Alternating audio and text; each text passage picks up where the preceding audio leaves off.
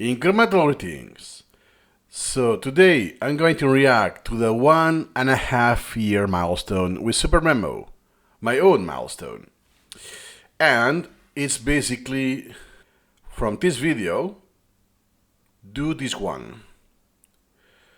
So the overall, what is relevant, my new approach with templates, why I decided to go plain text, which at some degree is related to templates, but it's its own stuff. The conventions I use for everything, that's why it allowed me to go plain text, among other things. And my opinion about the stats. So 1, 2, 3, 4, 5 videos, I think more or less is like half an hour. So it's 2 times the footage of the 1 year milestone. So there's quite a lot of unpack, but at least since this time I will share some my genuine video. I already shared this on the screen. I'm not going to require to show my actual screen today. So it will be a lot more convenient, so I think it won't be as long. The time of the recording, it's February 8th, 2026, and I'm starting, it's Sunday. I'm pretty sure I won't finish in one shot. Nice. So let's start with what's relevant. Okay, so I'm still using the dark mode and just the bullet points, the same as the 1 year milestone. Nice. And I got one comment about plan. Okay, I'll cover it later then. So far, merge all my input collections, meaning not output, writing. Text only items, there's a video for that, conventions for everything, a video for that. I tried to use plan, now this makes sense, this comment. Tracking sleep again, the sleep chart, I guess. Do you see that this didn't make it its own video? The template simplification, imported some textbooks, yes. Neuroscience, I think is the one I will cover. And current stats, well, my opinion on the stats. Okay. So I already see some points they don't have a dedicated video. And now my question now is, do I shot in one single session and then I split the video? Or the other way around? 22! That's the first video of the year. First video of 2022.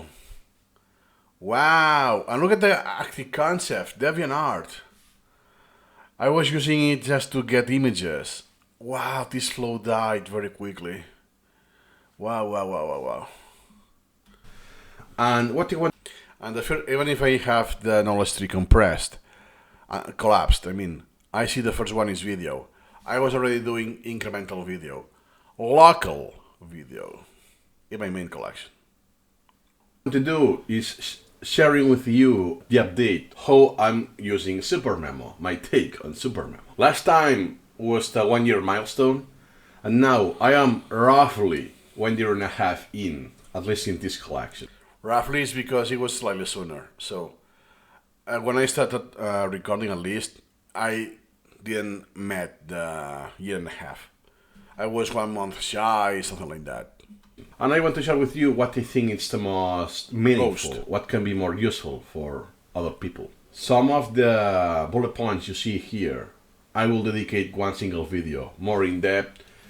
Oh, nice, then I answer myself. Then I had this hybrid in mind. Okay. It's weird. I don't believe I did more hybrids. So I either do already, that will be the videos I will record, or I will do in one chunk. So they will become chapters instead of videos. But these at some points are in the same video, some points in a dedicated video. That's really weird. The ins and outs, pros and cons, or the perks you can get and so on. Here is just the outline. It's more personal. It's not how to use it. It's why I decided this and that. And keep in mind that you will have chapters in this video, so you can skip ahead to whatever you want to see. Yeah, Yes, you have chapters, but brother. Intro, I want to split collections, and fail to plan, and dragon sleep. Well, there are four, including the intro. So let's straight to the point. First, What happens now that I have done the SuperMemo courses, that the videos are 3 hours and a half, 6 hours long video, and there are many chapters. That's why now it's, yeah, 4 chapters. It's not even worth mentioning this. you may have seen already in some videos of the channel that I have merged collection. I had different collections that I merged, then I split again, and I merge again, right? Yeah, look at that. So in Exactly. I said it was the beginning of the year. So I did some splitting here, I assume, a few weeks before the recording. But let's start from the beginning. That was when I imported the collection, the English collection. And just next month and so I have split it again, then I merged it again. I split it once again in early June 2021. That means about the 8 months milestone. But then I merged it again by September. So after 1 year and 1 month milestone, I merged it once again. Then I did some deletion that I don't remember now, and 2 major imports. I think this is when I was experimenting with importing the whole dictionary, I think. The Longman could be. Or I will do it later. They had more than 500,000 elements. I think I will do it later. September 15 was the last time I merged collections. You can see that by the huge increase on element numbers. This increase is actually not The number of elements, not element numbers. Element numbers, strictly speaking, SuperMemo, it's a property of an element. So the element numbers are the same, one per element. So I know this is just grammar, I'm very picky, but hey, what I said is actually not true. The number of elements, the quantity of elements, not the element numbers. different collection. I did something else, something crazy, that I imported thousands of articles in the same day. But the point is that I will Manually, by the way, through Internet Explorer. I remember I did like 10, 12, or maximum 20, depends on the website, chunks of 20, import more, 20 more, 20 more, 20 more, 20 more, and I imported about 1,000 manually in one single day. Wow. Then I did a few, I think I only do it once, then I realized, wait, I think this could be automated, which I did. So what you see here, that sometimes it's genuine. So strictly speaking, our genuine imports are not XML imports, are from the website, from the Web Explorer.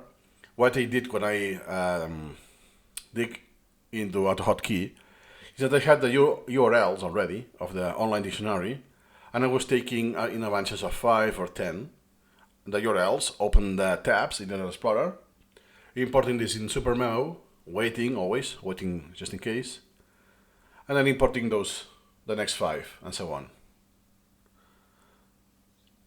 Which was not perfect, because sometimes SuperMemo had some errors, so rather the page but was empty, or for whatever reason it failed, so then I needed to re-import that manually and so on.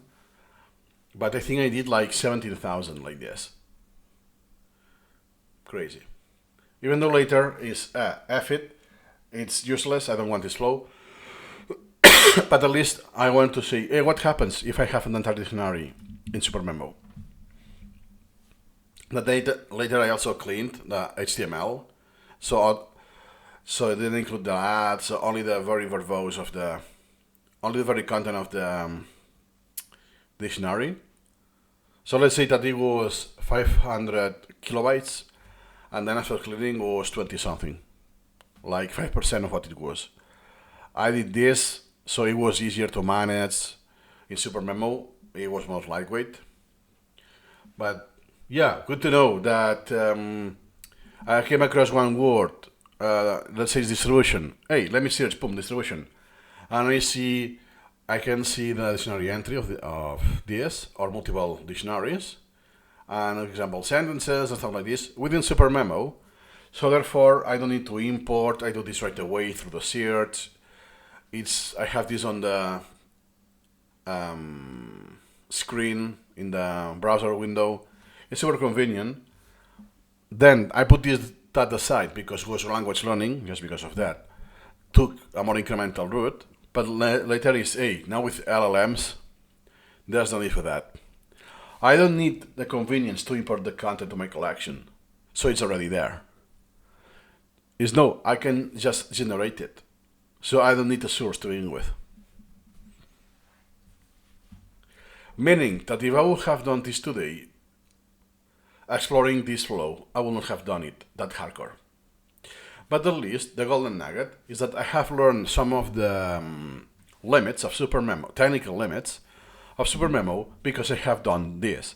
Hey, let me import 500,000 articles. Let me process them externally. What will that happen? And stuff like this that, hey, now I know where are the limits.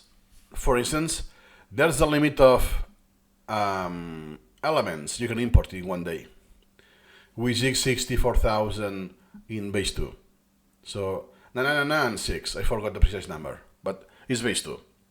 So, 256, 512, 1024, 2096, if you continue to 64,000.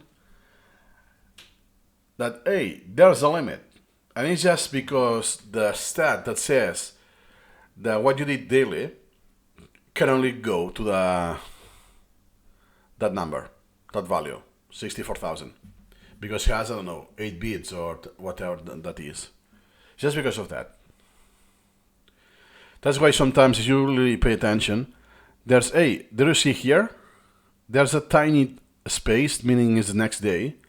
It's because perhaps I did that on purpose, so this resets and I can import 64,000 more. Because look at this, from 100 and not even 60,000 to more than 220. Do you see? And later on, when I do have a million, I don't know if I have this on record, it's even more. No longer split again collections. And there's one valid. Okay, and then next thing is that still today, about 6 years in, I'm still splitting and merging collections in SuperMemo. It's a love-hate relationship because I hate doing this. Because there's a lot of bugs and non-implementations. Some stats become meaningless. Some stats are lost. Some information is actually lost. So I have to reapply the concepts, the templates. Is more or less, to simplify the template, is like if I have imposed the template and then detach it for every single element and all of this. Because I have my conventions, I can redo most of what I lose in about half an hour by subsets, reapplying in bulk, and so on. That's why I always merge the English collection, the language learning collection, because it's more homogeneous. By branch, it will be the same content, so you can set this on bulk. Or have the conventions that with the character, I can search and apply in bulk. I cannot do this in incremental reading. That's why I do the worst case scenario, that I have a monster collection and a tiny collection of incremental reading, that it's like more than tenfold, and I move around the monster, not the incremental reading collection that is just 10% of the collection. Just because of this. Because I don't want to lose the concepts when I move or I merge. But I'm pretty sure I have done the last split. And once I'm done covering SuperMemo into this channel, at least my collection and the how-to, so it's only, hey, that's no in SuperMemo 20. But I'm not going to even use my collection even for that, right? Then, because of privacy concerns and stuff like this, there will be no restriction. So I will have one single collection. Easy. Point for that. It's because I don't need to. This may sound blatantly obvious, but if I could go back in time, I will still do the same. I will have the English collection standalone, and the Chinese collection at the beginning and Hey. standalone. Here I have that Chinese collection already. Nice. Because of, for instance, the optimal interval. Ooh. Okay, now I have more data. 24,000 reps. Okay. There's still a ceiling quite early in 112 days. And look at that. I don't have any plot beyond 300 days, which is 9 months, 10 months, something like that. But look at that. Down the minimum is 90%. Huh. Nice, nice, nice. And look at this. I have more data here that are just a few days. If you remember what I did in English in the 1 year milestone, that everything was here, right? Or no, in the 41, I think it was. Now it's more distributed, 29, 41, and 37, but I have more meaningful data here. That's the opposite. That means I have done harder material than usual. Because sometimes I did the Chinese after I didn't split the collection. Then the data is here. And it was tougher. Nice. Even though the odds, the recall, is still pretty high. Because I was coming from 98%. But that means I have lowered the average by 2% when I already had a lot of repetitions. Want it very high because I'm using the pending queue and so on. But now I no longer have English items from the English collection. Yes, but that doesn't mean that the data has been gone. So the forgetting plots and so on, this repetition history is there. So even if I delete or move, which I also delete the content in the collection to a different place, yeah, from now on, it won't be the same, but I still have the effect it has, those elements. The same for Chinese and anything I deleted in the collection. So therefore, the only solution would be to reset the collection parameters, which I did in the past. I don't know if it is in this milestone, but I thought, wait, I have hundreds of thousands of repetitions from the advanced English collection that skewed my average, and it's taking so long because in incremental reading I don't do that many repetitions. It will take me years. You know what? Let me restart. I know I will restart from 3 days, not 3 to 3 days optimal interval, but even if I need a few months, it will be a lot quicker than letting the algorithm catch up by the sheer amount of repetitions I've done. Because it's language learning, not because it's English, by the way. Because I did them all, or I dismiss it because it's not useful for me. That's one of the perks of FSRS against the SuperMemo algorithm, that it will be nice that if I could cherry pick decks, that, hey, ignore this deck and this deck, right? If it goes Anki, then in SuperMemo, hey, it's this branch and this other branch in the knowledge tree and the descendants, ignore them.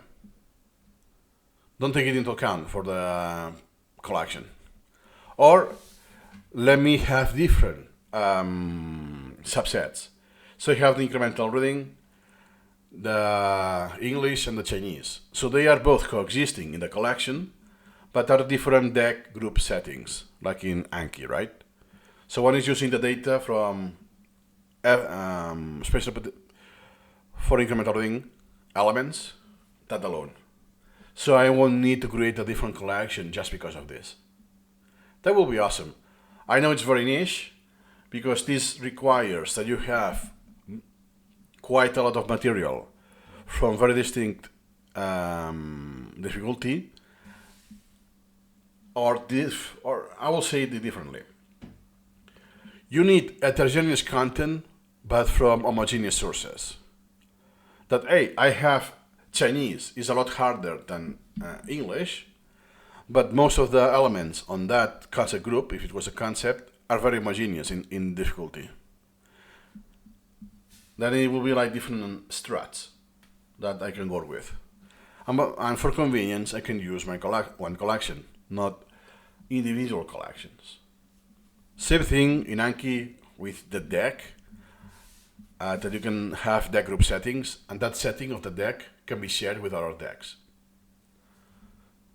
Like botany, weird and obscure animal names and medicine and so on. No need for that. Yeah. So there's nothing new to do from the pending queue. I no longer need a standalone collection and so on. So what I did is I merged all the collections. Now what you see here is everything that it's... Ooh, I still had some tasks. Usually the tasks that I did in SuperMemo were about SuperMemo. So what to do, for instance, learn how to change the favicon of the hotkey script. So when just taking a look, I could see if it's my main script or something that is more like exceptional. Because my script is always there, right? Then, which one if it is, because it's the same icon. Add a hotkey, rename all comments to full convention, exactly. Because, again, I cannot do find and replace, or I could do it, not with comments, by the way. I could do it, but not with regex. So sometimes it's, until, remember that when this comes, take part, an active part to update the convention. And some of the tasks were just like a milestone, that, okay, it's there, just as a reminder, because it's, from now on, do this. There's no way I can set it to done. Because there's no way I can check which elements don't follow the criteria anymore. Because I had different levels, different stages of the convention, and without regex, it was not possible for me to know how many there are left. Yeah. Oh, the webinar was very at the beginning. I did more. I did, I think, like 50 or something.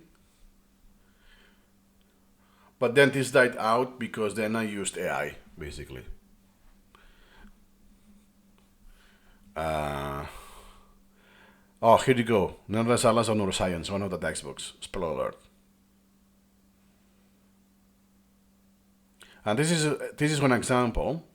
I don't know if I will ever mention this in the Milestone videos. I have space repetition as a concept. Then is, no, this is programming as a concept. But no, this is learning programming with the space repetition. So it's like a combination of those elements, of those concepts, is so interesting as itself that it becomes a concept. I can have language learning, the science of language learning, methods, how to do it, blah, blah, blah. I can have space repetition, but then no, how you do language learning along space repetition. I want a concept just for that. Stuff like this. Pre-built, that's the Advanced English Collection, that I call it pre-built. I already imported books, nice. And 53, so I don't have many videos, and I never had many videos in parallel, because they were local, so the file size was quite relevant.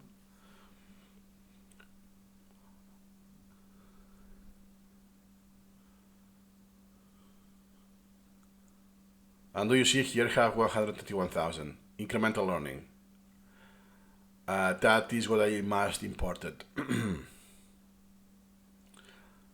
Do you see?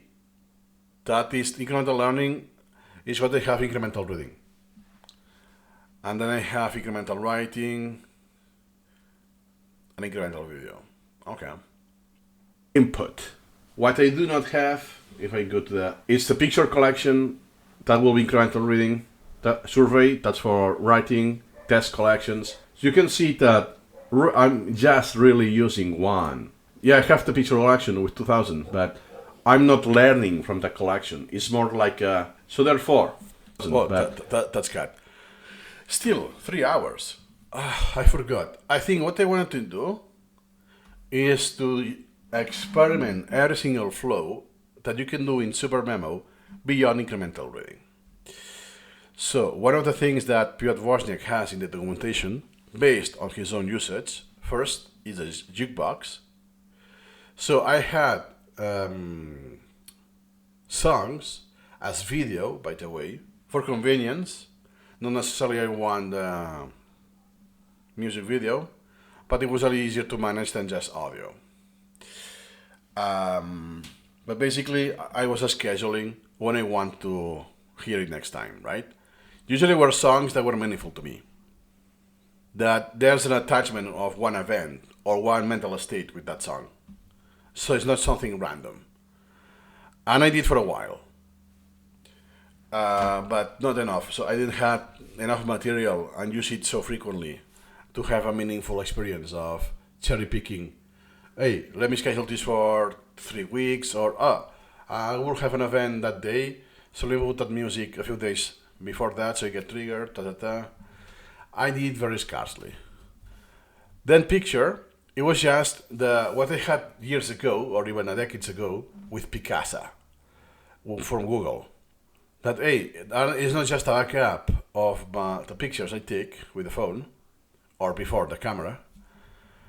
It's just albums. So how I distribute them. Oh, this is from this vacation. This is me and my girlfriend. This is from anniversary. Pam. You say, let me do this incrementally and tag those incrementally through SuperMemo, which is a nice touch. But what happened is that it was dreadful. It was so primitive that no, I cannot do this because it's a modern format. So it's not PNG, JPEG, GIF, or bitmap. So I cannot do this one. Oh, not this one either. Not this one either. Then I discovered that I had thousands of images that I could not process in SuperMemo because it had a modern format. So it was online. So then I could not sync this back to my Google collection backup. So yeah. Nice to use incrementalism for other purposes, like tagging images incrementally as you go. And rediscover images that, I forgot about this one, and so on. But yeah, with no synchronization back to the original place, it becomes useless. But nice touch that I could say, hey, you have AI now. Sometimes the recognition of the people in the picture are wrong, so you could manually correct that. Oh, I want this to be on the album of anniversaries. On this, I can use it on my learning collection.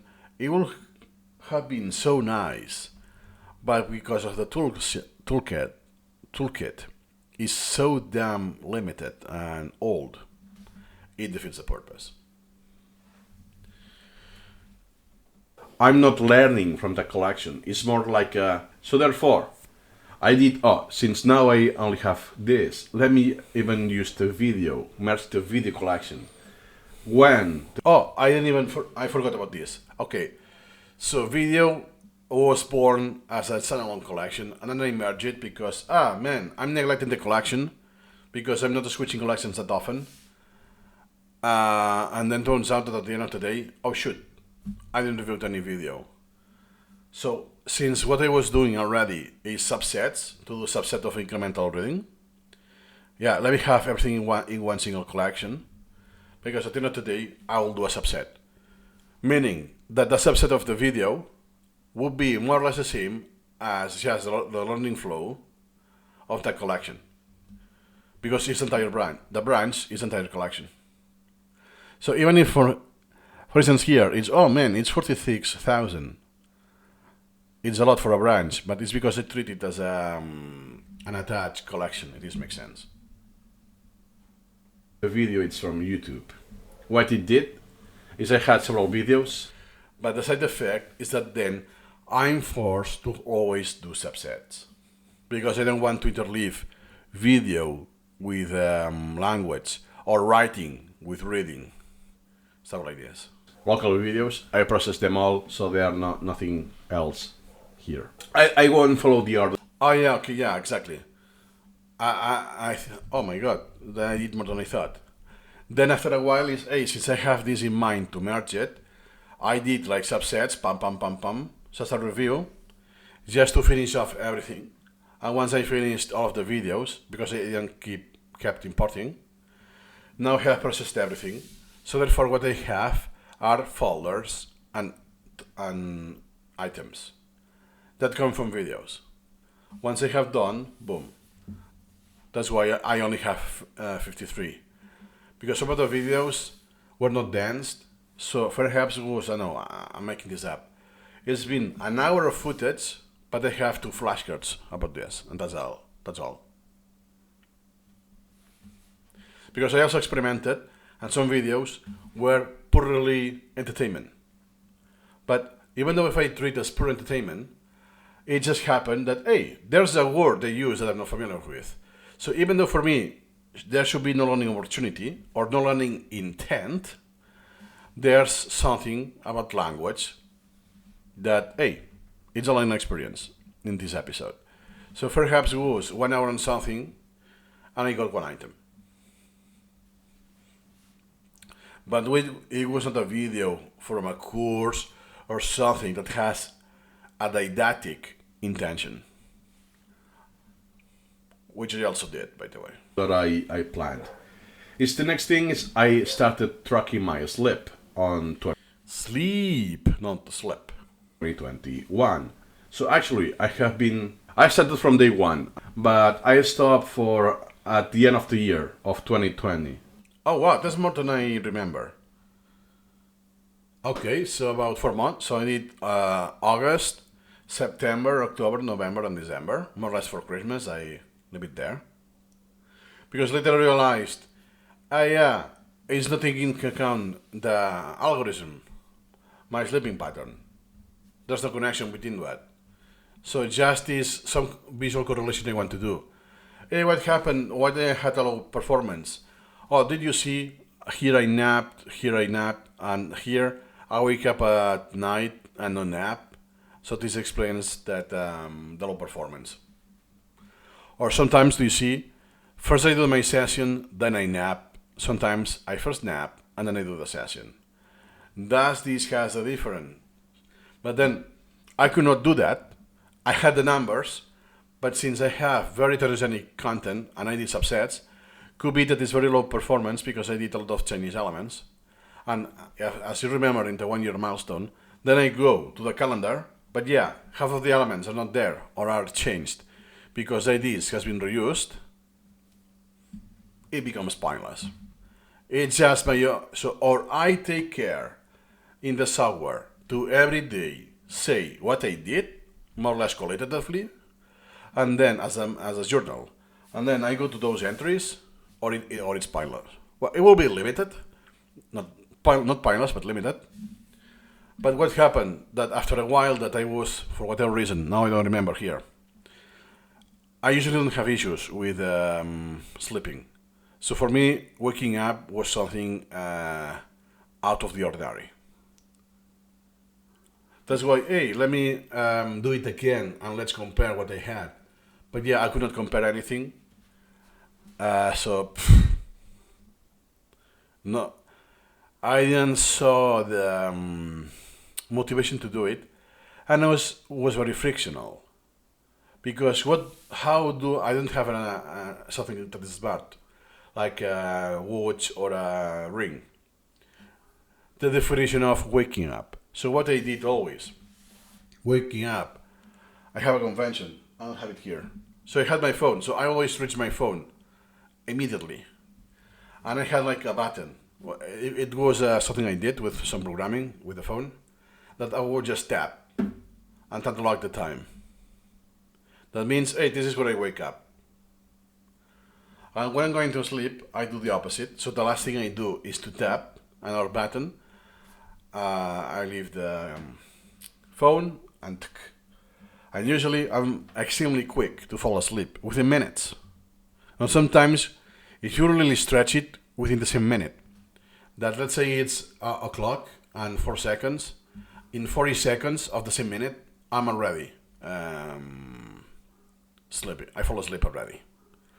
That sometimes my girlfriend said, "Hey, are you faking the sleeping?" I don't believe you. It's so quick that even if I know you're a quick sleeper, it's too much. It's too abrupt, right? And the opposite is true. She's also a quick sleeper, if you call it like this. She falls, not always, but usually, she falls asleep very quickly. And sometimes it happened to me that, are you joking? Are you faking this? Because you just talked to me 30 seconds ago, and now you're already snoring, right? That it's too sudden. That's why my rule of thumb was this. But then it was always the friction that, oh, let me remember that the last time I do is boom. Oh, now I don't because my battery is dead. So I take note, paper note. That later, oh, when I use SuperMemo, let me get that note, whatever it is, and input it manually. Oh, now I'm not at home.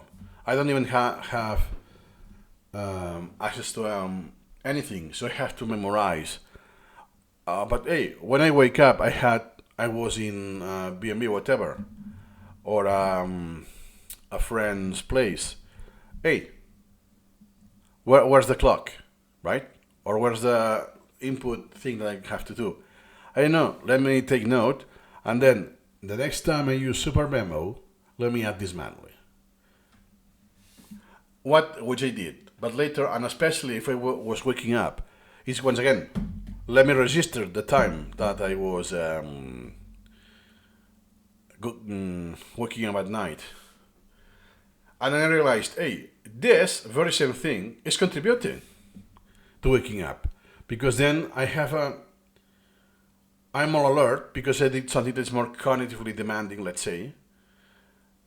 Or I watch the screen with a lot of light or whatever, that is my brain triggers that, hey, and now it's harder to fall asleep, this kind of thing. So later I said, hey, now I'm not going to give a shit, let's see what happens. And that disappeared. So, long story short, I will do it again only if I have some kind of device that estimates, because it will be an estimation, of when I wake up and when I'm going to sleep. There will always be errors, of course, and those wearables, the degree of error is quite high, but yeah, at least it's something you can do. You always have that degree of error, and if you see patterns, good to know. And now with SuperMemo 19 or 20, I imagine, you can input this in bulk.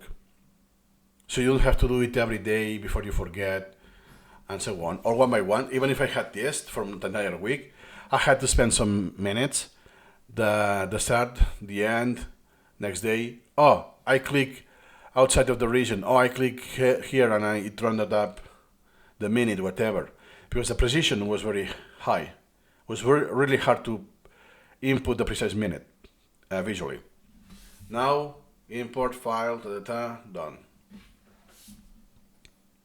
Perhaps if I get a ring like this that tracks the sleeping, I will put it back just because it will be just time to time, once a month or whatever. Export and import, and let's see some data.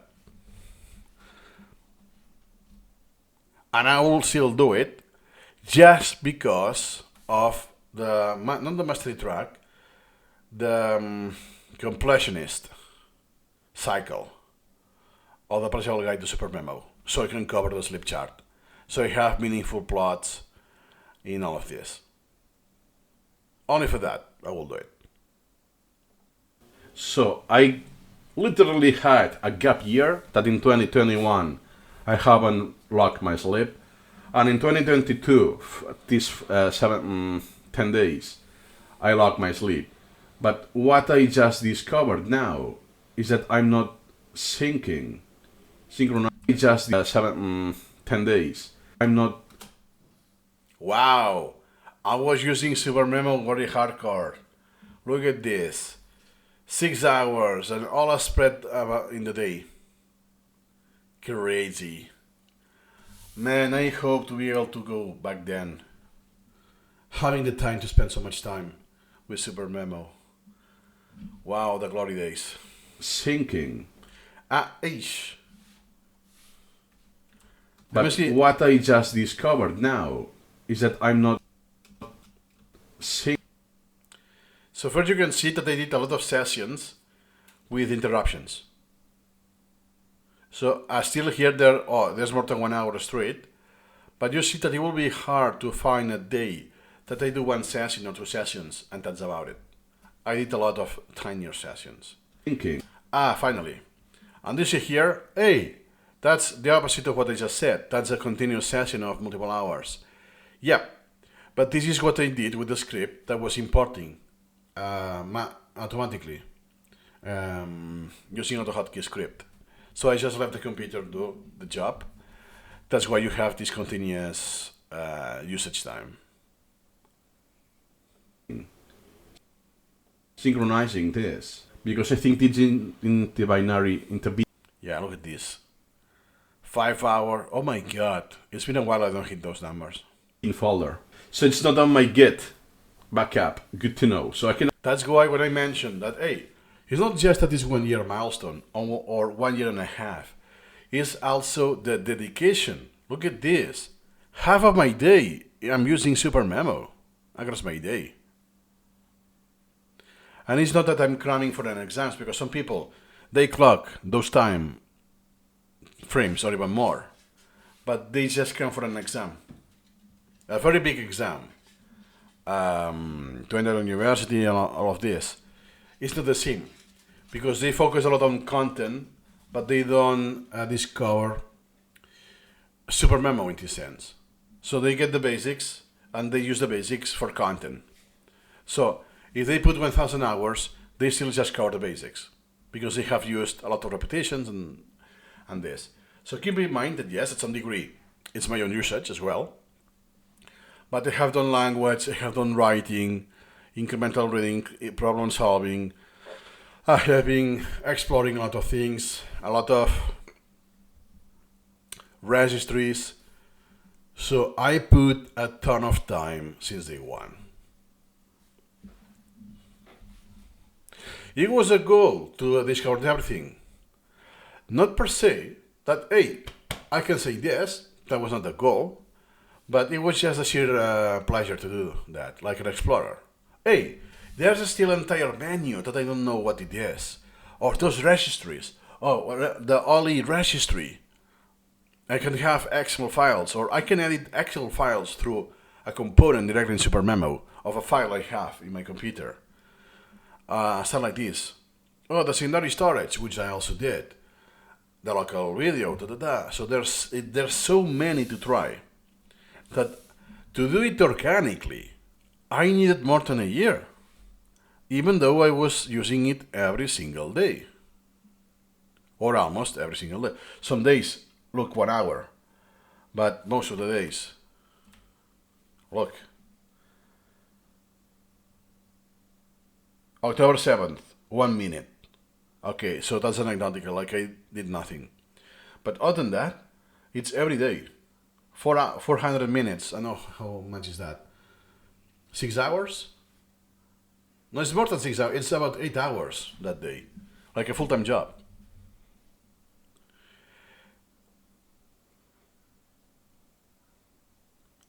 That's why, now that I sit like this, and because I know what I did, basically, it's my my actual self, me. I'm the future self of this guy. Bro, now that I see in retrospection, I put a huge amount of time. Wow. Meaning that I could just keep the basics, let's say the fluency of the course, and just kept going with the content. So I consume content for myself, but I don't spend time discovering SuperMemo. The rest, there is. I will have gone through more content with incremental reading. Not that I do regret. It has been a lot super pleasurable. And even this year, 2026, I still discover something new. Extremely obscure. and that it doesn't change anything of my day-to-day usage. But hey, it's something I still didn't know, and is nowhere written in the documentation, or it's written after I have discovered that because of the email exchange with Wozniak, or because it has been myself that I added this in the official documentation.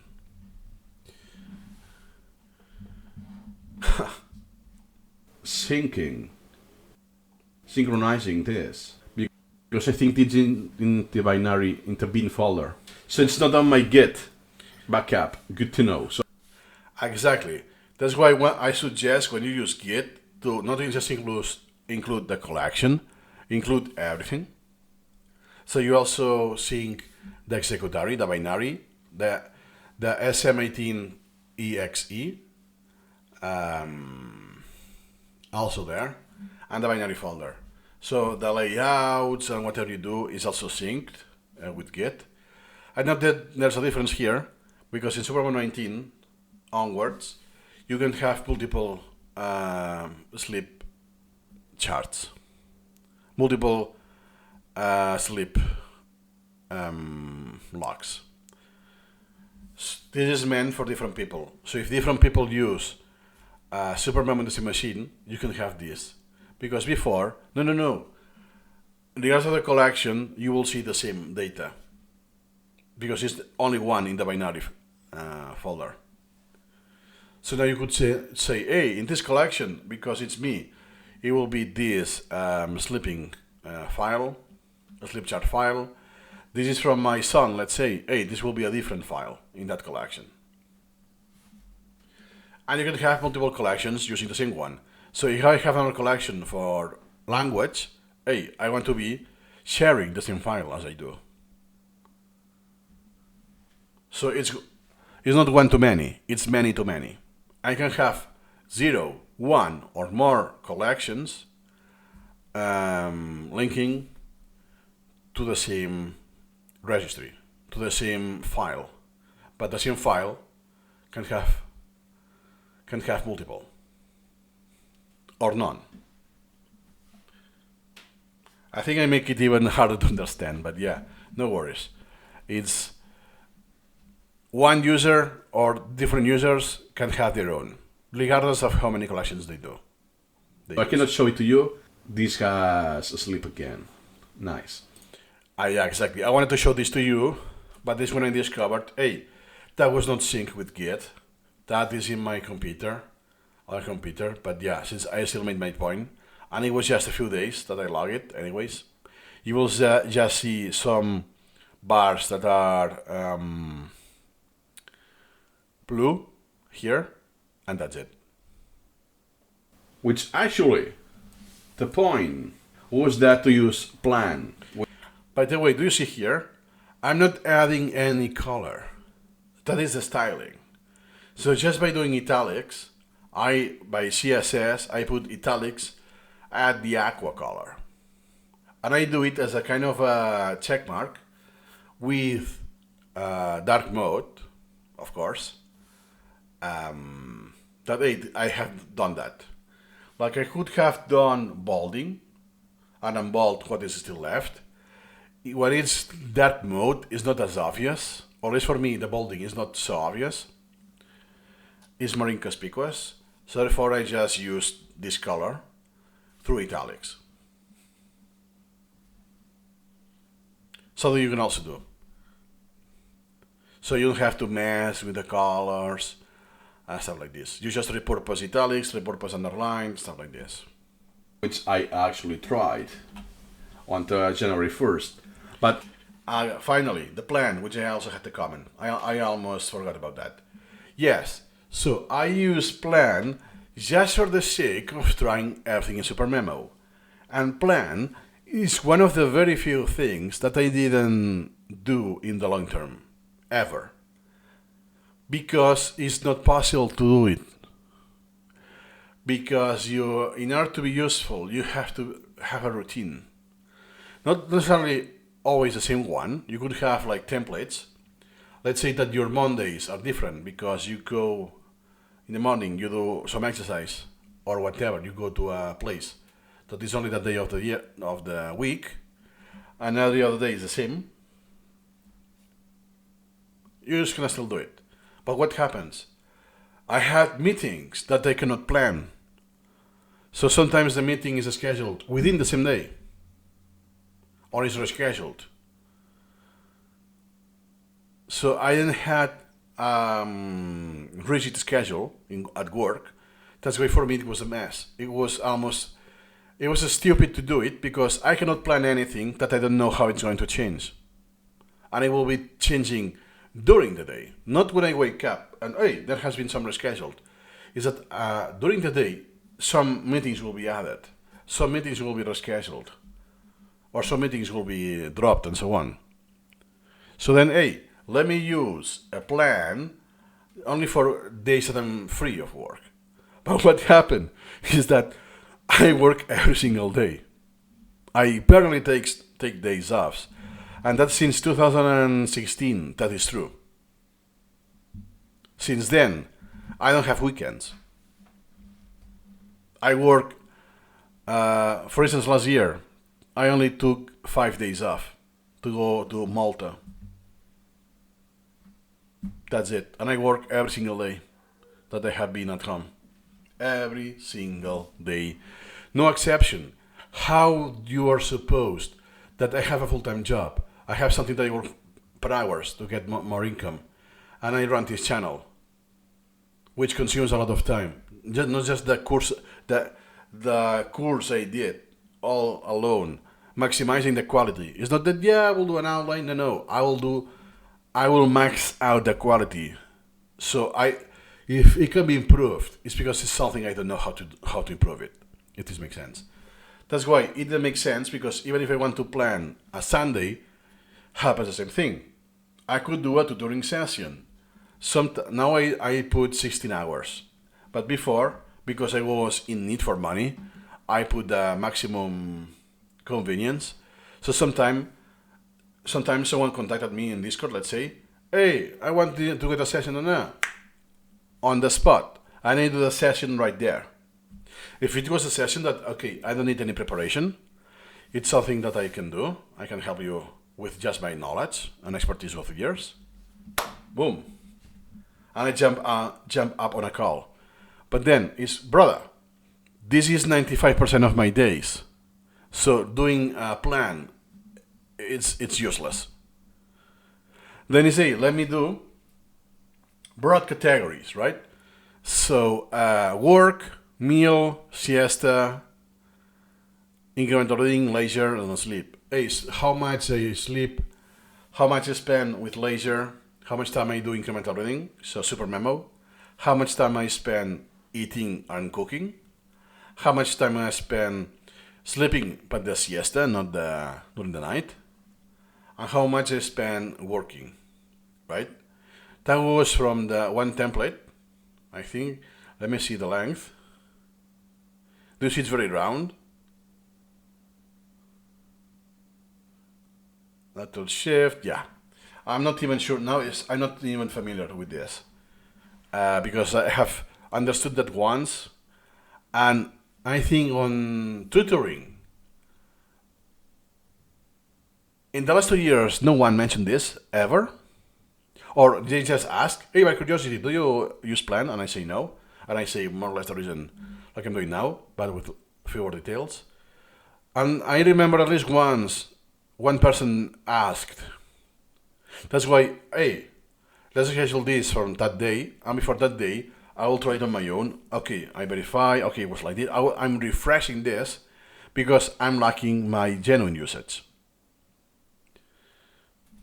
But at least I can say, if you really want to use it, okay, and you don't know this and that, hey, did you know it's like this, like that, boom. And in 5 minutes, it's covered. Even though I had to spend more than 5 minutes myself, because it's one of the exceptions in SuperMemo that I don't use. If it was like Wozniak, I will use it. Of course, it will make sense, because I have complete freedom. So regardless of what I do at my job, I get paid for it. That could be dedicating more time to coding, or researching, or writing in the website. I can do whatever. I have absolute freedom, right? So then it's, hey, on top of that, he has very rigid scheduling of the micro rules. To the point, I think I mentioned that during the series of reactions to the milestones, but just in case. A few weeks ago, I said, hey, can we meet in real life? It's something I would like, right? And I know that where you live is quite challenging because you don't live anywhere near an airport. So for me, even if I take a plane, then I will need like half a day to come to your place, right? And hey, we could meet in real life, da da da. And hey, could you do an exception? So we spend one day or most of one day, right? No, not a chance. He say, yeah, I have a slot in the morning. Yeah, that I could use for this, right? So imagine something that exceptional, that someone is first spending money, but also committing one day, because just the travel time to come and go, come back, it will be 12 hours. Let's put 24 hours. So it's quite a big deal. And it's, no. But then you see the spots, and okay, what is the reason you say no? Well, it's because it will be conflicting with your research. Saturday is very high importance. Sometimes, no, I have football. So you're telling me, no, I'm not going to spend time with you because my schedule, my plan says that at that time, I will be playing soccer or football for 2 hours. And you cannot do one day exception. Is this degree of that now I say it's a religion?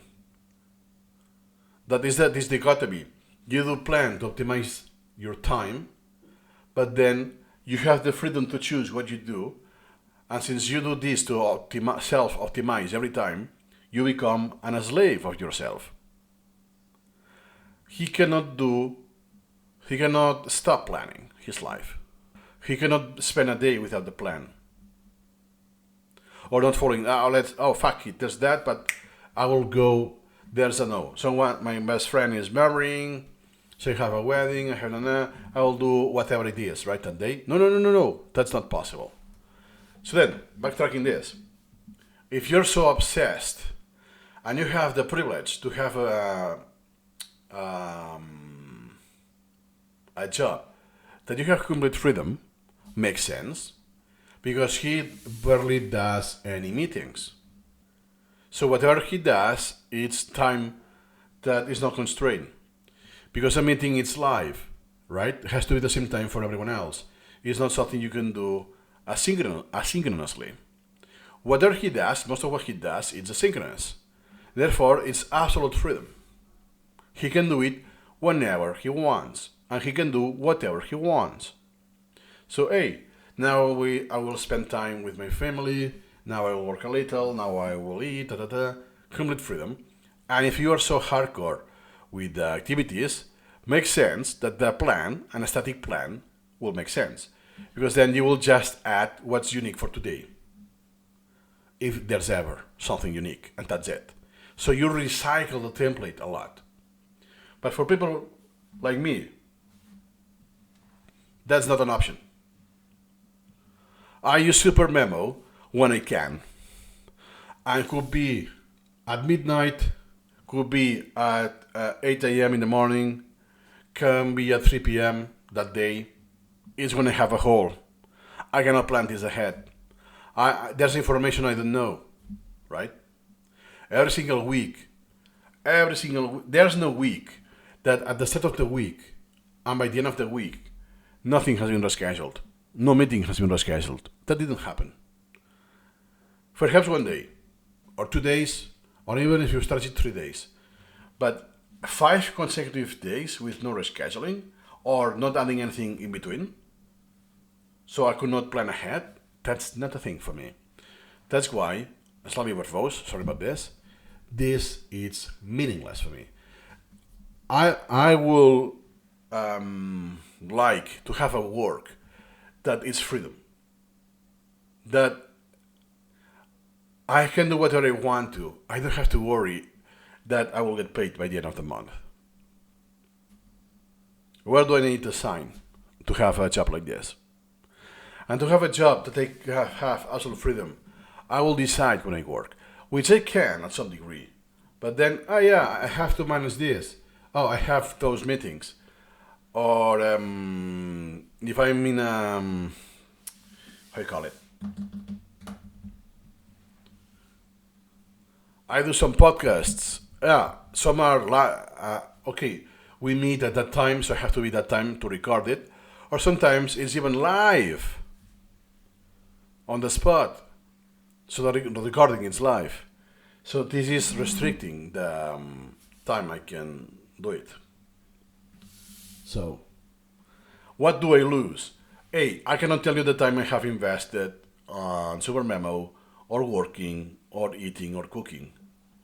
But also it's the the pressure that hey, it's the alarm, you have to move on, and then it's to track everything. So the more heterogenic you are, the more you need to track everything manually, the more tedious it becomes. To the point, the sick point, let's say, that you track the time you spend tracking time. Why do you reach this level?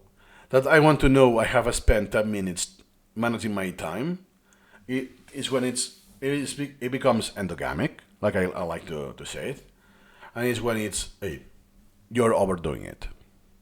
Yes, you will be able to know and to tell everyone how much time you spend per day, the average, the cumulative time of this activity through the years, and it's the one of the few perks you get. But is it worth? What I use, I cannot share it with you because it's private. One of the second jobs I have, I do track my time by the tasks. So the boss, the employer, knows how I spend my time. Oh, you have spent 10 hours. In which tasks? If it's worth this time, or this consumes too much, so this is not worth, whatever, right? I use, I'm going to tell you the extension. It's a Chrome extension.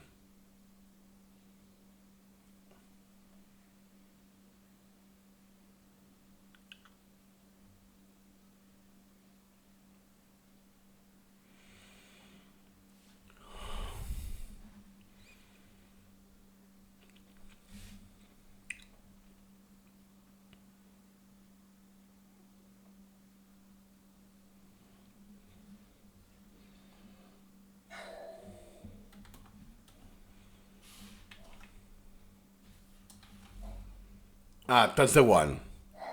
Track.toggle.com, and then you have the timer. Pity cannot share it with you here because I use it exclusively for that. So I will have to blur my entire screen. But you get my point. So I use that instead. A lot of things happen out, not only out of the schedule. Because it's a requirement. It's not because I want to do it, by the way. It's one of the requirements from the employer, basically. So for transparency, hey, you have it there. Also, out of the ordinary. I won't cover this because there are some dark topics, but it's something that happens perhaps first time in my life even.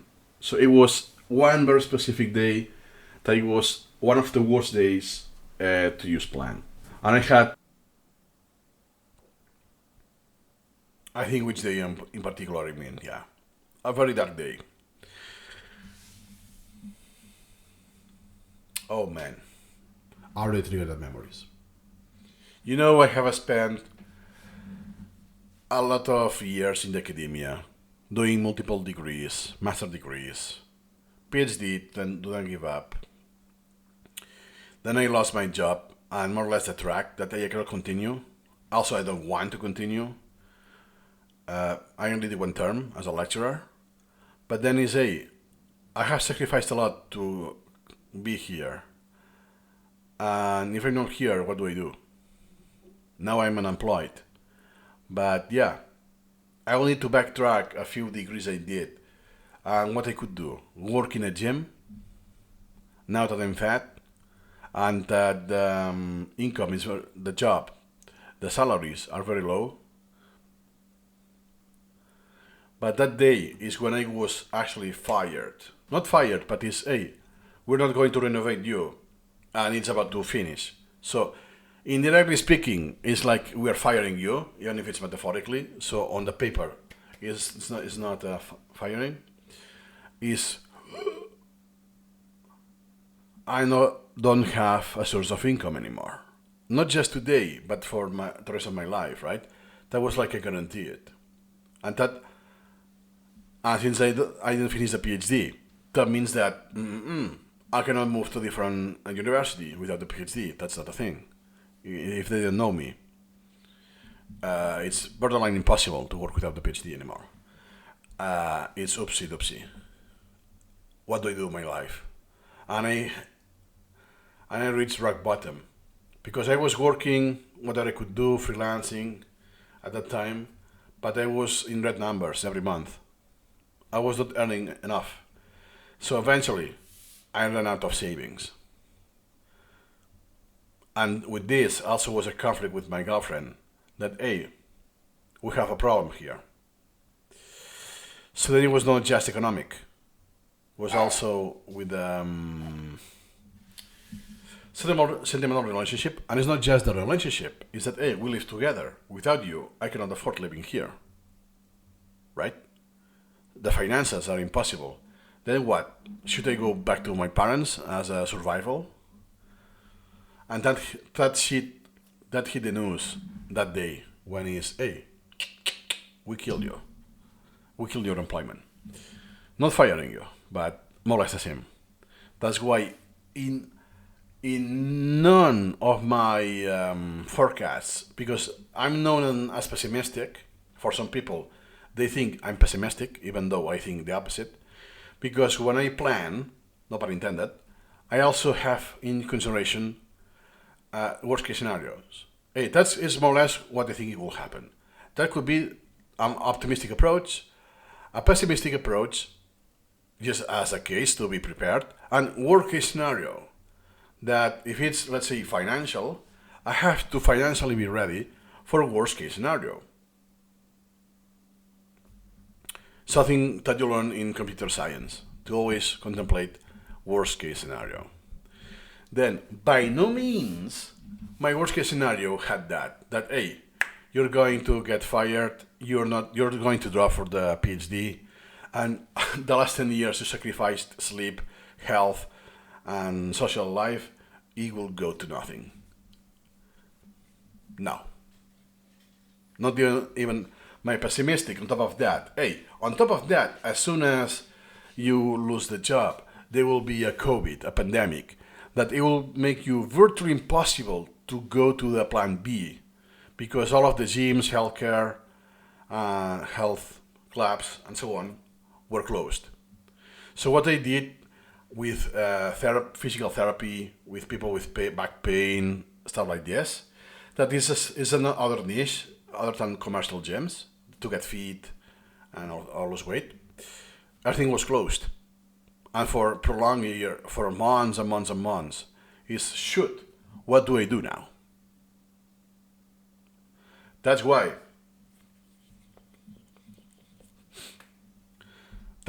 I was just doing whatever I could. And yeah, it was my jam was tutoring sessions with SuperMemo, but sadly was not enough. So I could just at most do the groceries with that money, and that's about it.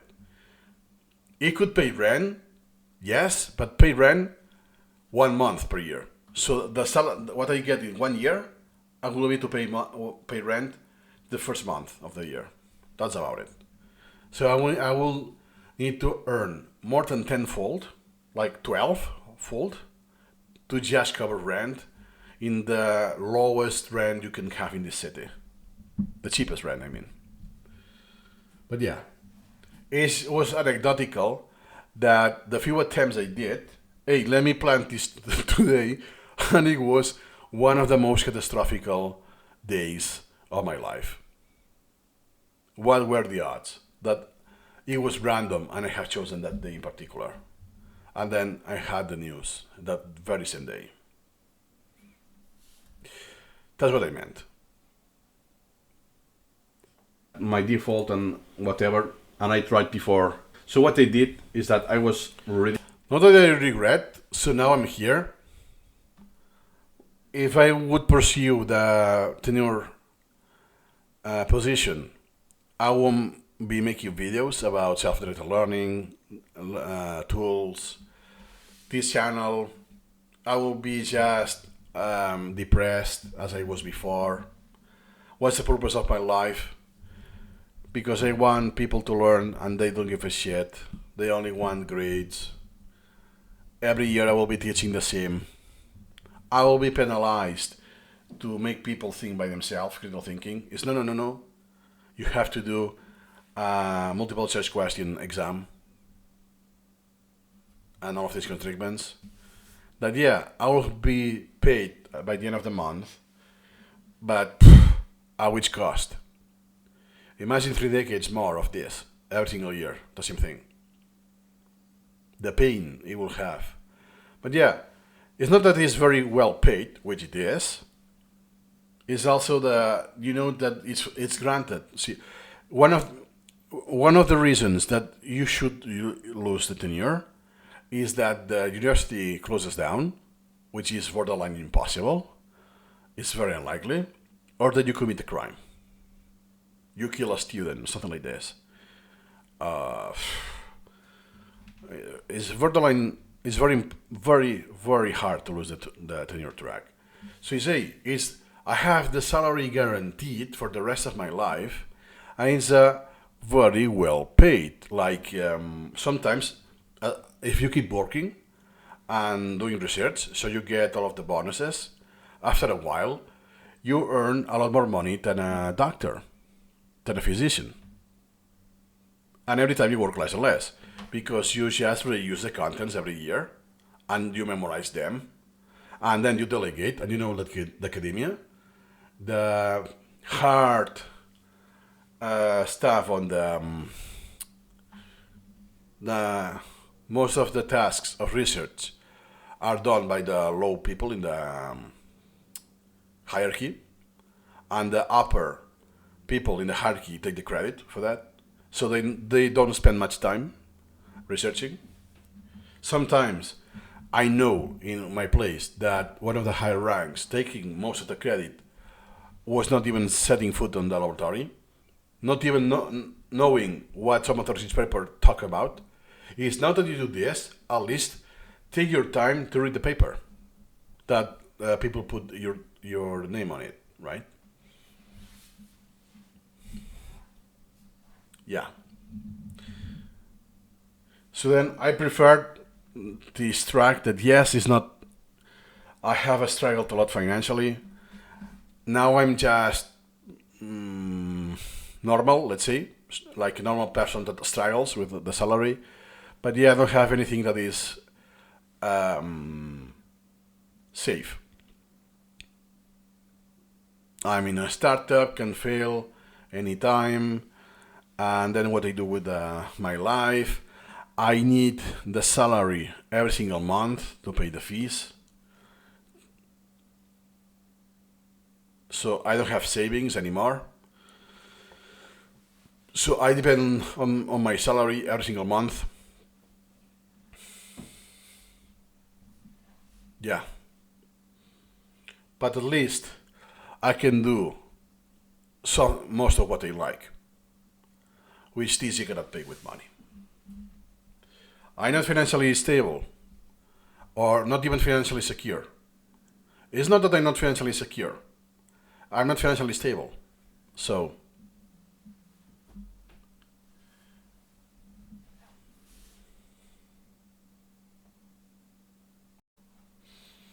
thinking about plan just before and doing some mock brands because I want to start. Do you see?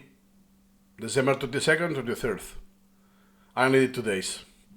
And then after a while, let me do it again. And I do the same thing. A few days, this is BS, it's not useful for me, and I give up. So I could only use it, literally. Hey, that's something, that ring a bell. So, happens to be that this April, finally, I'm getting married. I'm not going to go to the honeymoon because there's no budget for that. But at least I take 2 days off because legally I'm entitled to do 2 days off because I'm getting married. That means that I could do plan for 2 weeks because then I could do whatever I want to. At some degree, I will still have some about my secondary job, third job, or this channel. I will try to keep it minimal, like a hobby. But yeah, it will be just a few hours, let's say. But could be the case that I have 3 days that I do nothing. I'm really off. And then 2 hours there, another day off, 2 hours there, another day off, stuff like this. So I could do to use plan because what I will do? I will go spend time with family, spend time with my then wife.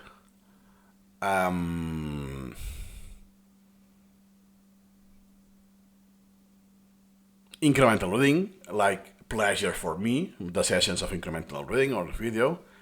And even if it's 2 weeks, I could use that as a genuine sample for the course. Even albeit limited, at least is how I planned my 2 days off. 2 weeks off, by the way, no days. Because my reality doesn't allow me to use plan. So at least it's not work, it will be this channel or this, so it won't be a full-time job, but at least it will be there. And I can choose more or less when I want to do it across the day or even the week. So I will be more in line of the requirements to use a plan. I will do it. I will make the plan to use plan then. The year, like knowing how it works and so on. But it's been another failure. What I will do is first I will stick to the sleep again, and later on I will do it incrementally. For now, it's adding too much friction, so I'm not using plan anymore. At least now I know how actually works. So that's already something. Yeah, but then I did forgetting because I do the items, or if I did some, they're in the year intervals, and I neglected them because of the priorities. So if now I will do a subset, I will lapse most of those. But yeah, that doesn't mean that in a day I can refresh. So do the subset review, okay, that's how it works, and then those 2 weeks I do it. But what will happen? That at that time I will be knowledgeable, but in 2030, after some years of no usage, it will disappear once again. Unlike I spend my time to, now that I have seen it for 2 weeks, let me take some screenshots, let me do the items, so I keep this in the long-term memory, only for the only purpose of remembering this. So if in any session a user asks that, I can do it on the fly. Just for that. Because then I could say, I can tell you anything about SuperMemo on the fly.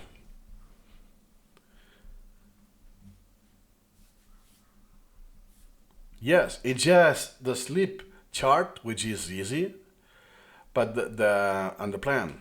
That's about it. Everything else I have tried, or I use it every day. Well, every day. Often enough that I have a repetition, organic repetition, so I don't need the artificial repetition in a space repetition, if this makes sense. Nice. Then let me see the question. I think plan is most useful the day when planning ahead is actually needed. For example, having too many tasks to do, as an example, having too many tasks to do. After 8 months of planning every day, So he used plan for 8 months, something I will never reach in my life, and now I just plan my day when I need to. Yeah, so basically, when it becomes a template, let's say that you just repeat that template, you will use the plan just for accumulating the metrics. So you can say how many time you invested per day, per week, per month, per year, pam, pam, pam. But not because you need that to actually plan, because it becomes then a habit. You eat the same day of the same time of the day. You shower at the same time. You do the same activities. So it just repeats and it becomes a habit. I think it goes in that direction. The days where I don't plan actually look somewhat like my plan. Just less pressure of recording activities. Exactly. For me, that pressure is not healthy. If it was automatic, that I have like an AI that logs this, yeah, feel free.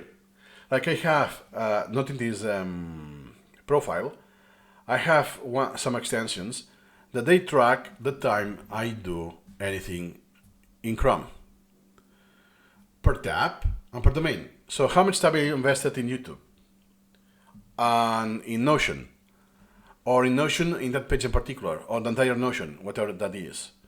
So aggregated and so on. Let me see.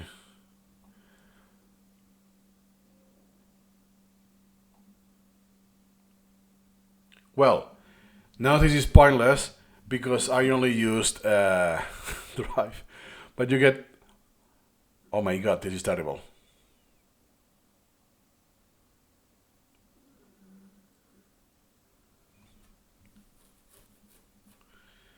So here's an example, only on this computer, by the way, the potato PC.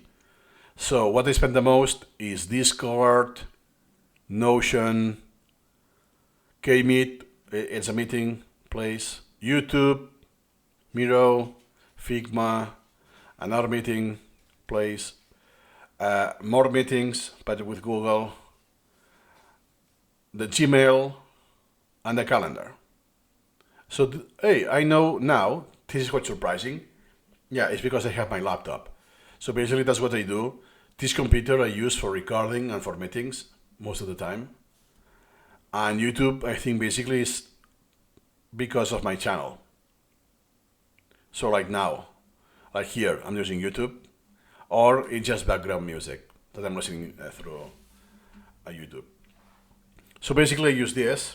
I just did the aggregation for privacy, but I can see each day or week, how much time I spend and so on. But that's not the entire thing, because yeah, it's Discord. Yeah, but in this I have two servers that are work related. Sorry, three that are work related, directly work related. That I do meetings in Discord and stuff like this. And some others that are just for fun, that I do spend time, but it's not work, like the SuperMemo one, the SuperMemo wiki,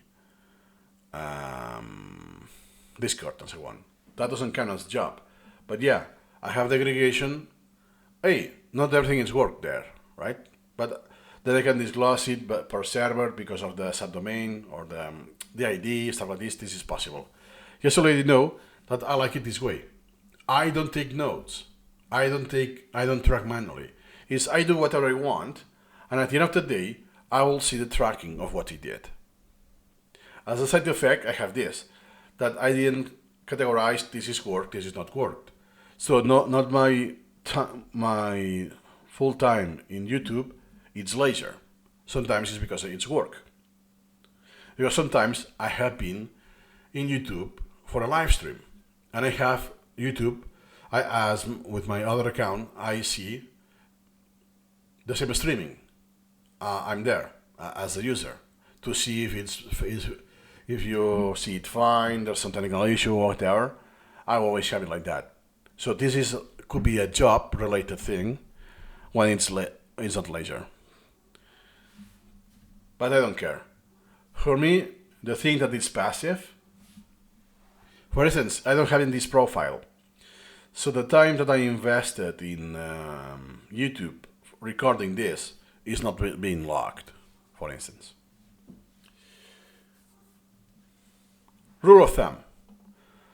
I don't need to have the precision of what I have done every single minute of my life. It's just to know to spend how much time I spend in Notion, Discord, on my job. Enough that I can say, hey, I'm overworking.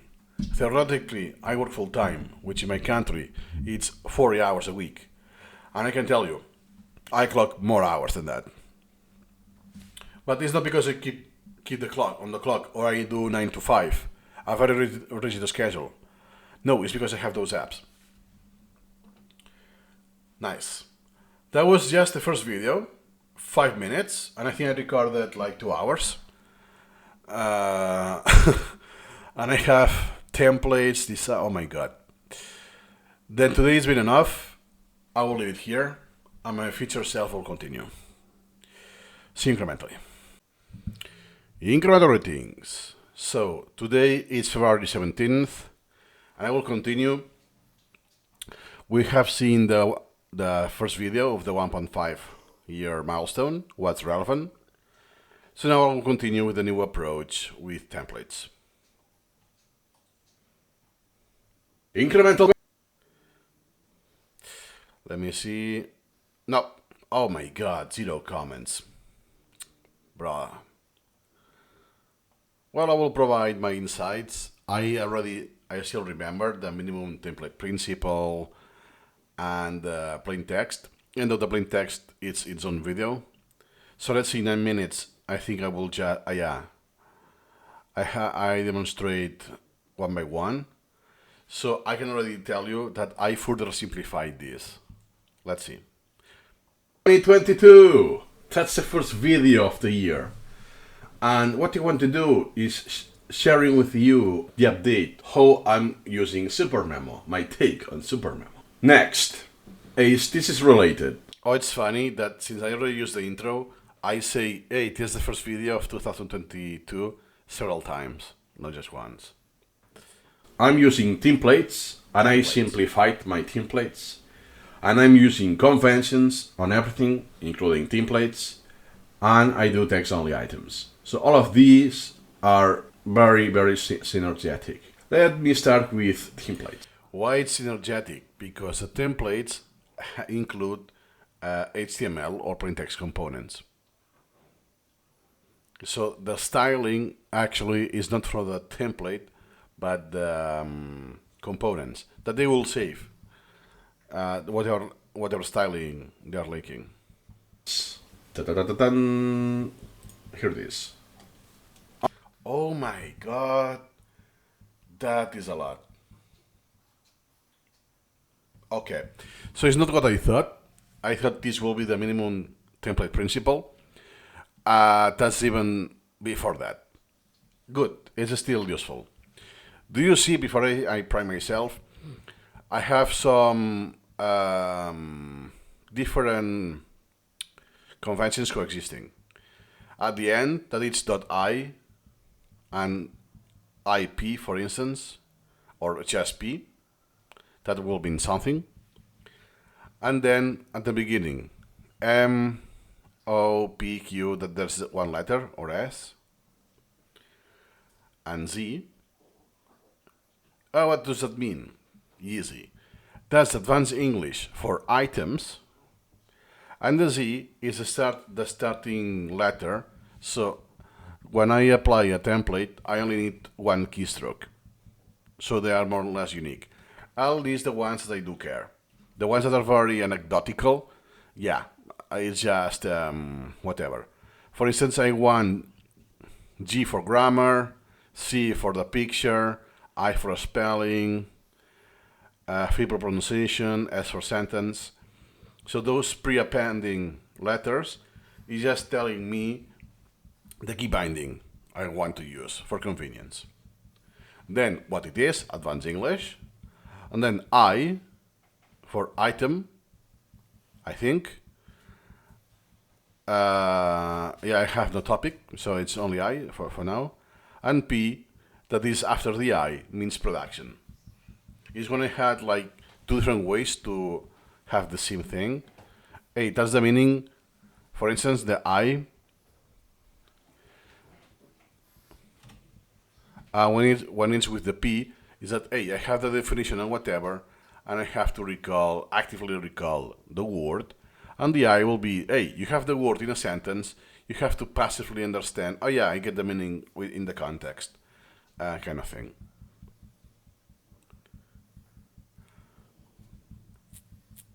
And now you can see that they have a specialized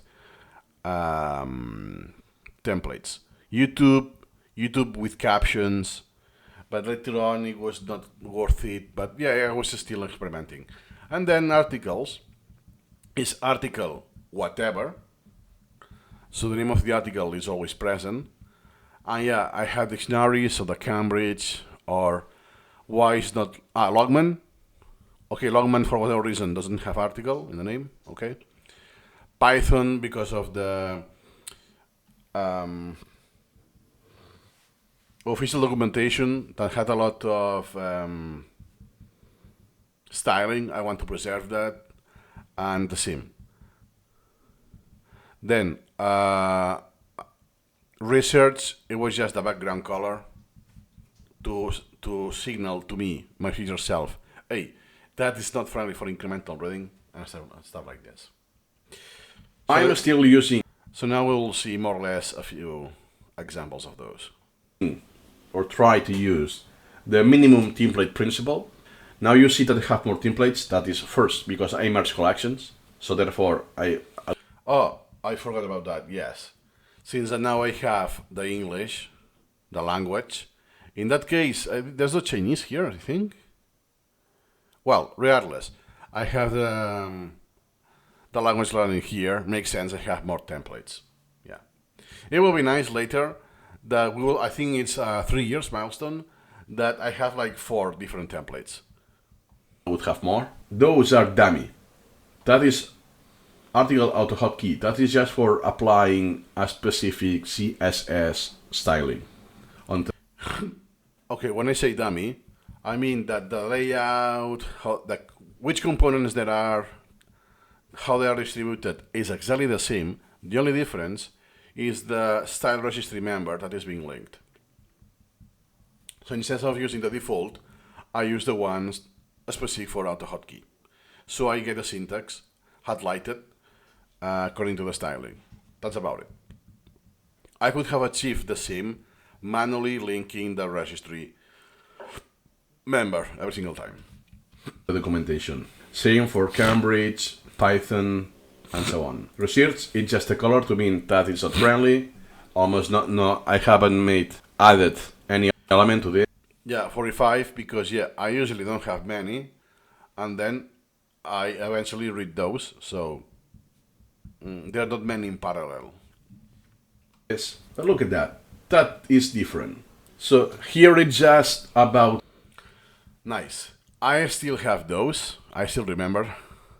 Those are from the one person in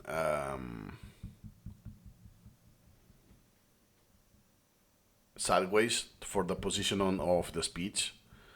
Nice. And then this is what later I will have different, that I will call it as the image is required to answer. So it's not that, because before is no, I just want the picture to be very large, right? Like this case. But this at some degree cannot be answered without looking at the image. So later I did this distinction. It's just that I want to be very big for convenience, or is that is actually required? That without the image, the flashcard doesn't make sense. That's why how I did it, it was still the division, or the convention, was still, let's say, cosmetic-wise, and now, after many years later, it's more logic-wise. Let me see in the backup if I have one of those. Okay, do you see? Now it's pink, by the way. And the image doesn't take the full width, because it's a logical relationship here. So in the image, the dark region of the frontal lobe of the left hemisphere indicates that because it's quite still lengthy. With what? Oh, I could actually, depends how it's phrased, a flasher like this, I will be able to have no requirement for the image. But this is that the dark region, what do you mean the dark region, right? I have to take a look at this. It's one of the things that makes it cognitively different. Sometimes it's just the image, and I just have to say, hey, that's a crop, is what we have in the video, because there will be different style, what you see here in the list, different styles of outcrops, and hey, everything maps to the same word. So I don't care if it's Brazil, right? That's why it's not part of the clausulation. So I don't want to remember or recognize, hey, this is an outcrop from this place. No, it's that, hey, that's one of the variations that an outcrop can have and be described as an outcrop. It's quite, there are quite variation, you will see. The picture. Strictly speaking, I don't care about outcrop. Let's look at that. That also. That is okay, it's significantly different. It's still an outcrop in English. Maps to the concept of outcrop, even if it looks very different. And this one in Poland. Do you see it? There's something in common, so I want to make the generalization of this concept of outcrop with different images that map to at least one or two. So perhaps I have two images that they map to they are different from each other, but they map to the same kind of a style. Then could be the case that each one of those, there's category and there's a name for that. I just don't care at this level because it's not my expertise. So just when I want to describe images, if I see this and I want to put the name in the image registry, saying outcrop for me is enough. Oh yeah, that's rocky style, it's it's a sediment, it's called like this. I don't care about this. It's not my expertise. I don't need that. And that's why makes it required that hey, I need to take the picture. Then if I go to my current backup, I had another one. Oh, that's a very good example. So what happened is that later on I decided to do a bulk operation with templates because do you see? That's the front and that's the back or the answer. So instead of up and down, I had down and top. And, no pun intended, on top of that, the answer is a plain text component, not an image component. The answer is a plain text component, not an HTML component, because I want to have the references seen. If I have plain text component for the question, I have to, there are ways like this, but for convenience I want it like this, right? I did this quite recently, it's been a few months, but what happened? That with the bulk operations, I added more elements than required. That's why now I only have one.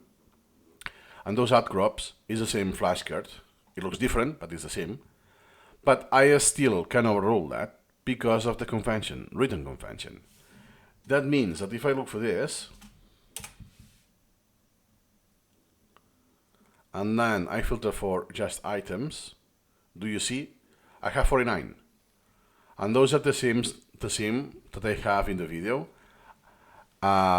In this case, I also have, how you call it? Image occlusion. So in this case, I will need to filter out IO, and it's not I, so exclamation point I, but not with IO. Okay, cool. Do you see? Now it's the same as before. So then now I could apply template and image required. That's why I can do now things in bulk, and it's not a big deal because if it happens, this is genuine by the way. I was not aware of this just yet. Yeah, I just did it once again. So I only lose about a minute to reapply the template. And I haven't modified the image occlusions because they have the O. So it's a lot easier to filter. So now if I do the repetition,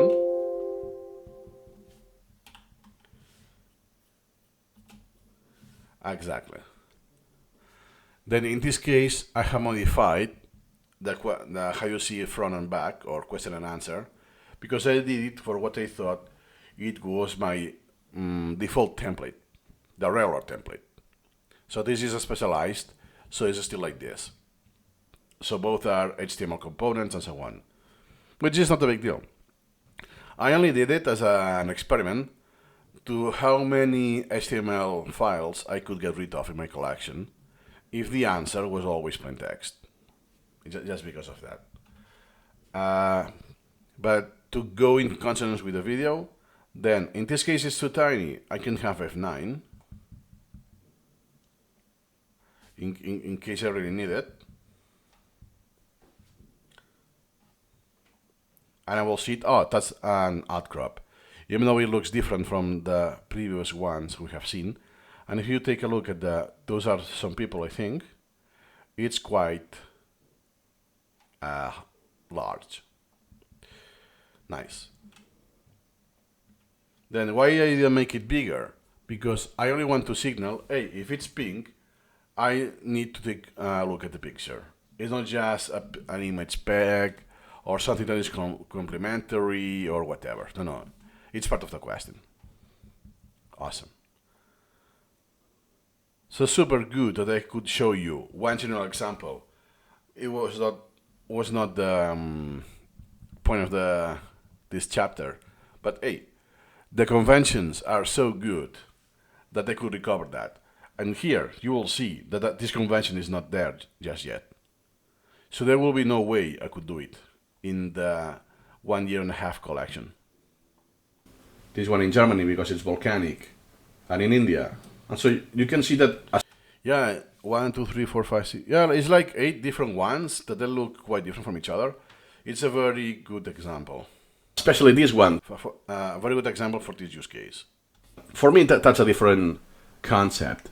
So I'm doing those cards using this template with the goal of making a generalization of what an outcrop is and how can it be.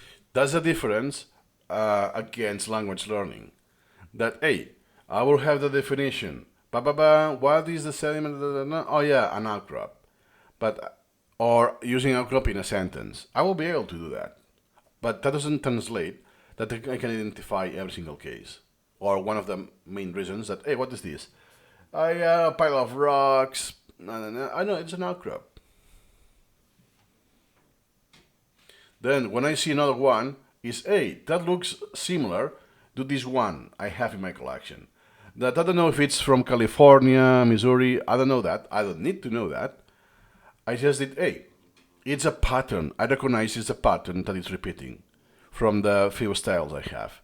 That's what I'm seeking.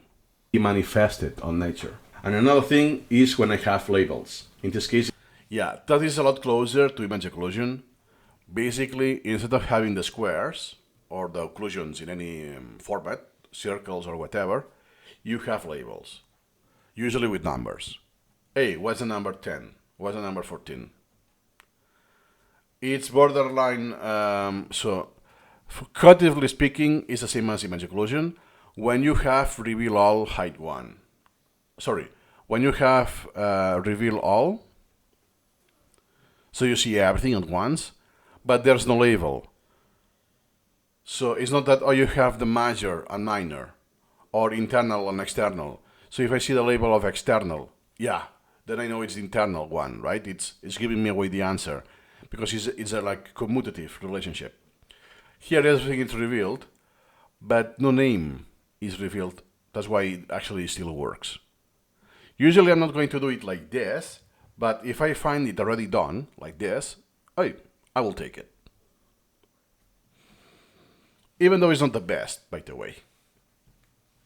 That's why my performance on those flashcards are lower than average. Because yeah, the 12 it's meaningful, and the 11 is meaningful, but the 4, 5, 6, it becomes harder to distinguish all of those if you only do this. That's why, hey, if you do incremental reading about this, reuse the image. And you could do even, how you call it, zoom in the picture. So you have the same image, different places, but in different zooms. So therefore, when you see about parallelization, oh yeah, it's according to this number, it makes more sense like this than just by rote. Oh, 6 equals to what? To whatever. Well, sorry, this was the 7. My mistake. Palatal. Oh, in this case, makes sense because it is the sailing. The palette is one of the easy to make sense, but there are some others that is, boof, I don't remember. It's phonetic. You just have the position. So it will be the same as having the labels here, and you just make an image occlusion of the label. Yeah. Here you have the numbers, and you ask for the number. In this case, it's 7. What it is? 7. Oh, that's palatal. And this is what it's the oldest they had. Exactly. This is another case of required image. That A. What is the illusion illustrated in this picture? So of course I need a picture in the question. And oh yeah, it's the Ebbinghaus illusion. That the orange dot seems smaller in the left side or bigger on the right side when they have exactly the same size.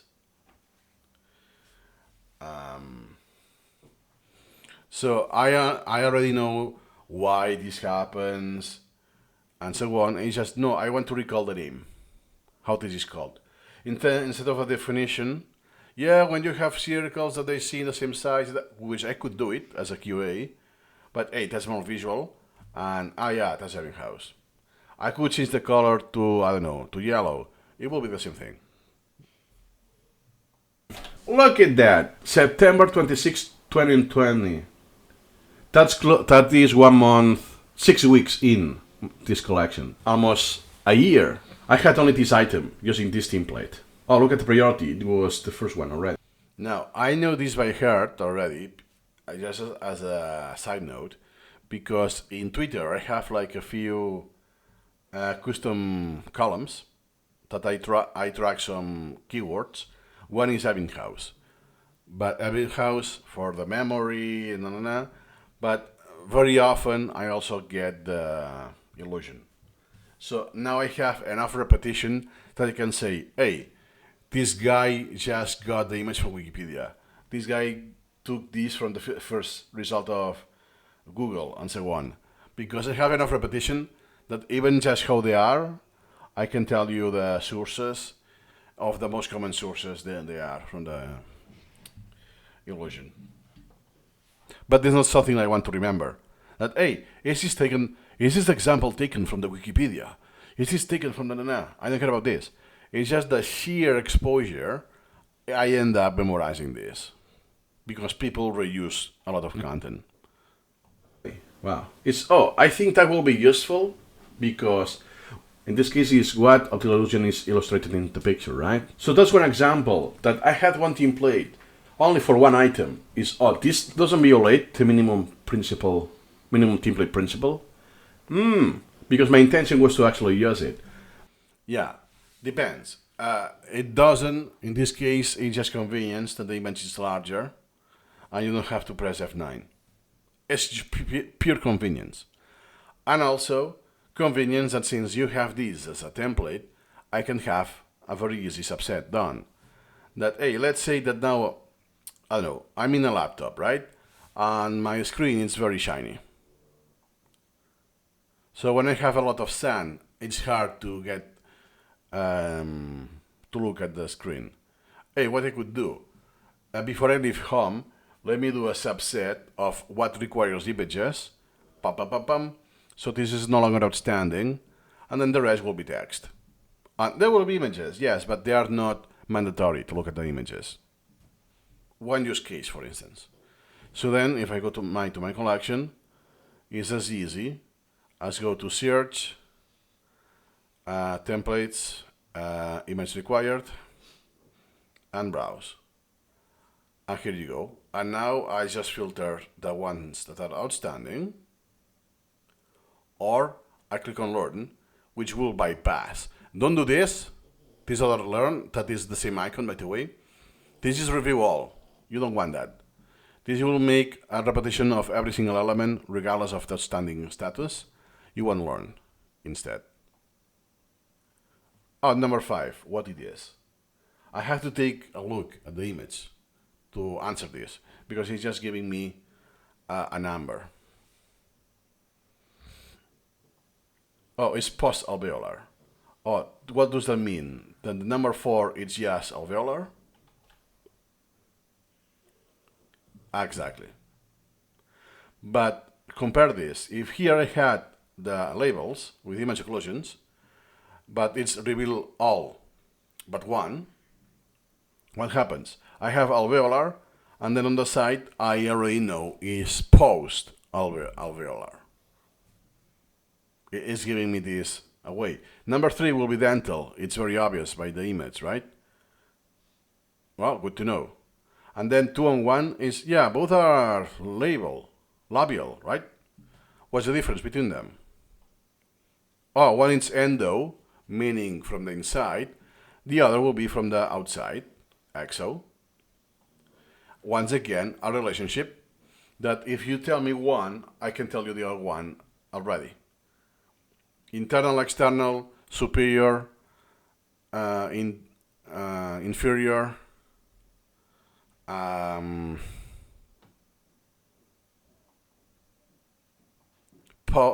like post, north, south, left, right, all of those that are cumulative relationships. Could be that you have the middle, like you have more cases, but like this, you have the 12, it's epiglottal, but the 13th, the 11 is glottal, and the 12 it's epiglottal. But still, if you know Greek, the Greek roots, it's good enough. So there are pros. That's the lazy approach, and yes, it was giving you away the answer, but it becomes more a semantic unless you do this effort. That, hey, that's the teeth, therefore that's dental, and then if it comes just after the dental, means it's more inside of the mouth, meaning it's from the inside, then it's endo. Endo what? Endolabial, right? Oh, here you go. Oh, I forgot there was a dash in between in English, because in Spanish there's not. Hey, then I will do a language item just to remember this, if it has a dash or not. Now it's a different kind of exercise. I know already what it is in the image, if you know what I mean. Nice. But I haven't the actual need until 1 year later. But I was really sure that will be useful. Yeah. And another thing I did with templates is look at the names. I'm following a convention only for topics. Only for items. First is a letter. Exactly. Why? Because I actually mentioned this before, and now myself in the video is going to repeat it, so I'm not going to show it. But now it has understanding why I only do this for items, that I only press one letter. C, L, O, P, Q, S, Z, all of this. Because I barely never apply an article template manually. Why? Because I use the concepts for that. The concepts with auto apply. So sometimes, usually it's article to an article picture, because I paste a picture from the clipboard. But again, this is like a byproduct, and I will just accept the dialog. It's not me who explicitly changes and applies the template. So I don't have to filter article picture when I do this from the clipboard. So sometimes I only apply research, because could not be because of the concept, that hey, the concept is memory. But regardless of that, I don't want the article. I want the article research. But other than that, barely ever I will put apply an article template. That's why, hey, now like this, I can have up to 26 item templates that I can assign with just one keystroke.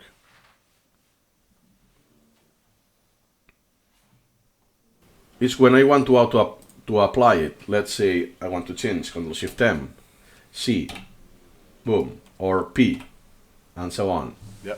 So if I don't have an auto hotkey script to apply this specific template, I can use it unambiguously with just one letter. As you can see, there are no templates. Oh my god, in this video I'm going to say templates 2,000 times. That's also good because yes, I had an auto hotkey script, but at least to my level, everything is hard-coded, meaning that if I change the name of a registry member, I will have to change that on my code in auto hotkey script as well. And since this, it was still going on, it was not worth it. Let me continue like this, and once it solidifies, therefore it's more static, then I will update my script. Because what's the point of modifying the script if almost every single day I'm changing something or adding something? Because I'm still exploring this convention. That will be using the same first letter. Well, there are, but they're for articles that I don't apply this template manually myself. And then the what I have for P, then is always the second. So I will put Z and arrow down. That's the variation of production. So I don't care. And secondly, so first is the convention is first a letter, then the name, in this case it's meaning, then dot what it is, in this case I means for item, and then the P means for passive.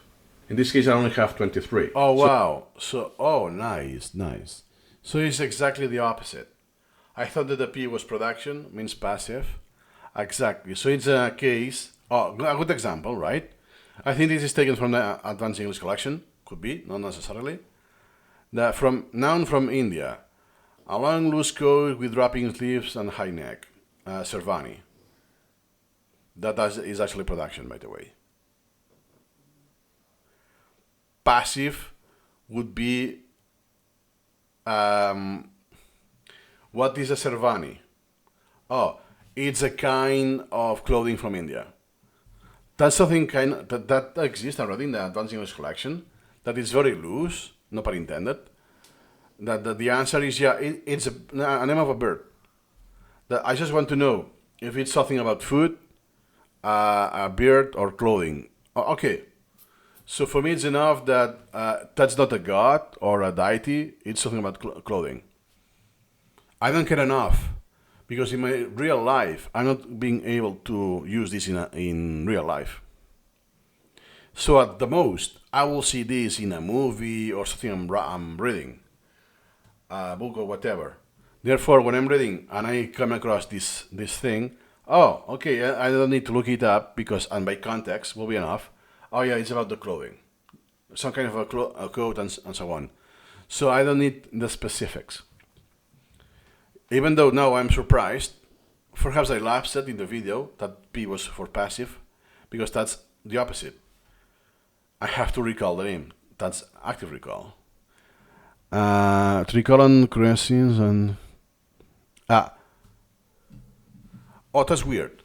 Because if you see, the name of the item is the answer. So perhaps I did the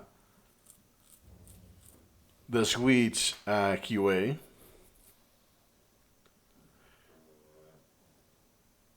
But yeah, it was just, for instance, antistrophy or dementia scapulatio, homeptopton. Do you see that are a low frequency thing? That, hey, I don't want, or like Kikuyu. Hey, I only want to remember that this is a tribe. And, it's good that it's in northern Kenya. That I don't remember it's Kenya, but I know it's a tribe. Somewhere, but for me it's enough. It's not a piece of clothing, it's not a god or something like this. So even just knowing the category, it will be enough. So here I have one example. It's okay. So instead of seeing the question at Okay. Oh my God. Take out what they said. Yes. In this case, it's passive. Yes. It happens to be that it was in one of those iterations that I put the question at the bottom and not at the top. I took that for granted. I completely forgot that. the top, it's at the bottom. That's a convention for me to signal. Then, in this case, just the color makes the question. If this was using my default template, it will be language item, what is Servani? Hey, that is a passive review item. It's not active recall. And what I do care is just to identify what is, okay, Servani. Yeah, it's about one specific clothing from India, I think. Yeah, and it's loose code with brown. Yeah, that I don't remember that is high neck, or the sleeves, or that is loose, so the fitting, or whatever. I will not take this in consideration for this element. And if I do care, for instance, I remember in English where joggers, pants, joggers is what joggers have in specific. Oh, then I memorize that which one is looser or it's fitter, or which one is of a specific material because it's for usually sport. It's not just fashion stuff like this. Then in this case, I care about the difference, and then I will create an item for asking those difference, right? Here's not the case. But if now, let's say that I do a gap year and I go to live in India for a year, and this is relevant, I would like to know because, for instance, here I don't know, but if it was Japan, you know the kimono, right? Then you have the westernized kimono that, kind of resembles, but this is not the same, obviously, but is what the Westerns inspired the kimono with a robe that is Western. Okay, now I know what's a kimono for the Westerners, what's a real kimono for the Japanese, and then what's not a kimono. So this, or one of the variations, that's kimono, right? And then this, according to them, it's a kimono. That, it's inspired at some degree, but it's not the same. But then since I know what a kimono is, I also know that yukata is, that's not a kimono, that is a yukata. Because it's the width, how warm it is, that's usually for summer, and so it has some variation. But I'm getting already to specifics. And then I could have an items that, they have both, and I want to memorize the difference between a yukata and a kimono, and then kimono between the original and the Western reimplementation. In that case, I cared, not for this. That's why, for me, it's just a passive item. I'm like this. How on earth I'm going to say apopsio pepsis? Never. But if I'm reading about something about linguistics, which I have quite a lot in my collection, and this comes, it's a figure of speech about this and that. Okay, that's about it. Even if it's very loose, like this, kind of a clothing, kind of an animal. That's about it. For me, that's enough. I don't actually want to spend my time and effort. What happens now is that I don't have this template because I rely poorly on the convention. Memorizing this, how to actually use it, and so on with active recall. So I already know that even if I don't explicitly ask for that, what I most likely have on the answer is something loose, generalistic, like a kind of an animal, or sometimes I have something concrete, but it's with a convention that I know that, you don't have to memorize that. It's just the reference because it was easy for me to copy paste that. And it's like, oh yeah, like this, like India, here's missing the convention still. Well, from India, long loose land, and okay, but I don't have to say that in order to be correct. So if my answer is a kind of a garment from India, that's it. Just the spelling already gives me the hint of the language. But just knowing that it's not something about the Ayurveda, so something that's not a plant, it's clothing. That's the point of the flashcard. I still care. So it's 44% priority to know that this is clothing. That's it. I don't want to be precise. I'm guaranteed that I will never use this in my real life. Now, this tribe, I don't remember now, but it appeared, I think, in the mnemonics or there was something that this tribe appeared more than once. And yeah, even if I don't care specifically about them, at least I want to know that this is a tribe because it's very likely that I will come across this if I continue the path of the history of mnemonics or stuff like this, or the tattoos, or something about food, whatever that is. Oh, okay. So it's about a recipe or something about food. One of the plants that perhaps I take as a supplement that comes from that or whatever. Okay, then I make a reference. Oh, this is for the supplements. This is for the plants. This is just for the mnemonics that I was reading and whatever. So just knowing that this is a tribe is more than enough. But I still want to recognize it. So next time I see this on a writing, it's, oh yes, Urbani. It's not something that is about culinary, something you eat. It's about fashion. So for me, this generalization, it's enough. Figures of speech, as you can see here, I have many more figures of speech. That this is as super formal is that since I'm reading about linguistics, they went use this word. It's here, I guess it's not obvious, figure of speech. So here I'm already prompting. That's a kind of a different nuance. So if I'm telling you this at the question, implicitly I'm telling myself, hey, don't answer is a figure of speech. That's not what I'm seeking here. I already know it is. It's just, what about it? Oh yeah, it's disapproving an opponent's argument. Okay. But I don't want to recall that. So when I have this, I will use more plain language. I'm not going to use this word at all. But when I'm reading Wikipedia or other articles and I use it, yeah, that thing, okay. So I just want to still be passive vocabulary. I don't want to be active. It's not worth my time. About that, disapproving an opponent's argument. And that's it. I won't be using this in my life. Now, what I decided is that in order to quickly filter those, I have a template for them. Okay, second thing. Exactly. Now, the opposite is true. Now I don't have the template because since now I have the convention solidified, it's not required. I just do the search, boom, here you go. That's it. That they could have modifiers, like position of speech, or clothing, or fashion. In this case I didn't, if you remember, because I wanted to remember it was clothing.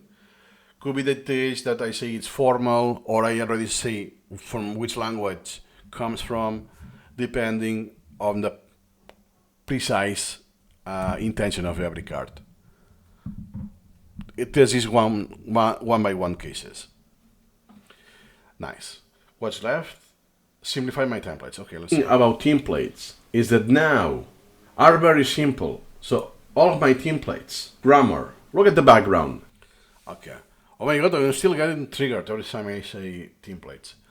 Yeah, so what I mean that I only have what is required. Before I did background images, for instance, with SuperMemo, so with the logo of SuperMemo in the background, for auto hotkey, the logo and some super cool backgrounds. Now it's plain text. Here I still use quite a few colors. Later on I simplify that it's just gray or a sheet of grays and one kind of green for language, and that's about it. Then I stopped using this color, the black, because I moved from the dark mode basically, and it was another shade of gray. So I have two shades of gray, and that's about it. Black. Item. It's almost the same black. Nice. Spelling. Black again. Sentence. Exactly. So meaning that here at this time, the idea was not to make this different because hey, if everything has audio, has the same components and all of this, what is changing?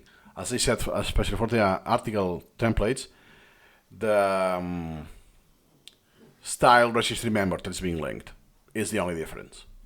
And sometimes for items is that they have one picture component or two, or the opposite is reversed. Oh my god, the order is reversed and the question is below. Black again. Pronunciation. It's not the same, as you can see, it's not the same black. I'm doing this incrementally, so I will change to be always the same exact black shade. The only exception is the built-in English. Because I want to signal, hey, this is not my item, it's from the Advanced English collection. That's about it. Items from the Advanced English collection. Because I want to spot right away, that's an English from... And that's by the way, some items that I changed to be passive. Or they're already passive, and it's okay, I will take it, but let me identify it as a passive from now on. But I still keep it. Not that I just delete it because, yeah, good to know it's an animal, but first time I see this in my life, I don't care enough. So, it's not like before that, yeah, it's just still in the fence, but hey, there's a chance that I need to recognize this on what I will be reading. Not here, on those animals that I have never seen in my life. Therefore, the very few exceptions that aligned with me, and hey, now that I know it, I want to keep it, I then use this extra template. For the other ones, I just still delete them because useless. For me, they're useless. I will be able to memorize it, yes. I will be able to use it in real life, most likely never. So I'm just wasting my time. Wozniak. It's not one of my items, my English items. But still, I'm using my convention, so I apply this template, which is the same, but in different order. 118? More than I thought. I show the question here at the bottom and the answer at the top, because that is a passive item. Let me show you some examples. Yes, please. See, botany, a petunia. Do you see that here at this level, I still had plain text conventions? I think English will use bot colon, I think. Later I use this, that every single thing you see here is one character. So botany is one single character, zoology is one single character. I used emoji until I realized when I moved these things around that, hey, in SuperMemo that's not a good thing because it uses surrogates. Basically, cannot encode a character that is beyond the first table of Unicode. Usually it's the zero you don't use it, so therefore there are four bytes. Cannot do that. So what it does, it uses to map one character. So you have the high surrogate and the low surrogate. To simplify, let's say that it's 1000. So you have 10 and 00, and then you make 1000. It doesn't work like this because you go beyond 65,000, but you get the point. That's why later I simplified that it's like, okay, it doesn't represent a flower because it's not the emoji of the flower or whatever, but I say that this is from obscure language that is in the first table, and I put the meaning that this means botany and whatever. Nice. And then going back, is petunia. Yeah, I already knew that because in my language it also exists. But is one of those? Is this one that is all of them are different variations?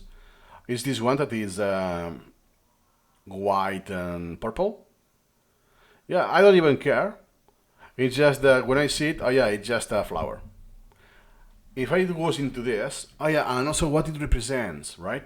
Because when you give flowers, that means hope or means sorrow, right? That if I want to give flowers to someone who is in a bad place because someone very close passed away or whatever, which kind of flowers are more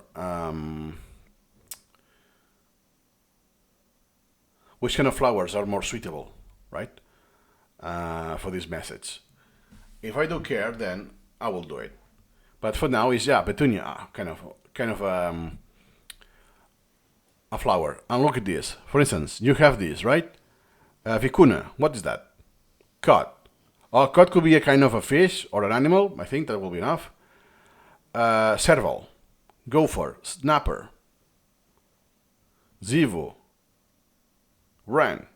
So just knowing, I already know because of the content here, it tells me it's related to animals or zoology, right? But if I don't have this, that's what I did later. In this case, I will get rid, as I did the repetitions with those, for instance, in this case, after 138 days or more, because of the low priority, once I keep this across, is let me delete this botany or put it on the answer. So I can still filter those on the browser, but I don't see it on the question side. So a petunia, if you already tell me that it's botany, from botany going to flower, I mean, it's a self-prophecy, self-fulfilling prophecy almost. It's guaranteed, right? And if it's zoology, and I say a kind of an animal, could be wrong that it's part of an animal, like a kind of a horn, kind of a teeth distribution. And yeah, I could then say it as zoology because it's not the name of an animal, it's something more concrete. Or kind of reproduction that they do or whatever. That's why I kind of did this one by one.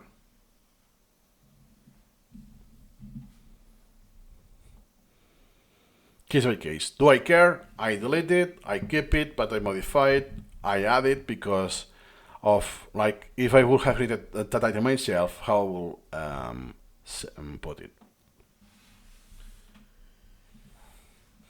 And then it could be the case that what I only want to know, scallop or whatever, is something that you eat. So it's an animal, white animal, okay, fine. Or it's something that you could eat in a restaurant, kind of thing, right? That, I'm learning that language, whatever that is, Korean or Chinese. They have different recipes, but they also eat some animals that in my country it's very rare, or some even are illegal. We're going to specifics. It's regulated. It happened that when I was in a Chinese store, a Chinese restaurant, when I was little, I could eat that thing, and later on there was a regulation, and it's no longer legal. So then I have a memory, I have eaten this animal, not anymore, here, because it's forbidden by law. All this is, I want to know that. Then perhaps, I don't know, because of the precise reason, if it's just ethics, or it's because contamination, or it's an endangered species, or whatever. Depends how much I care. But usually when it's something new, that, because of a language or culture, it's an animal I don't know, perhaps the only thing I want to know, if it's something that you usually eat or not. It's like, this animal, can you have this animal served in the restaurant? Yes or no? Could be more or less this question, if this makes sense. And then, how you call it in English, because could be the case that it's very common. Some of the parts of the body from the peak, let's say, is very common in Korean, but in English or Spanish, you will not see that. The belly pork, either the belly fat or intestines, the digestive system, all of this, we don't need that. A kind of flower. That is just passive review. I don't care about the specifics. Yeah, a flower that is this color or is... And that makes a tremendous amount of difference, because the mistake I did, even predating SuperMemo with Anki, is that no, I will go hardcore and have the definition of the dictionary for something that I don't care that much. Yeah, my goal is not to memorize the definition or to use it in a context or to know the main features of the animal or the flower or the clothing or whatever. I just want that.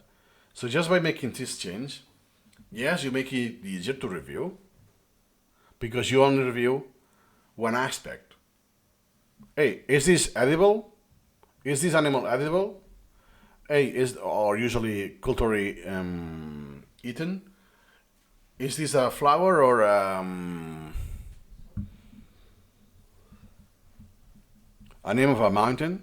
Like Fuji, right? Oh yeah, I know that Fuji. It's a mountain in Japan. That's it. I don't need the specifics, right? Oh, it is volcanoes? How when if I do care, I will do it. But it's not the name of a person. It's not a celebrity. It's the name of a mountain. Gotcha. Especially in Asian languages, at least Chinese especially, at least for me it's hard because it's a proper noun, but could be from a person or a river or a city or a mountain. Oh my God, could be anything, right?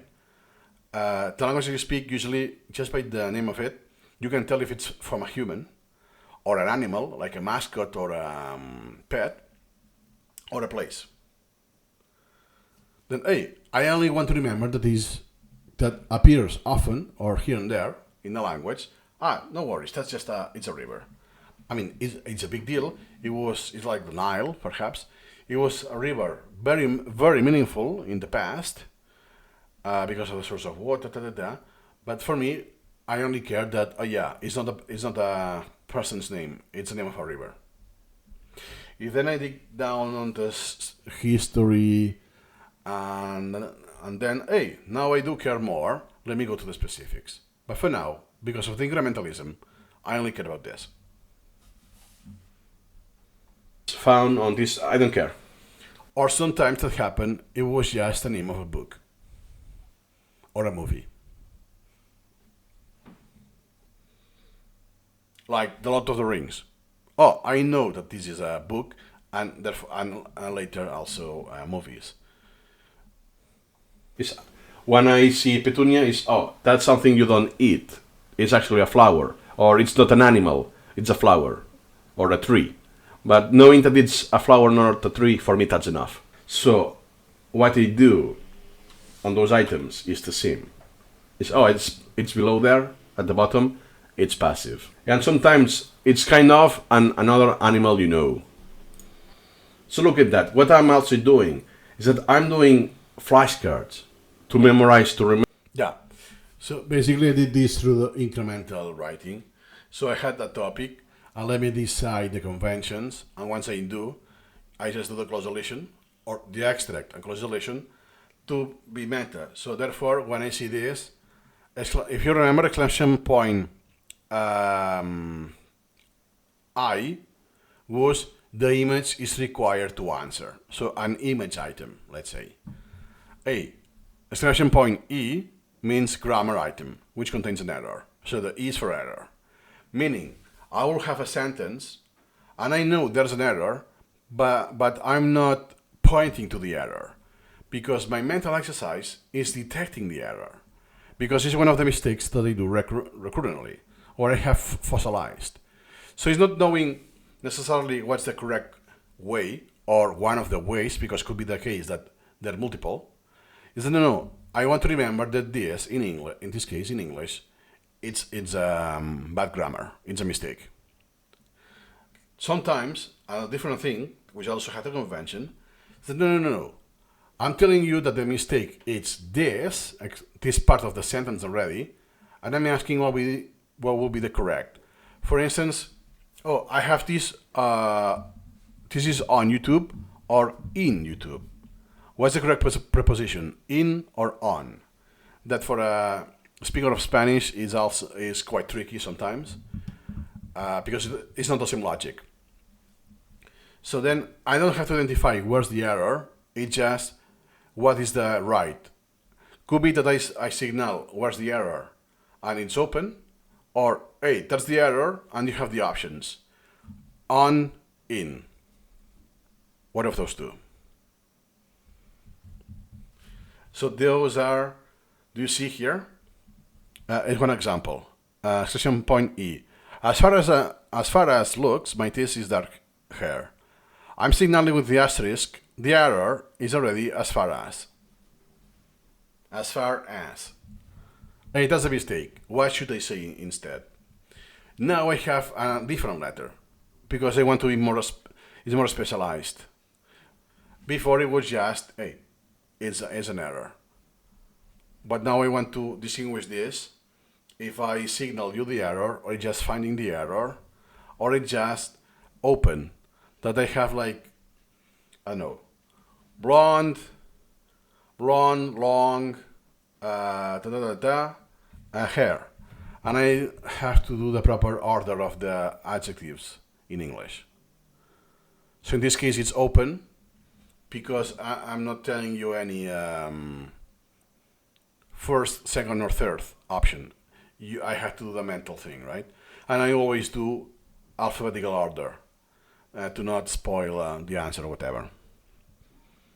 Because it could be the case that sometimes the order that appears is the correct one. But do you see that I have SM with larger than and so on? It's no longer like this, or here is abbreviation, typography, written, so in the written medium only of West Virginia, how you call it.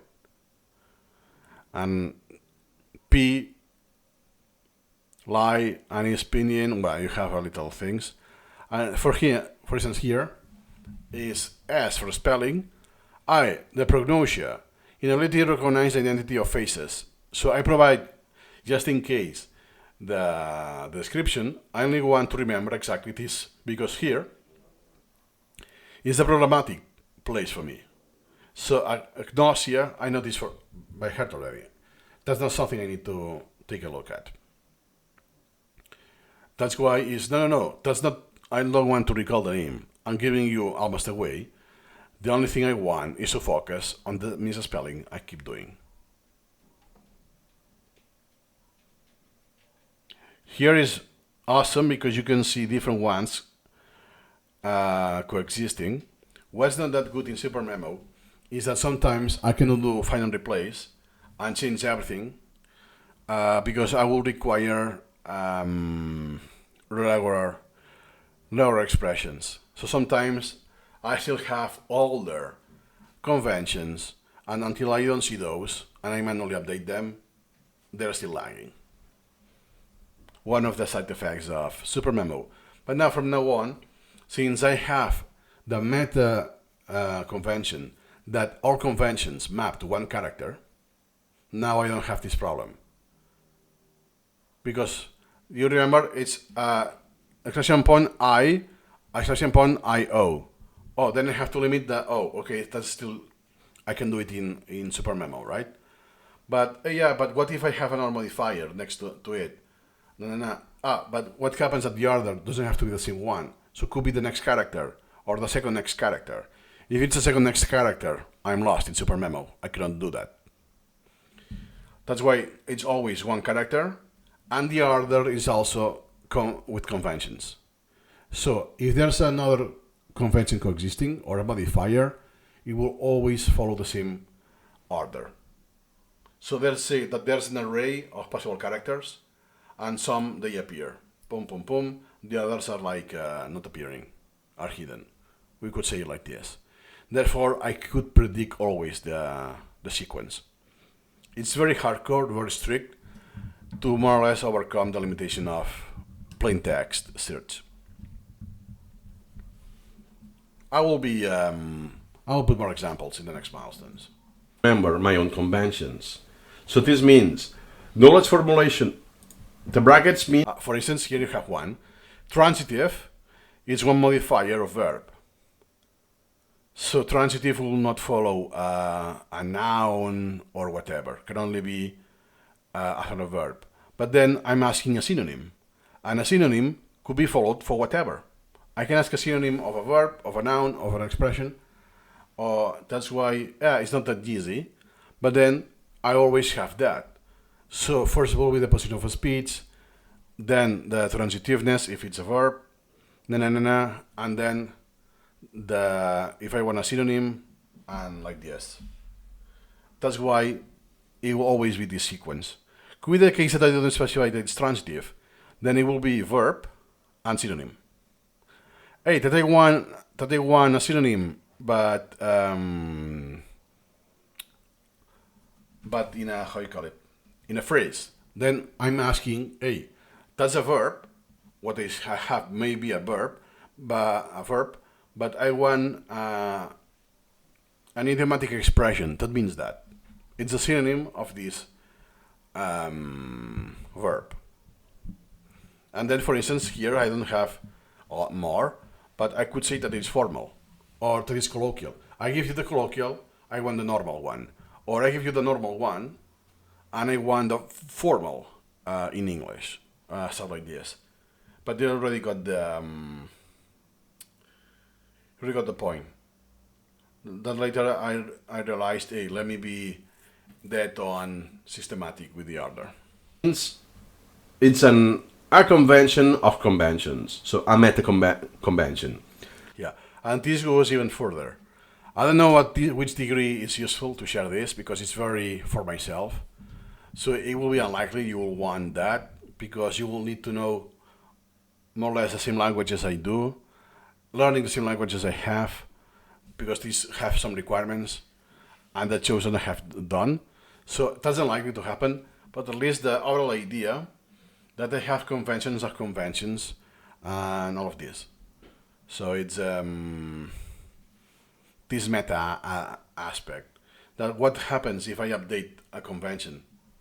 Then I have different versions of the same convention coexisting. Then I have a convention for different versions of the convention coexisting. What if I have different conventions? Therefore, and then I merge collections. Let's say, hey, I have conventions that, this only applies for item topics or for items, or only for language learning, let's say. Meaning that if I see this outside of a language item, or it means something else. What there could happen. And the order is always precisely the same. And then that instead of just letters, I use one character. So instead of exclamation point and E, is one single character. Which it helps quite a lot. Case for knowledge formulation. What exclamation E? And that's also what happens because, here it was 1 year and a half with SuperMemo when I decided to go plain text, some of this. But keep in mind that I already have more than 11 years before that with Anki, which I already did hundreds of thousands of flashcards, and I had a lot of time to do conventions. Means this is signaling that that item is a grammar item, and more specifically, that contains an error. So I show already the error. I show the error already. That's an example we have seen before. As far as looks, my thesis is dark hair. Is as for.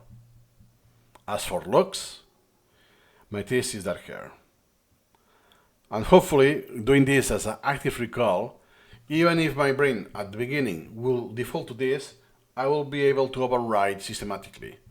And when I overrule this systematically a few times, it will eventually become the default.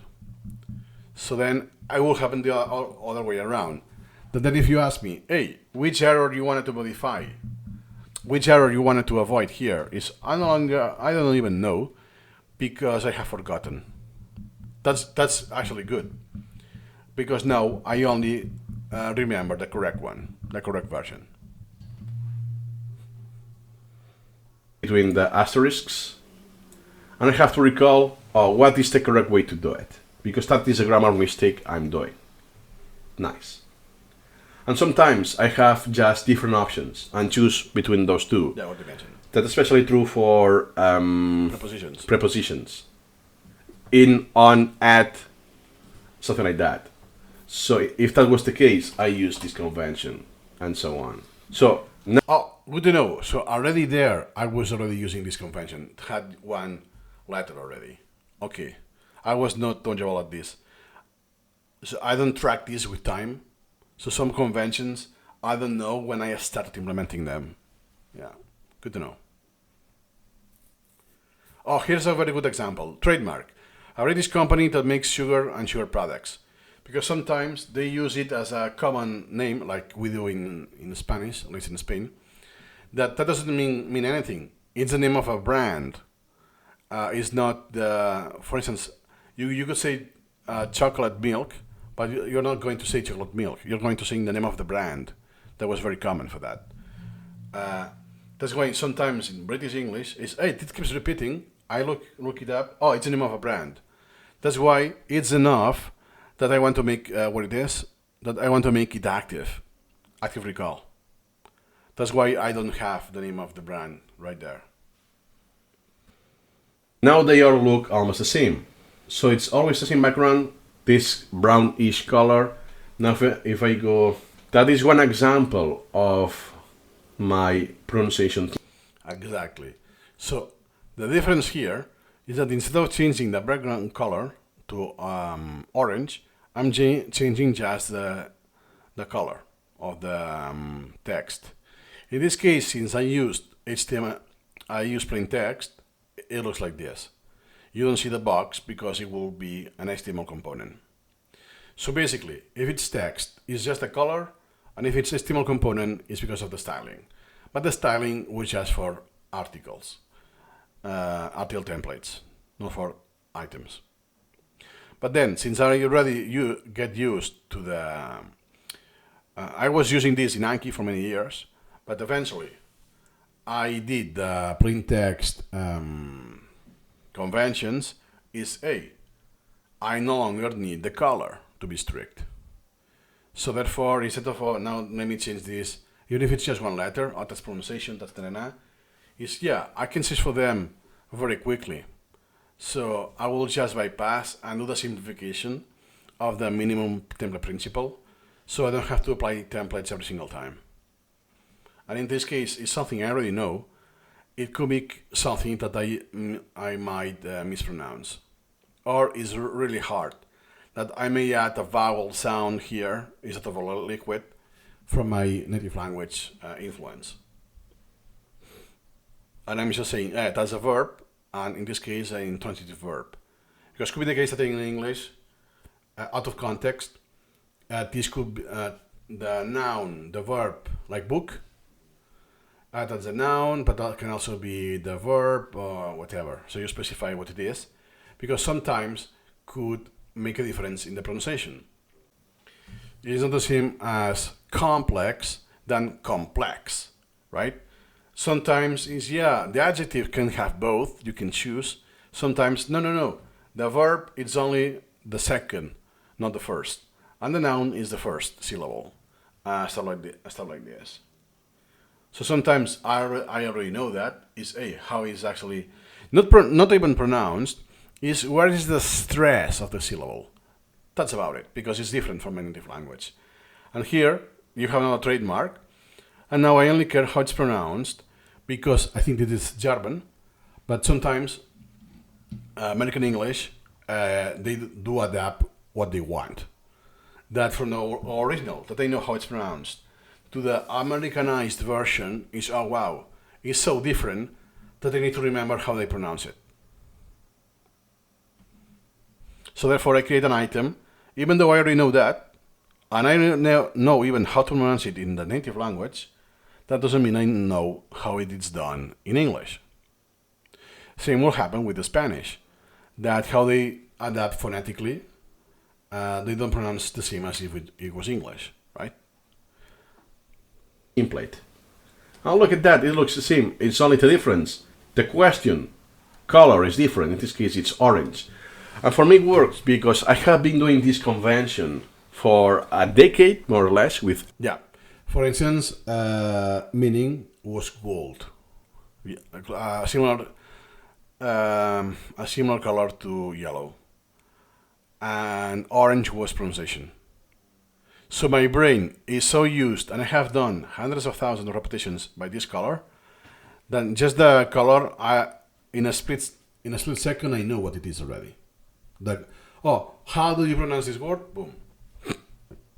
And now with the examples, even though I no longer use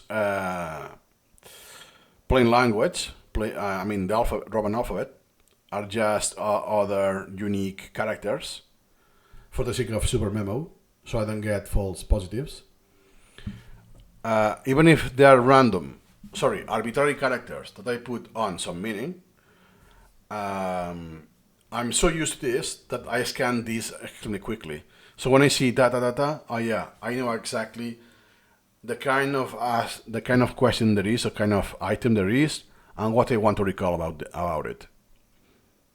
And then I look at the sentence or the word.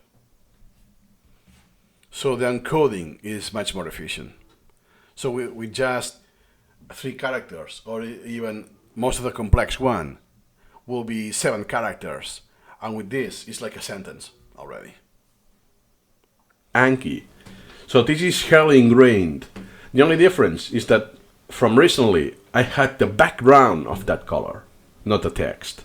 So now the difference is that the background is always the same, and I only change the font color. That's it. Incremental. Nice. So that was it. And I had no comments. Hope it's been more useful now, more insightful. It's been 4 years, oh my god. And it's good that now I'm reacting, but when I'm going to share, later on I will share even more stages. So hey, that's what I did in 1.5 years, in 3 years, and now hey, in the next 6 years, and you see all of the evolution. And could I also cherry pick the same items so you can even see the evolution, how they look in the collection? And I think it's something that has some value. Nice. I reacted to the second video, and I think that's about it.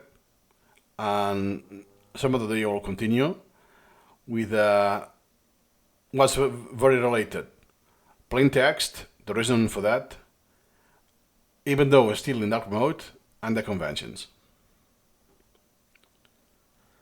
Incrementally. Incremental readings. So it's February 21st. Now it's time to continue with the why I decided to go plain text only. For the year, it doesn't tell you in the title, but it's 1.5 years milestone.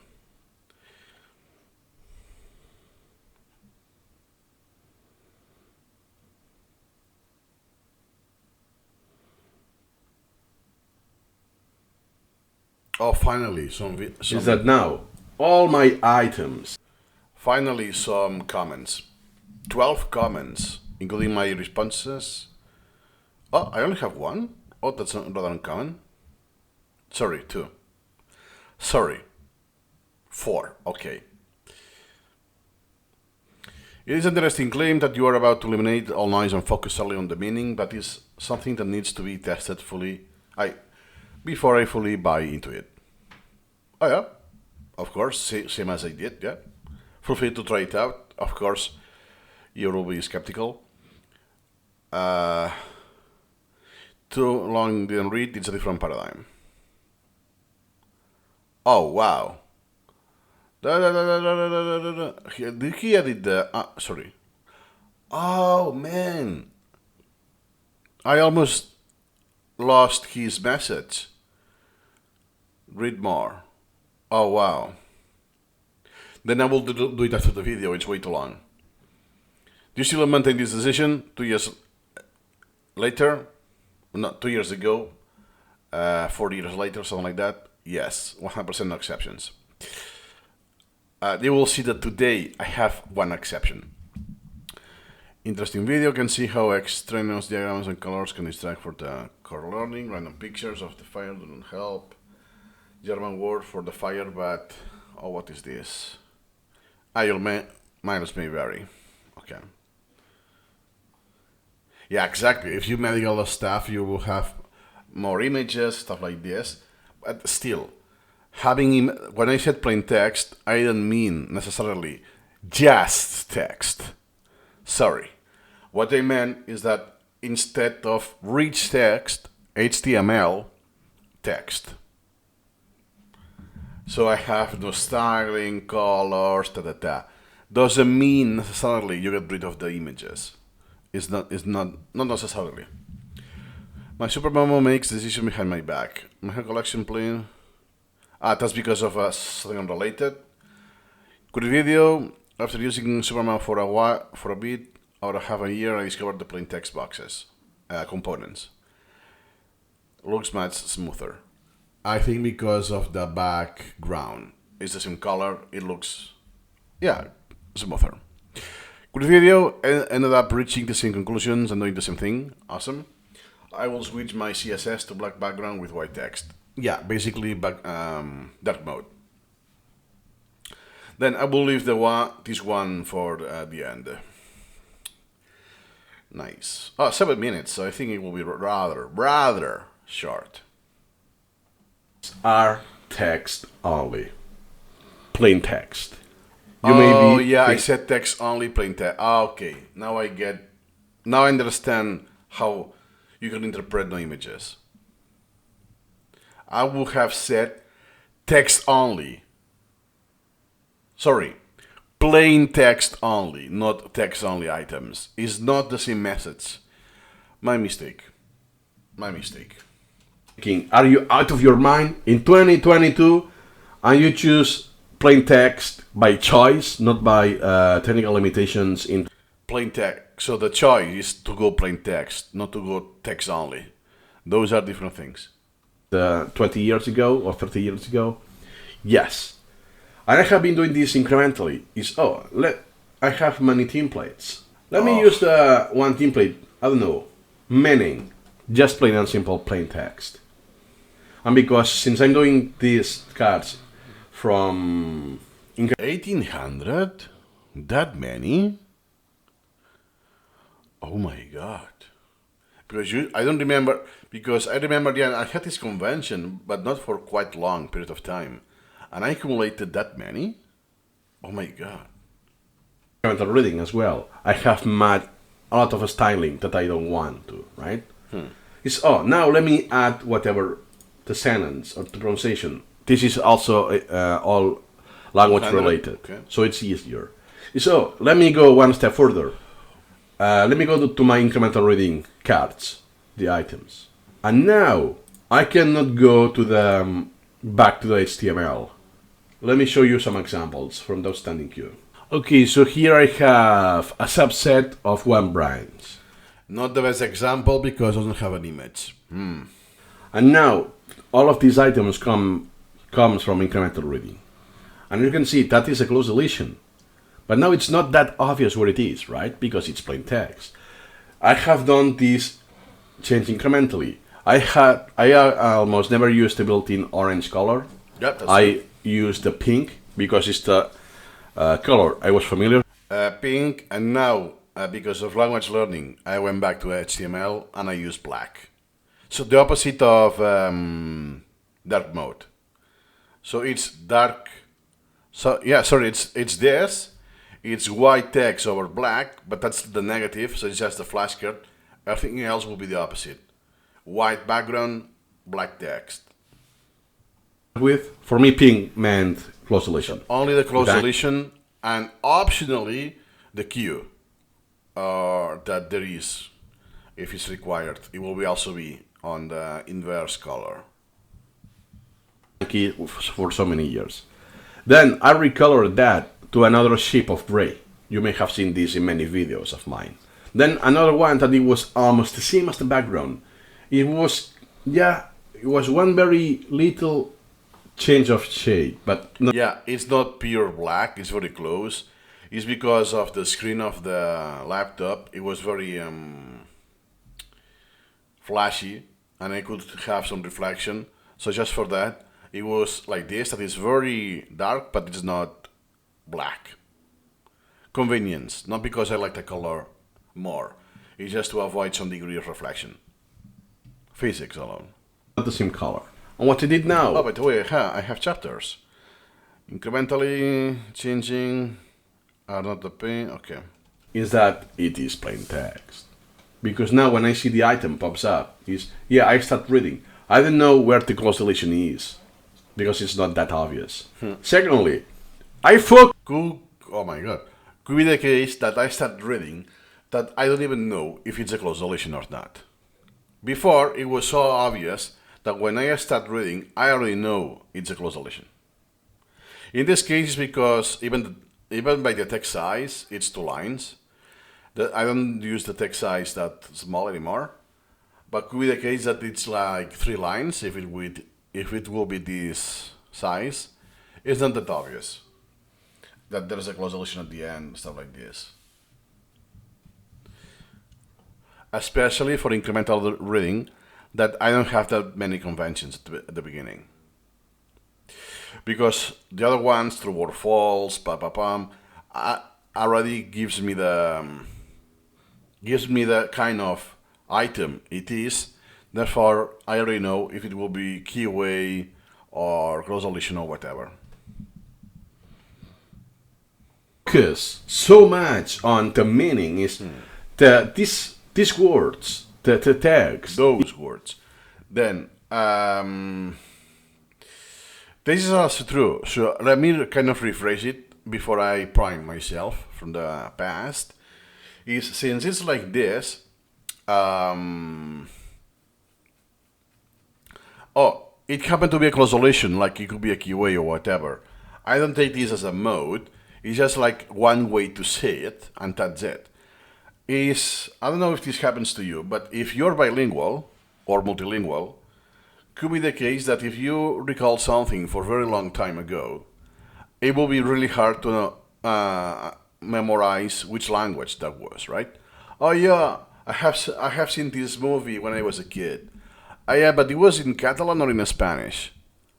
Oops, I don't remember that, right? Then by context, if it was on this channel, this network, it will be Spanish, right? So you deduce it by the external factors, not because you actually memorize this. Same thing. You are bilingual in the sense of close deletions and question and answers, pairs, that if you ask me, hey, you have a flashcard about unsaturated fats, right? That are the most common molecules acted by oxidation. Which card type it is? You have it as close deletion or QA?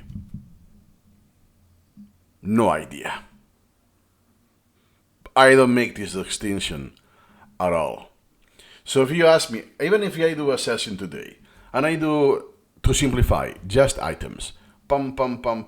Okay, gotcha. You have finished the session? Okay. Then, hey, you remember you had a flashcard about unsaturated fats? Oh yeah, I do remember. Which type it was? It was a close deletion?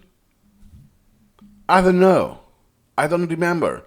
Even if it's been 10 minutes or 20 minutes ago, I don't remember. To the extreme that sometimes hey, I have done this. Imagine I have done this, then I have a topic. Oh, this topic is related to the flashcard I just got 2 or 3 repetitions ago. I go there by alt left and I locate it. But at that time, if you ask me, hey, was it a close deletion or a QA? I don't know. I don't remember this because I do not pay attention. I do the mental exercise. So if it's a fill in the blanks or a question or even a statement that I don't even put it as a question, it doesn't make difference. This is a very big step, unlike when I was an Anki user, even though I think I was mixing close deletions and QAs, but most of it I had a lot more close deletions than anything else, so it was not well distributed. And for language, it was the opposite. A lot of stuff was QA, right? That, you have this, how you pronounce that, or what is the this tense of the verb that is regular. Boom. Stuff like this. And then after I was very advanced, Then I did close deletions when it's sentences, using a word in a sentence, stuff like this, right? Which makes sense because, hey, this state or this thing means it's this card type. Oh, if it's a conjugation of the verb, it will be QA. So I could, you know what I mean? That this specific thing on the language is mapped to this kind of item in my collection. In incremental reading, it's not a structure like a language, or it's not easy to structure. So sometimes it's also known as on the word. There's not even a question here. Sometimes it's a glossation because I was lazy or I didn't reformulate it. Or sometimes I reformulate it to QA because I fail it or I want to be more precise. And with which one, with this question, I really get what I mean more implicitly than if it was a glossation. And now because I also to some degree use AI, and when I use AI, I don't get glossolations because I don't want them. I get QAs that then I will reformulate a little, adapt, and so on. So it's not just copy paste, but that means that I have more question and answer pairs than before. The ratio of glossolations and question and answers. So then when I see a QA, I cannot tell why. Or it was because it was AI and I adapted that, or it was because I reformatted this because it was harder and I didn't wait to lapse it. To leech it. So not because I don't have a leached item means it is AI generated, right? So now it's a redundancy that now what I lost is this thing that the item kind or type is not mapped to a certain flow or aspect of the knowledge, like the language. That's why this becomes diffused, and Isaiah, from now on, I don't care, because the type of the element, the item, doesn't tell me anything, unlike before. You know what I mean? That it was discrete. That if it's this thing, it can only be glossation. If it's that thing, it can only be QA. If it's that thing, it's multiple choice. This kind of thing. No. Anything can be anything. So instead of a one-to-one relationship from the other side, it's many to many. So not even one to many. It's many to many. So anything in the knowledge in incremental reading can have any particular item type. So that is why I decided, okay, it doesn't make sense. Then I just go with the flow, let's say, to simplify. And with simplification of the templates, that they look the same. The only thing it will be the color at most. But the color, most of the time, is just for language. So once I have split the collection, and I only had basically this template. And the image template, remember, specialized, that was like a very minute part of my collection. So then you say, hey, actually I only have one template now for items that are not specialized for image occlusions, or language, that are not in my collection anymore. Therefore, it was just always this color, even with some components for a while. Not anymore, but for a while. And yeah, then I focus just on the meaning. And since I get used to this, the question was a true-false, or it was just, it's true that was written, or it was a glossation. I don't know. And second, and more importantly, I don't need to remember that. It's pointless. Because this is just a trigger. At the end of the day, it's just a trigger for I have an opportunity to have the active recall. That's it. How I end up using it, I don't care. I really don't care. It won't make anything better if I memorize if I memorize the trigger I used. The thing is that I recall it, right? Not a big deal. Another thing would be, I want to keep this as tags, let's say, so I could do subsets and check the stats to see what works best at the long term. That could be nice. But of course, I'm not going to tag this at every repetition, just for the sake that later, perhaps, I will have a plot or a graph that could lead to any insight. And even if it's an insight, doesn't mean I can take action on that insight. Let me assume that closed is the worst performant, as in retention, memory retention. Yeah, but at which state? Because perhaps the first repetition was as closed then I reformulated as QA. And in SuperMemo, you can only see the current state. So then you are saying that this Q&A was worse, and actually is not, because the repetitions that has been as QA have been better by average, fewer lapses than when it was a closed So I will need to give a history of each kind per repetition, or it will make sense. That's why it will be nice in a different app, not in SuperMemo. It's just a messenger. It's just the vehicle you use to trigger the thoughts, the memories, and so on. So in this case, let me show you another example. What happened is that since I did many items using Finally, here you have one example. You see it's lazy. I only did the closed because you have this index from Wikipedia. It's an example that, hey, it's plain text. That's why the hyperlink on the one is not there anymore. But, hey, you have images. Again, not the best example, because you may think that, hey, I only do grayscale with images.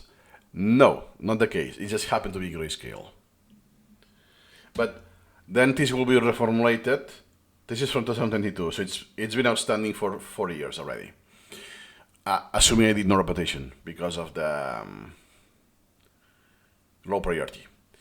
Then I will have perhaps QA. What is the tendency, or how is known the tendency of a person to recall the first and the last items in a series better or best than the middle? And the middle items worst. Okay, you can tell it's not my phrasing. I will not have said that in the middle items worst. Basically, I will. Since I already know this for sure, even if it's not my wording, I know I get it, and especially with image, boom, next rep. If it was something that is not my domain and something like this, I will have reformulated first as QA, and second, the last two lines will be rewarded to my phrasing. Oh, how it's called? Serial position effect. Boom.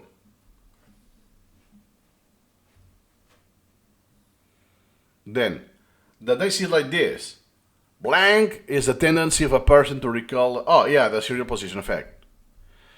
And then if you ask me, imagine I have done this in the year 2022, right? And now I do the next repetition, 4 years later.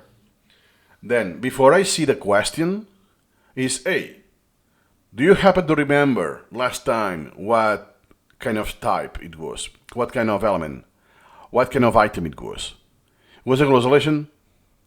Well, if it's the fourth rep, it's less likely it's a closed, right? If it's the first time, it's very likely it's a QA.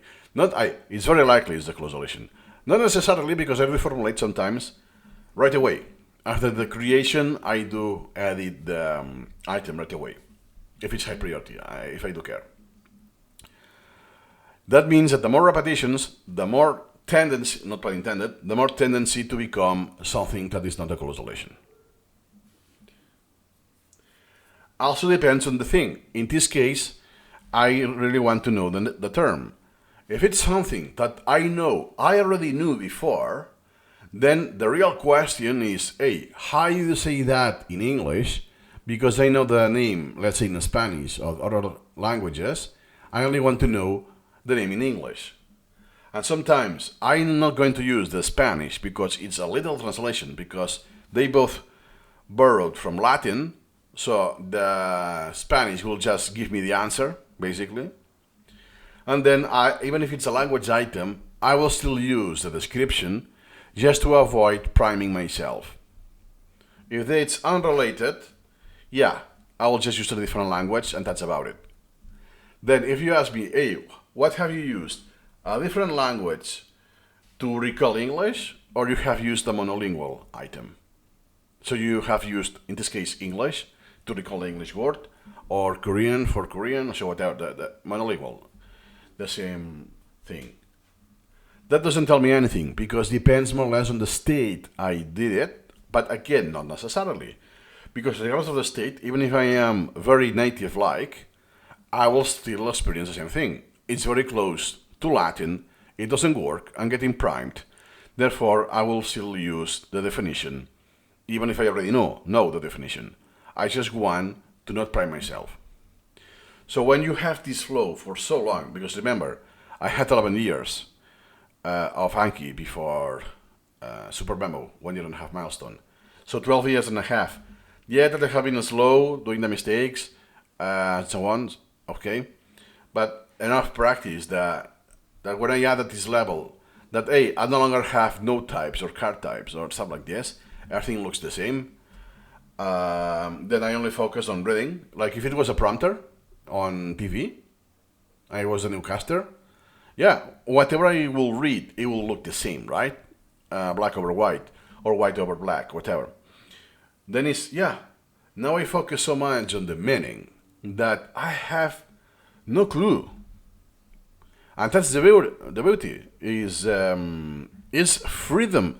Let's say I have my mind is not intoxicated by the format. That's the golden nugget, by the way. Sorry for speaking for 20 minutes about this. The golden nugget is that usually what happens, it's like a syntactical review because I remember the keyword was in green color, or it was the last word in bold on the second line, right? Then my brain, even if I don't want to, will remember this detail.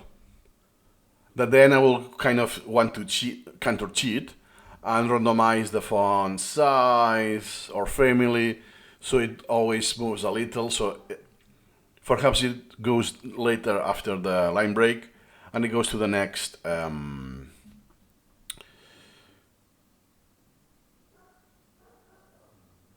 line. So you kind of break the pattern, but there's still pattern recognition that your brain will memorize. And that will be the opposite. That now is everything looks the same, it's plain text. So you could still memorize it by this, for instance. HTML components. Sorry, it's a video. I was about to use my collection. So if I do this, even if it's plain text, my brain has registered there's a 1 here with square brackets, meaning it's Wikipedia. Hey, if I list this, or I lapse it and I see it again tomorrow or in 2 days, my brain, that Wikipedia item from 2 days ago. The answer is self-precision effect. I can answer without reading the question. Because I memorize the episodic memory. And I could bypass my synapses, the active recall, because what I use is my episodic memory. And I remember the scenario 1 day ago or 2 days ago when I failed and I realized, hey, that was Wikipedia, Then I'm reinforcing this memory, not the real memory. That is the tendency of the person to recall It doesn't make sense. Then in this state, and the golden nugget is that I am freer, not completely free, but I have a lot more freedom of this. Therefore, I'm not tied to any formatting of colors, font size, whatever. It's just on the surface of the wording. And the next level is that the wording, you become free. That's not the thing, so this video doesn't go beyond that, but after some other milestones, I cannot recall when, then I become freed of the wording. Sometimes now even happen on this reaction, I don't know if you paid attention, that what I have read, it was not exactly what was written, but because of the purpose of this video, I wanted to read verbatim what was written, I corrected myself.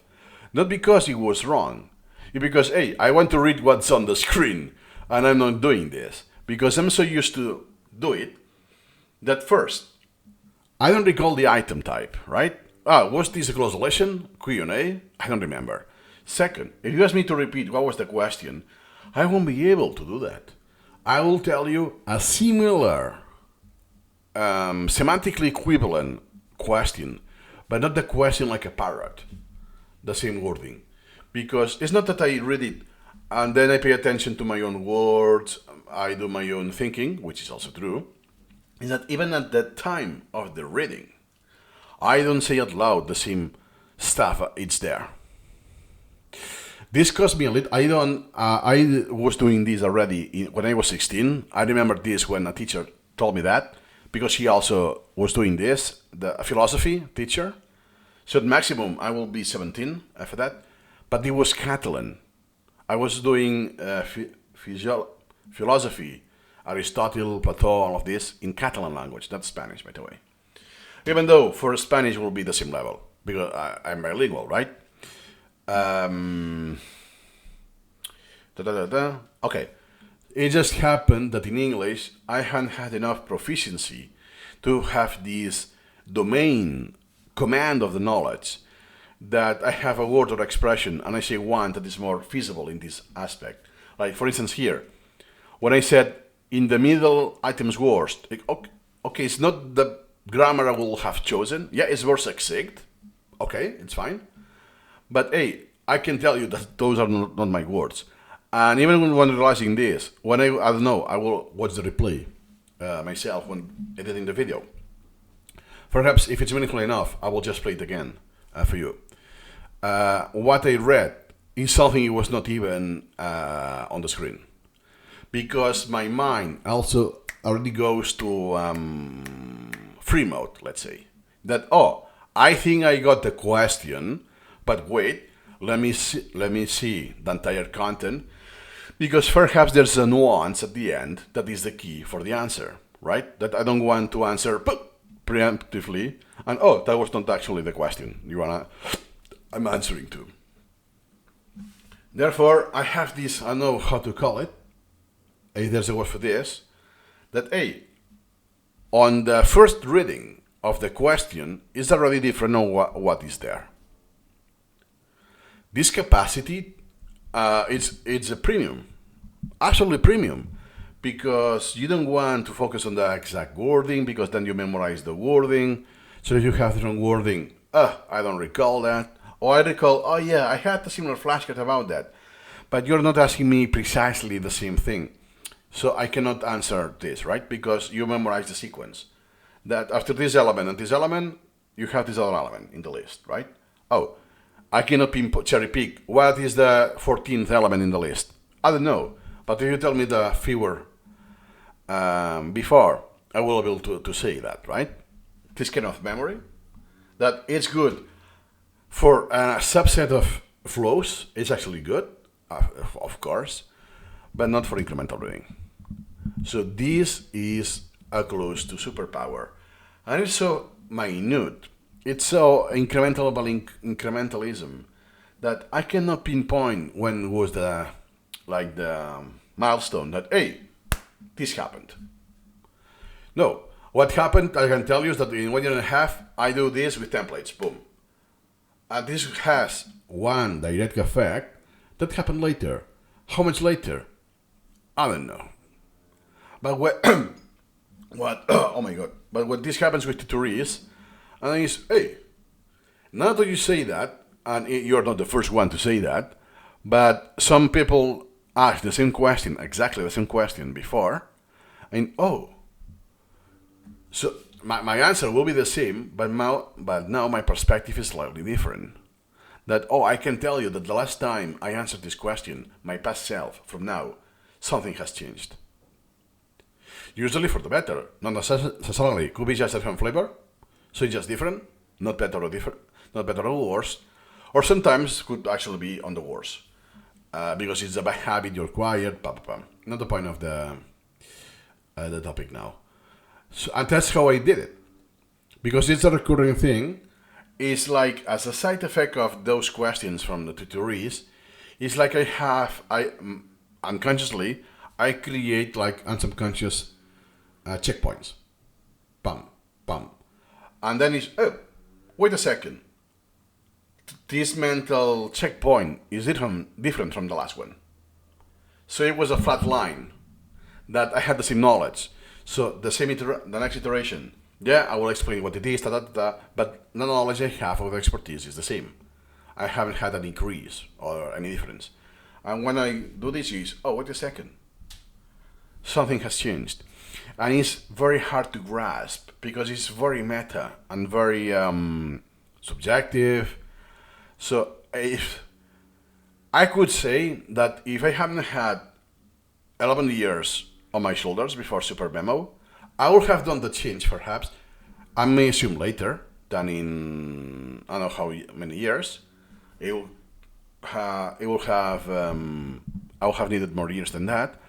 But more importantly, I will have needed a longer time to realize this change. So let's assume that it is changed at the 4th year, to say something. Okay. Then without Anki and 11 years of space repetition, I would have done it on not the 12th, or doing the math, let's say the 8th years. The 8th year, so a lot sooner. But perhaps I don't realize until 15 years in that, oh, I did this on the 8th-year milestone, I did this change, which I didn't realize, right? Because some of the things, it's not because of my usage of SuperMemo. It's because either my tutoring or coaching about SuperMemo or this channel. So sometimes, like this, just sharing my milestone or going meta, like now, that I'm reacting to a past milestone, have this mental exercise about how I use the method, is, hey, wait a second, this I was not aware of this. Meaning that if I hadn't had this exercise systematically, well, more incrementally across time and systematically, and because it's on record, so even if I have forgotten, it will be on my face. Wow, this would have been impossible to do without either this channel, without either the tutoring, or both. I cannot tell you that. One of those or both, I don't know. But this is fantastic when it's so meta. Let's keep going. And then I applied this template that was plain text. I still have the HTML, so it is rendered as plain text. But okay, there's no answer here. Basically, if you have the HTML because you do close deletion, this creates the item. You have the default template. Then you apply the plain text template. It is still an HTML. It is rendered as plain text, but you have the HTML which becomes unused. Meaning, next time you run collection repair or do Ctrl F12, whatever, this will get rid of the HTML. Then, if you have the default template or the template you apply through the concept group as plain text, it will still happen the same thing. SuperMemo, if the source has HTML, will create the HTML file only for the question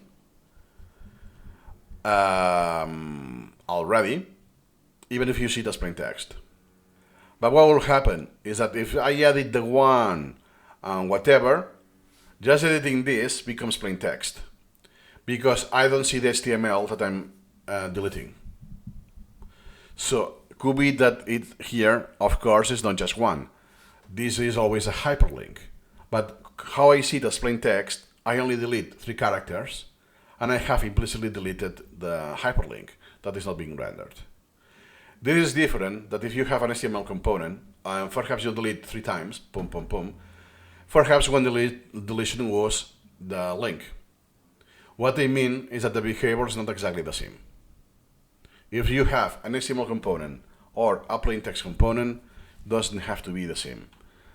Then it's very unlikely I have this item, but I'm going to show you any other random example.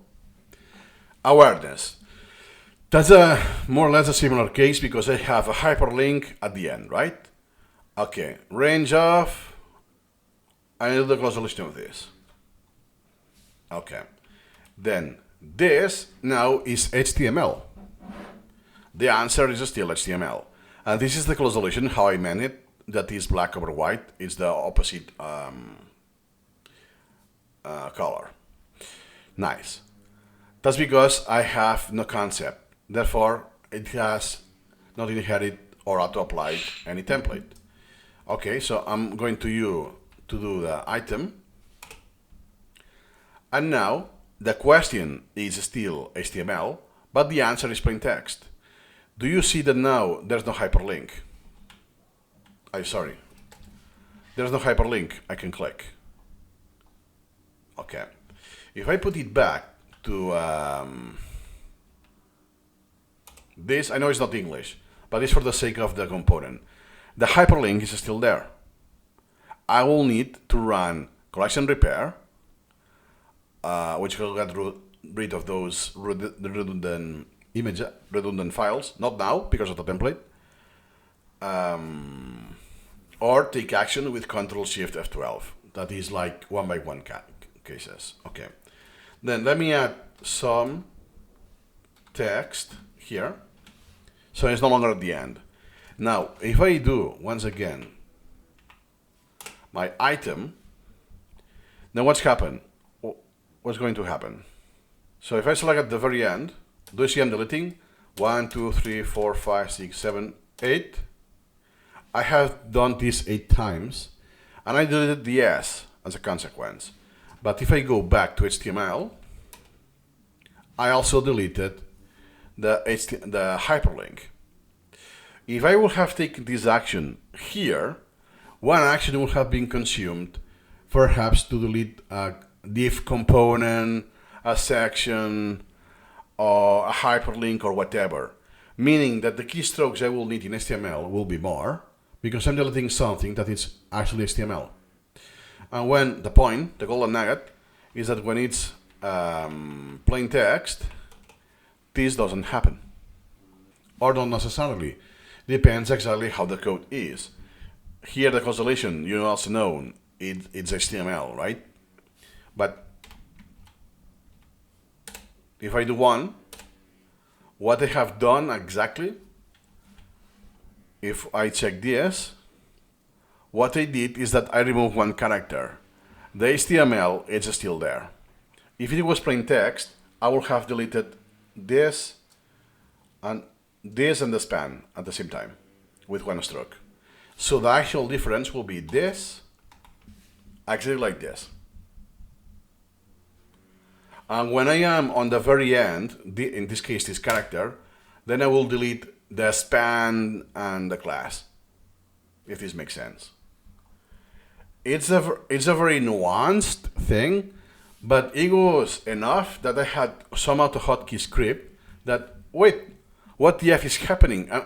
It's deleting a few words, or the word is messed up. Yes, because it was hard-coded to take some steps, because it was for the closation, but it was assuming HTML code, or it was assuming plain text. When I did this change, is, hey, wait a second. If it's plain text, it's just 5 positions, regardless if there's HTML or not. Stuff like this. So one of the examples. Lolo, se escucha. One of the examples it could make a difference between a master and a completionist. Not in incremental reading, but in SuperMemo, how it's implemented. But it was worth mentioning. But if I check the source, it's actually an HTML. Here I have still styling, and could be the case you see you have all parameters, like the reference and stuff like this. So again, instead of the closation, it's 1. It will be square bracket, 1, square bracket, 3, I get rid of everything. I got rid of the SUP, but I got rid of the A, because I have an A tag inside SUP. So it's a tag, it's a nested tag. So did I get rid of both? And if HTML, if I press delete, do I only get rid of the A tag and then I have to do it once again for the SUP, or only applies to div and some other tabs. Then I don't have the full answer because I didn't cherry pick like this, because this is not that often, and because now I no longer care, basically. That's why I didn't do it, because since my default is plain text, I go by position of characters. I don't care about the HTML. The HTML is extracted away already. Because I do the hotkey script being executed inside the component. So this is like getting rid of the HTML without actually getting rid of it per se. But the feature of SuperMemo, because of the component, is extracting this away, and it's much easier without a hotkey. Reference, and perhaps they could have links and whatever. Because, spoiler alert, some other reaction later in Milestones, I will share it, is that I have some scripts that just cleans the question, like this. That point 1, point 2 from Wikipedia, the usual noise you have when doing a lazy close. Then I just press one key and not only applies a few how you call it, conventions by default that I do apply, is that this gets clean, and even it's better than Ctrl Shift F12. That's a lot more than that already. So it's a win-win. For me, specialized for my use case, of course. That's why only knowing the character count, which is the easiest stuff to do, or the regex, a lot easier to do regex like that. I don't have to count, oh, let me check if there's HTML, get rid of it with regex and stuff like that. CSS classes and so on. So now if I press Ctrl Shift F12, now it's absolutely... Sorry about the editing, it was super quick, but you have an alert, a dialog. Hey, you want to get rid of the HTML to convert it to plain text, confirm. And now it looks the same, but now it's genuinely plain text. It's not HTML being rendered using the text registry member as a placeholder. It's actually what it does. You have the HTML, but instead of being rendered, because of the component cannot do that, it gets the equivalent registry, text registry member. Because in case you didn't know, you have both the HTML version and the plain text version of every single HTML file you have in SuperMemo. Again, territory that it's between mastery and completionist. Plain text. Here it is, now, plain text. But it looks the same. Do you see? Now it's absolutely plain text. Here it is. Do you see now? It says number of the element, component, and txt. Because SuperMemo generates this when you ask for it. Hey, get the source. Hey, yeah, brother, the source is internal. There's no external file like before, or as an HTML. So I will generate this from the registry already. And before, let me see. Do you see? One number.htm. That is a file on the elements folder in your collection. Well, it will be nested inside a sub folder. The bigger your collection, the more nesting you will have. So, hey, that's the source because it's a file you open. It's a file that exists on your file system, and you open it on Notepad, but you can open it elsewhere, not just in SuperMemo. But now, this is a generated text because it's present in the registry. It's not stored anywhere in your collection, other than in binary in some file in your collection. The text registry in binary. It's now plain text, but it looks the same. So what it did, another step of incrementalism before Okay, that's the next chapter. A/B testing. Okay. Fully switching to this item template of text only. I had two versions. So I just converted some of them. I filtered outstanding so I can have A and B test and so on. So that's the answer more or less to that comment I got. That yeah, it's good to know this, but I'm skeptical and to take this. Do the A/B testing. and see it yourself. There's nothing best than A/B testing. Then I did some items. Then I did a priority range, so to guarantee that I have high priority items of both templates. So I get more 50-50. Of course, it won't be 50-50, but even if it's 70-30, it's heuristically enough that I get exposed to both time to time during the session. And could be that I take a few weeks and then, okay, got it. Sometimes, okay, I think I have made my decision, but I will still wait because I can do this change anytime, just as a precaution. Pum, pum, pum. And sometimes I waited for months and then I did it. No big deal. And I also did some conventions so I couldn't do this. Or I saved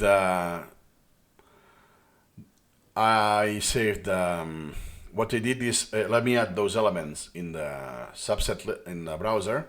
So I saved them as subset, even though it's not the golden standard, because if I reuse one ID, it will be reused.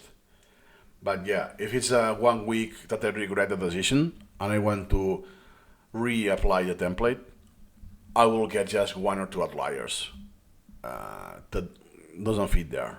Not a big deal. I think that never happened, to be honest. And if I did this flow, it's because it was by accident that I converted more elements than I thought I was doing. Like I covered previously in some videos with a thin image occlusion. Don't think that I switched it one day, boom, everything is plain text, and that's it. So long story short is that, so basically I had both, this is painful, this is friction, Okay, now let me put even let's say some concept groups, boom, the new template. But not everything. It's just now that 80% it's the new template, 20 is still the old one, and the old one I have different priority zones, ranges, and different concept groups and so on.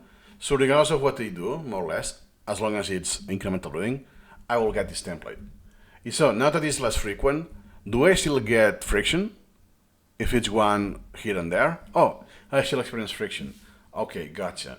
Then more motivation. And then, you know what? Let me just do one to rule them all, one template. And that's about it. For incremental routing. But it was not, it was A/B testing, but it was incremental A/B testing. It's not that, okay, based on this, in one single iteration, all of them are one single type. Or the opposite. No, you know what? I will undo, and I will have both coexisting, which will be the other result. Take it incremental. There's no rush. I don't take assumptions. Just wait. And it doesn't care because eventually this will pop up in your repetitions. Even if you forget about the A/B testing, it will pop in your repetitions and oh damn, what is that? And with this, you already have your feedback. Hey, I experienced friction. Here you go, you have your answer. You have actually forgot about the A/B testing, but you still experience the friction. All the styling becomes noise. It's just, I'm so focused. It's like a continuum when I'm doing. Oh, I like the expression. Meaning is king. Styling becomes what? Pollution.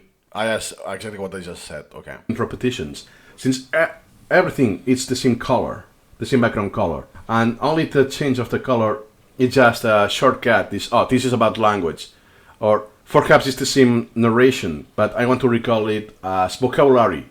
Oh yeah, in English that is serial position effect, because what happened before is that I was using Spanish, and then I use cards. Spanish as the vehicular language, the lingua franca. This concept I already know, understand. How do you call it in English? But now, the last years, recent years, I'm using English as a lingua franca, as a vehicular language. So when I make the card to signal, this is meant to actively recall the name of the concept. Not about how the concept correlates to or works, no, this is just the name of it. Or if there are different names, or perhaps the pronunciation. Now I could simplify, it's a simplification. I could say it's the other way around. Because what they read, what they learn, and so on, it's usually in English. Then I never knew the name in Spanish to begin with.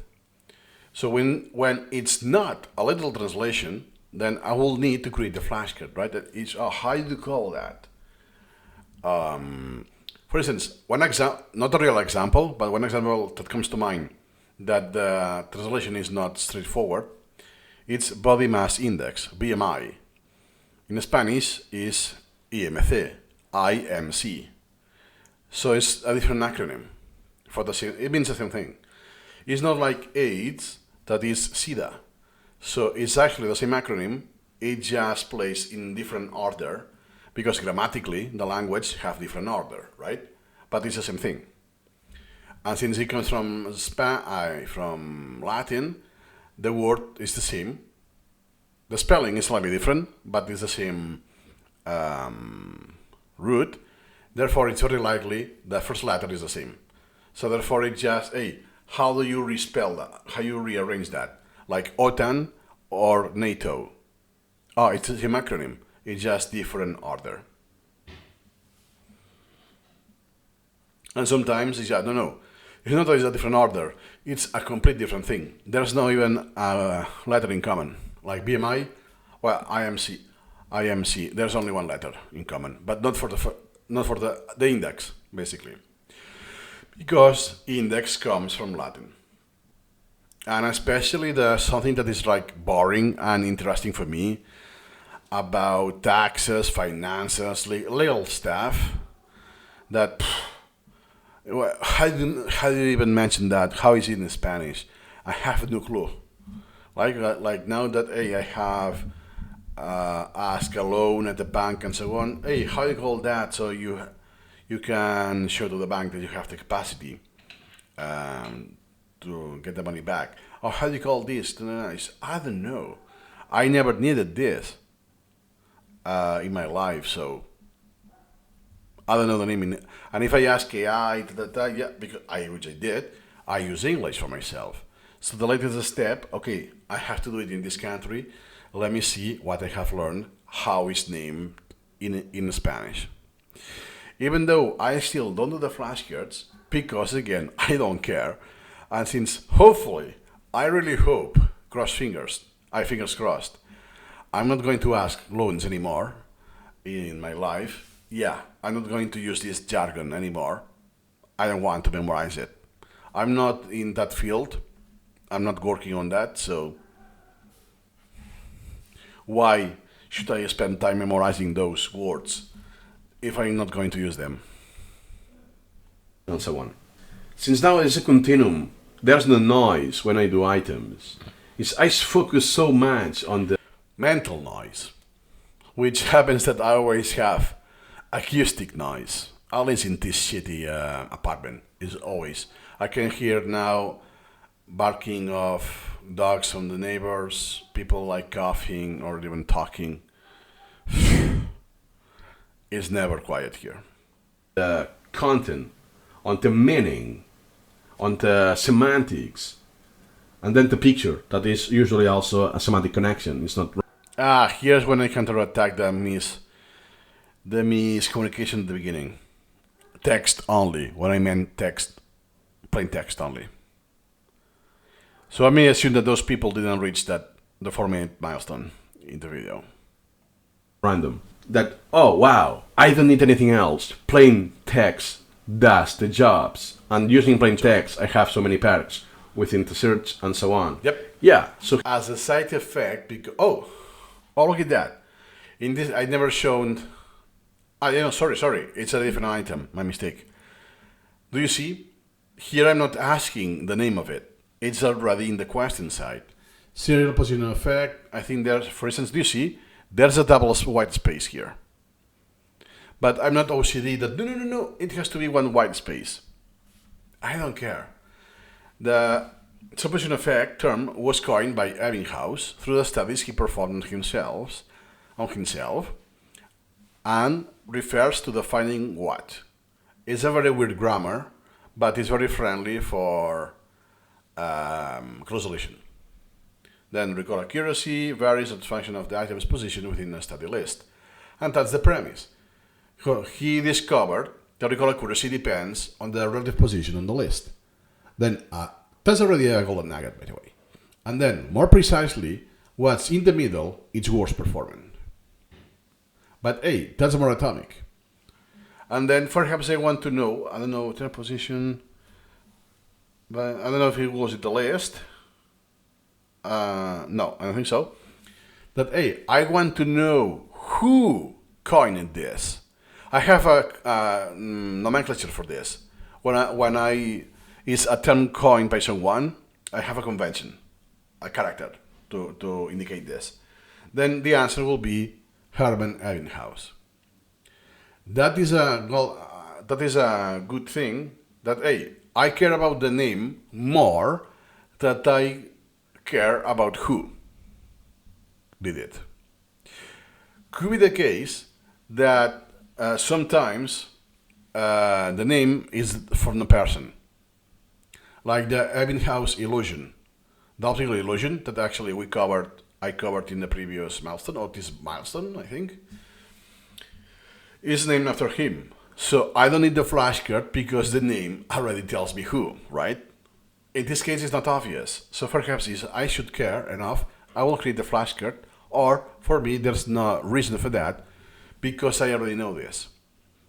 Because I have learned stuff that is very endogamic, always the same circles repeating and overlapping, that I know for sure it's him. Of course, who else, right?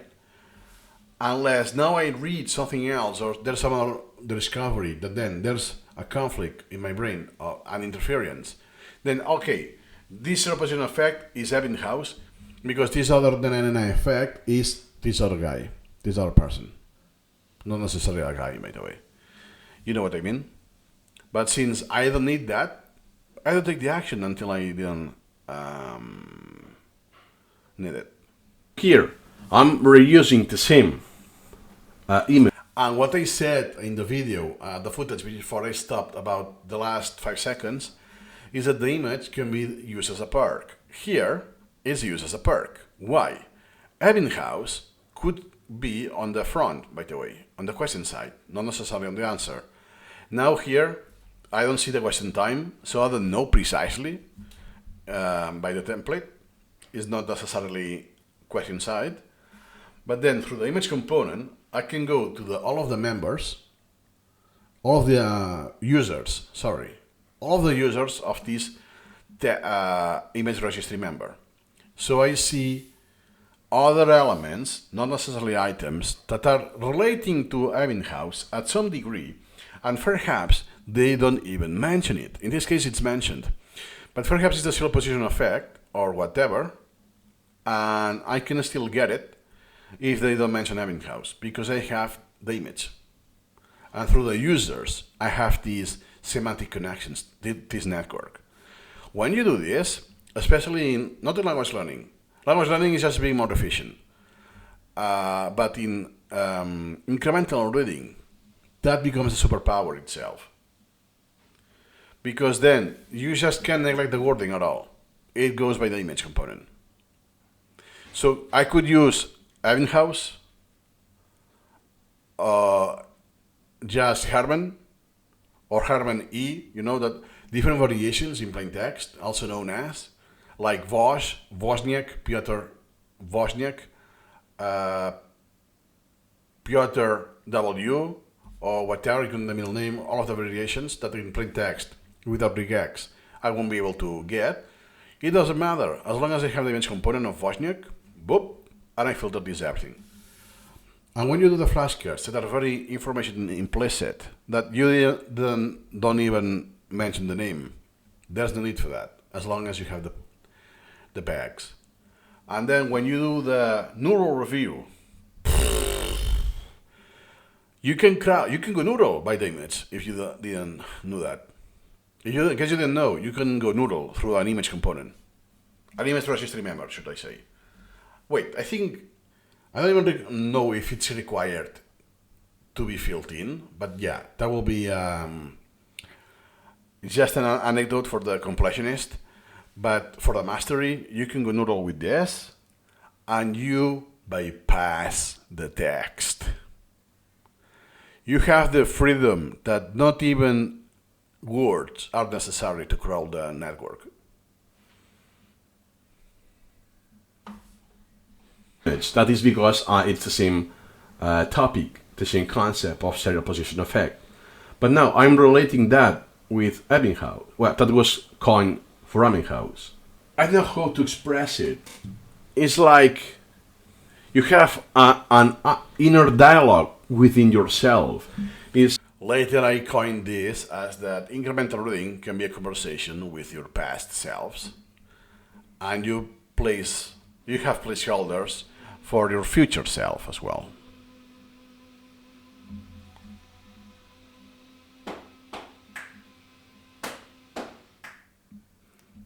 You focus so much on semantics that, I'm teleporting to the consciousness of the last time I thought about this, perhaps last week. You remember what I said about the episodic memory of one of the. Let me take note. 523. Okay. That I memorized this, right? So and I forgot the answer. I lapsed it, but I have the unconscious note that I have this thing of hyperlink in Wikipedia, and then I memorize this as a side effect, right? So tomorrow I will see it. Okay. Perhaps last week, into the consciousness of the last time I thought about this. Okay. Exactly. Then what I could do is that, next time I see this, I do this mental travel, like through episodic memory. I don't recall the answer. I recall the time I have seen the answer, which is not the same memory, right? It's not this. It's very similar. But I don't recall the time I answered the question. I recall the time I thought about the question. The mental process, the mental travel I did, the mental dialogue I had with myself, is like, I recall this conversation with myself. My inner self now, like when you don't verbalize it, and with comparing to my past self. This guy didn't know at all that this was relating to Ebbinghaus. It's not nowhere else, right? Serial position effect is a tendency. Oh, turns out it was Ebbinghaus who did that, right? And now, I already knew that. It's been many years that I know that. I didn't know he was the same guy once again, Ebbinghaus. But then it's this is from the what? Is self-tested on himself, right? That means all of he did is nonsense syllables. What happens if there is something genuine? Something you can use mnemonics with. Well, nonsense syllables, you can also use mnemonic techniques, by the way. But you know what I mean? That it's very easy for a human to make a story without any mnemonic system, just on the fly. It will have been a lot easier. It will apply the same, that the first and the last are better, more memorable. And for instance, now I can relate, now in 2026, that the Eurovision Song Contest, I know it's political, I'm not going there, but you know that there's like some lottery that who is acting first, second, because they know the order has some weight on the result. And then when they do, I think there are 26 then, when they finish, they do the opposite order. So they do the recap from the most recent to the last, and then to the first to the last. So you just do the 26, recap the other direction, recap other direction. Then after the ads or whatever, they do this again. Once other direction, once again the opposite direction, to more or less mitigate this effect. But what happens? Happens the same thing. They change the order, but the ones in the middle are always the same. If there are 26 and you're the 13th, or the 12th, or 11th, it doesn't matter which order they go. You will be on the middle.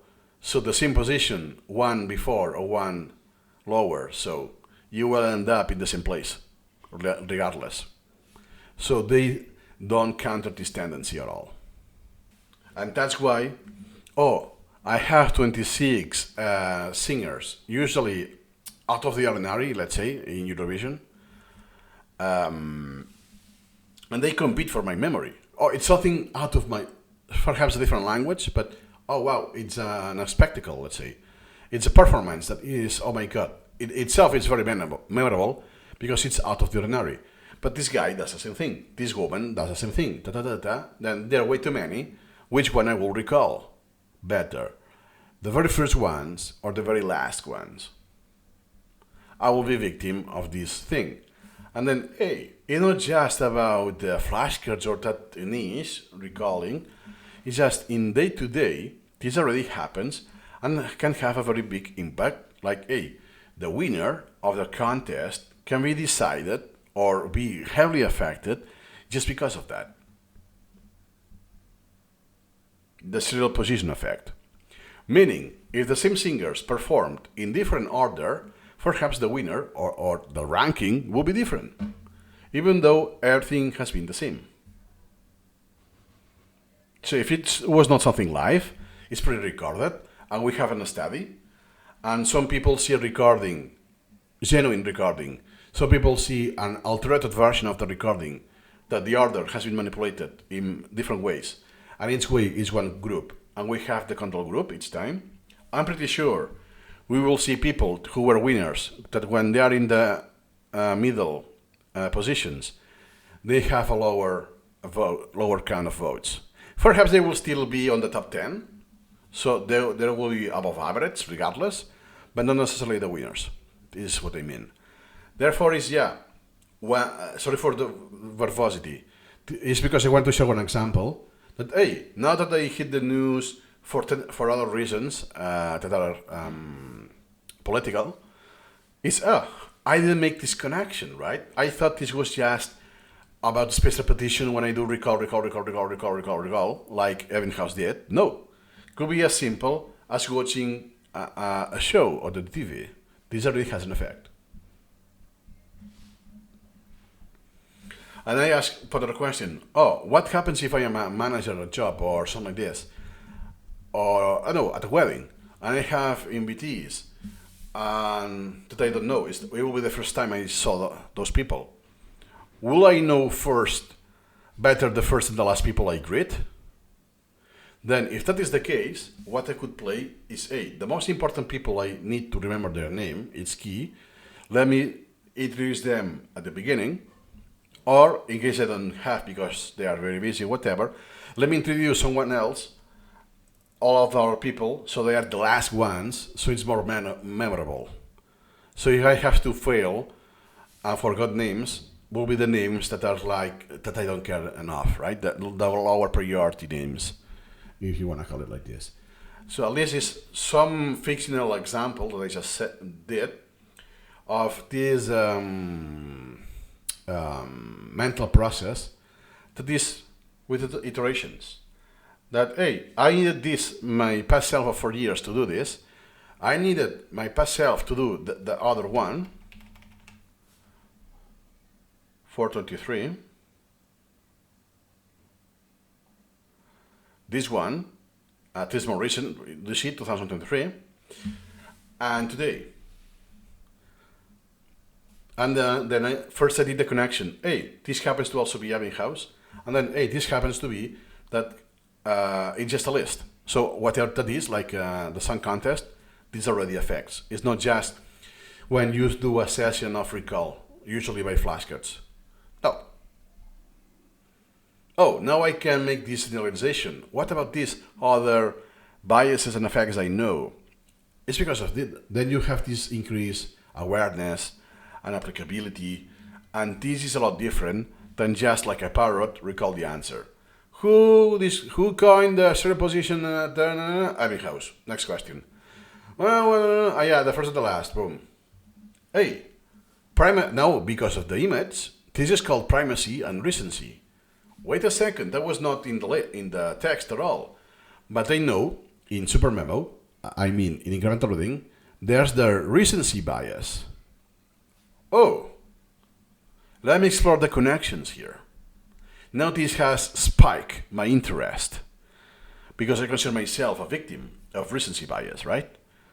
Oh, recency bias and memory, or the position has some effect. Meaning, what could happen now if in SuperMemo, I go very meta. In SuperMemo, it is my sorting criteria. So what I want to see the most is either at the very beginning of the session and very at the end. And in the middle, it just, lower priority stuff that I just go through it. What will happen if I do the opposite? I start with a very high level of fuzziness, so I get lower priority elements. Then I narrow this down by the middle. I get only high priority elements, and then I relax once again, and I get a lot more fuzziness. So the higher priority elements are in the intermediate position of the queue. Will this have an effect in the memory, in the recall? Because I will be more fatigued, right?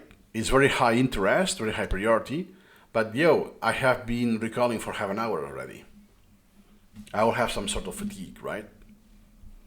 Hey, now this that seemed unrelated could be the case that I can implement this on my daily life. So something that, it's good to know. It's some part of history, let's say.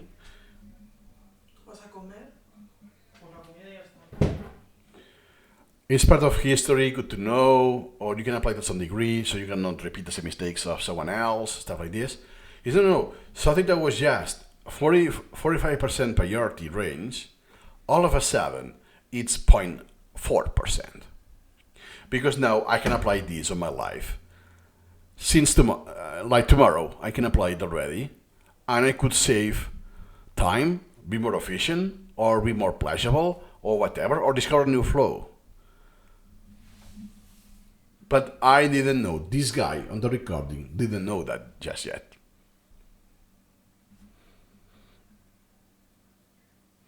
Compare this to just recall. Every house. Primacy. Recall a version as a final of items positions in the study. A study list. I could say the same as primacy and recency. So I could just have some redundancy that, I know those words. I just know that recency means the last positions you will see in the list if you go by sequence and all of this. Then if I care, I want to explain this to my pals, or I'm learning Korean, I would like to talk about memory or those topics that are very high priority for me. How do you say in house? I already did that. It's just with like Japanese. It's just phonetically adapted, right? But how you say recency or this reposition effect is very likely they have a name. Could be that it's adapted for English. Could be, not necessarily. But now I could do language learning with those, so it's my jam, and I can talk about this nerdiness in a second language, and It's a never-ending story. At least that was my message. When you have incremental thing like this, there's the turning back. When you experience this, you will not want to go back to Anki to just recall what I'm doing here. Last week, last month, half a year ago, or whatever. Then I connect to myself back then, but now I have a different previous knowledge. So I can make changes or make new connections or understand fully or in a different layer than before. And I don't have any noise about styling, colors, or whatever. And on top of that, I save lots of time. And since I'm using topics, I'm... Okay, I didn't explain why. You save time preemptively. So the time you will invest, Ctrl-Shift-M to apply a template or to make anything in bold or whatever, since you don't do it, you don't waste this time. It's that you don't save time, that you cut something short. It's that something that will be added is not being added, which is not the same thing. It's more preemptively saving time. I mean concepts. I'm auto-applying a plain text template. That means, let me show you one example. Okay, so I just went to the last import of this backup. It's parable. I think it's pronounced. I don't even know if it's pronounced like that. Now let's pretend I only want to do this, just for the example, to make it quick. Okay, I do the extract, and now I make the cause deletion of this. What will happen is that now I have a plain text component. So SuperMemo is rendering this as plain text, but it is still an HTML file. It would have shown you before. But what I discovered that as soon as I do any change, for instance now, I do my own convention, a construct, what will happen is that now it's a text file. Exactly. It's a different layer of what I mentioned before. In this case, I had one hyperlink, and that hyperlink is get rid of. Yeah, perhaps not as an example, because you could have still more HTML, some more hyperlinks, underlined, whatever. This also will get rid of, because SuperMemo now deletes the file, and it's just a plain text component to match. It's a plain text to match the component. So it does this conversion implicitly, even if the user didn't request it, just because of the editing. So even if you add a white space, it will happen the same thing, I think.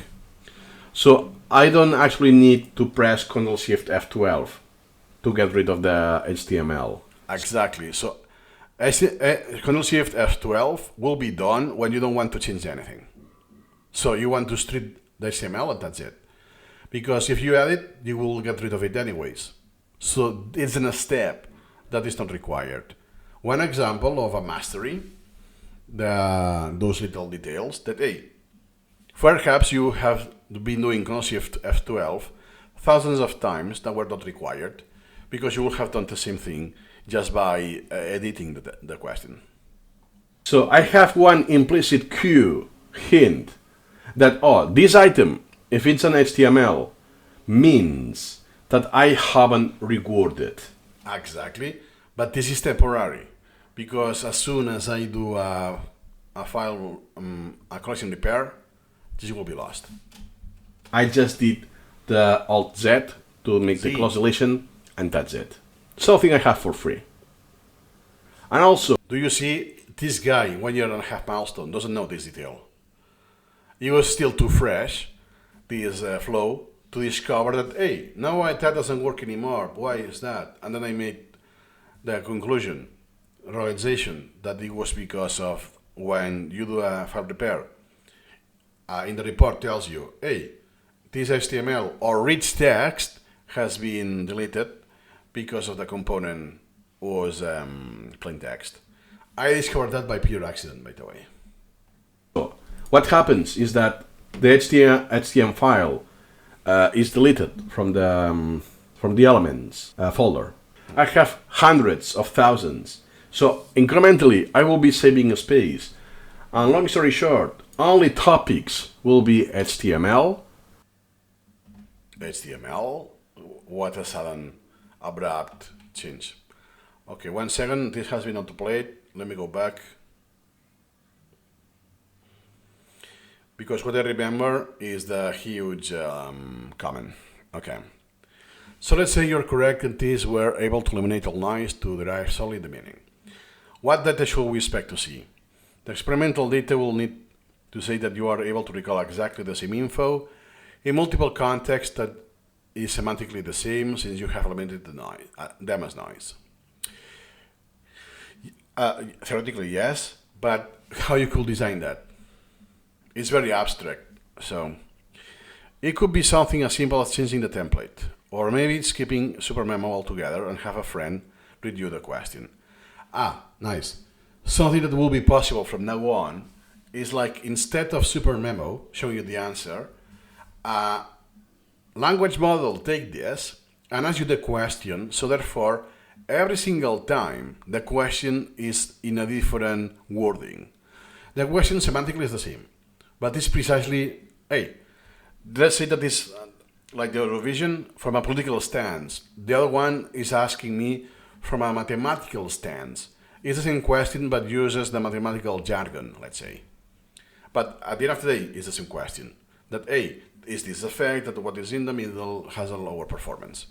Words recall. One of the main purposes is to eliminate SuperMemo environment. Oh, exactly, the same as Anki. Basically, how it looks and all of this. So I could just close my eyes, have a conversation with this AI, reply back, and I absolutely neglect everything. It's not that there is no styling. There's no text, there are no images, there's no interface. It's just me with the closed eyes, just having a conversation through a bot. This could be done. And I will cover it in my channel, by the way. But not, I think not today, but very soon it will be possible. Then, for example, this original call solution. That there is a tendency, is the same as my video. Then another one could ask, the tendency to recall first and last items, in the middle words is what? Or what is the name, or not just the order or the type to this close solution or question and answer, is again, the which effect, or it's priming you, it's an effect already, right? Or you remember having house did that, so it's just explaining you the situation without actually asking the question straight, right?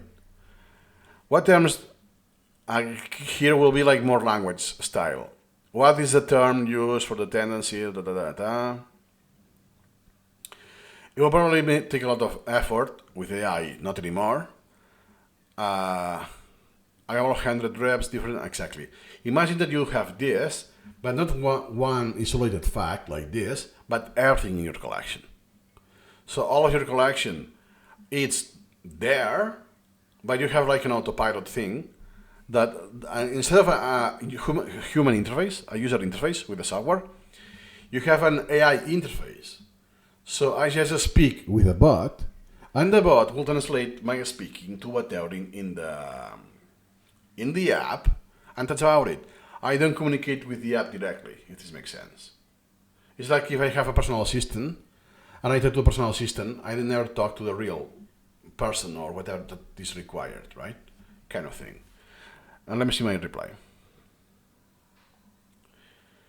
I think you're defining our context. I use in the video. Compresses noise, creative styling. Yeah, the change occurs in one's mind. Like, that's a good, it's a self-golden nugget. Something I didn't realize today, but in the past I did. Good to also have text of previous selves. So basically what they say is the same, but not because it's done to you passively, it's enough. Has to be your thought process actively, has to be, again, from yourself. So even if I'm presented as different question, I have to do the thinking, this relationship on my own.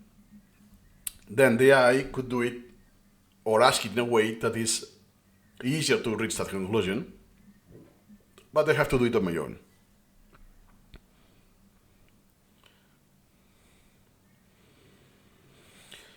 Yeah, so the text doesn't provide the user to focus on meaning automatically. Isn't a skill or a habit, exactly. So different people having the same experience, one person could still, let's say that it's used to have hands-free, text-to-speech, or because it's blind, the person, then for that person will have to rework this because they have the habit already to speak out loud or to interact with the computer through the text-to-speech, as an example.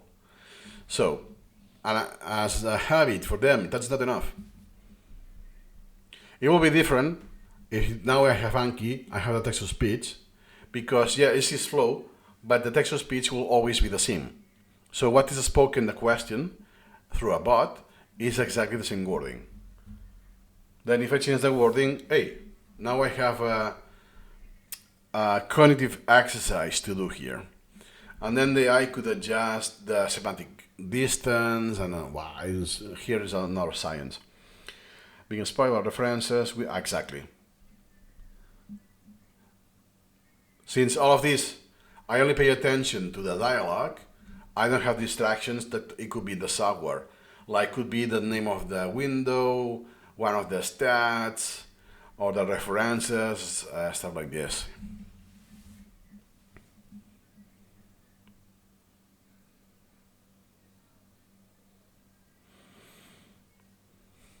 Which data you will expect to see? A more semantic learning, yeah, but it's very hard to measure. So it will be still an anecdotal evidence, and then just the average of your collection. Hey, you actually need fewer repetitions by average for your items. But yeah, this is all encompassing. Is all of you do, not just this thing. So there are a lot of factors in the equation. As you mentioned, I think in data, exactly. It's just even itself is already very hard. So the science that's being published about special repetition is extremely limited. The quality is very low because it will be absurdly expensive and long to have this well done to mitigate what people do outside of the experiment. Let's say it's about language learning, about English. Let's do second language. It's Korean. Hey, don't ever see any TV show in Korean on your free time because this will skew the results, right? So you'll have to monitor what the person does 24/7, or at least when they are awake, for a year, for a single person in the sample. It will be absurdly expensive to do that. And the free learning, that's a different thing. One is this recall, this reasoning, but assessing the result of this reasoning, how do I measure that? I can only do tests, but the test is, hey, do you know the answer of this question right now? It's just giving me this, doesn't give me anything else. I cannot measure the learning you did. It's a different story. Yeah, like in Men in Black.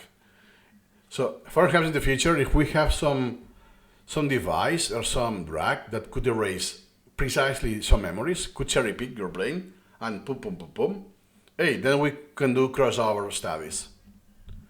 Because you can do this method to learn this, then we erase this from your memory, you do the same with a different method, and we can compare. But that's still not possible. So, and depends on your previous knowledge. It's extremely hard to grade your previous knowledge because it's very arbitrary. It could be a lot of things that could change the results of the questions. So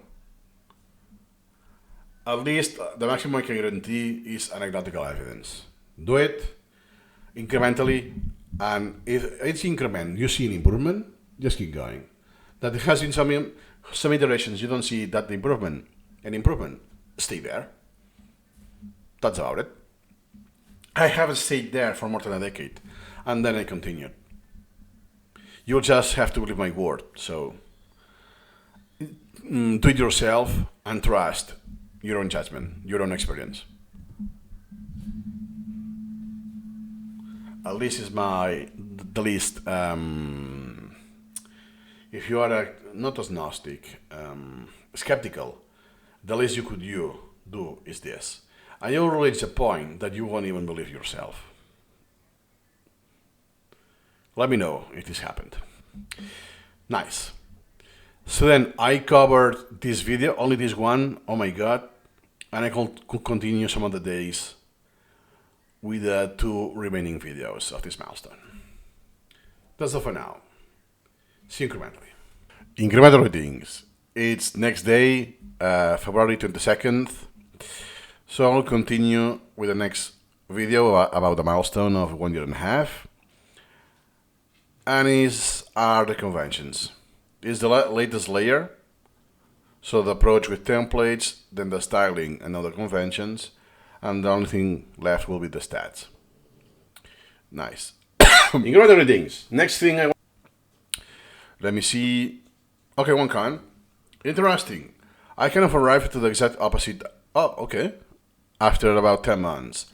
I did all my rules for SuperMemo. The only formulation rule I follow is my instinct. I suppose consider my perfectionist tendencies is for the best. Absolutely. But we will see.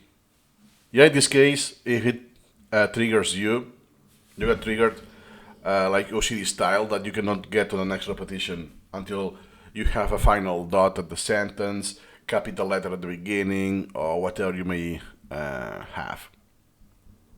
But the video doesn't go in this direction. It's how I want it to be. It's how I have it, that it provides me some advantage over SuperMemo. Searchability, that is unique, is one single string, and that string is not going to be repeated. I'm not having, even if I have 20,000 imports, articles that I haven't read yet, I guarantee this character is not going to be found because it's not in English, because it's very obscure, albeit in the common area. It's from a very obscure or now even defunct language, so it's very unlikely I will have those characters. So it's about 6 minutes. Most of it, I think we already have seen it, but let me see if I am surprised here. I want to cover about 1 year and a half of using SuperMemo. What is new from the last 5 months is conventions. I use conventions for everything now. So I have one. I specifically have one concept about convention. I'll look at that. I'm running convention for plan. I plan it to use plan. No pun intended.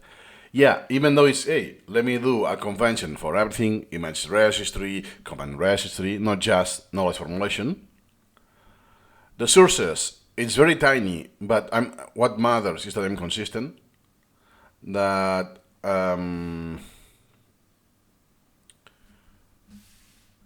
with the command, not the command registry, but the command you can put in the sources, and how I do the few parameters there are. So I'm always, since I'm consistent, I will deduce in the future, oh, it was like this, or it was not this at the very least. Let's see if I present this. On plan, I set the same because, hey, I want to do this for, and then it's, hey, I want to do this for everything in SuperMemo. And then I continued with plan, like, hey, I want to do it for absolutely everything in SuperMemo. So my intention was also plan, which I also kind of reading the documentation and trying out for a few days. I did it, but I never put it into practice because, as I mentioned before, in the milestones, I don't use plan. No pun intended, but it's on hold yet. But I did, for instance, the acronyms, because I wanted to keep track of how much I was spending with incremental video, incremental writing, the nap, meal, so eating or cooking, mundane, something that you have to do at home, without specifying whatever. So it's just a category, it's enough. I don't want to specify that. But later it was too much friction. And even if I don't use plan, so instead of using plan as a looking ahead, I do it as a opposite, looking behind what I did, I just log it, logging my time, which is, by the way, a different paradigm. It's still too time consuming, and it's not worth it, I'm sorry.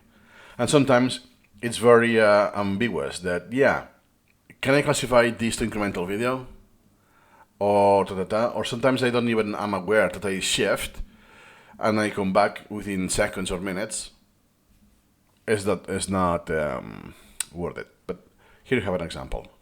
I care about doing my convention. For the source registry, at least I have something. I don't know why I didn't zoom out, but so it's, hey, I want to differentiate if it's a book, it's a textbook. I don't know, at this level, I didn't have to differentiate fiction or non-fiction because I never imported fiction, but I will do it. The default is web import if I change nothing, and then discussion or conversation. When I copy paste a conversation that I had through Discord or whatever that is mainly text, or perhaps a conversation if it's very key that it was on real life, and I just added my thoughts there because they were golden nuggets. So more or less,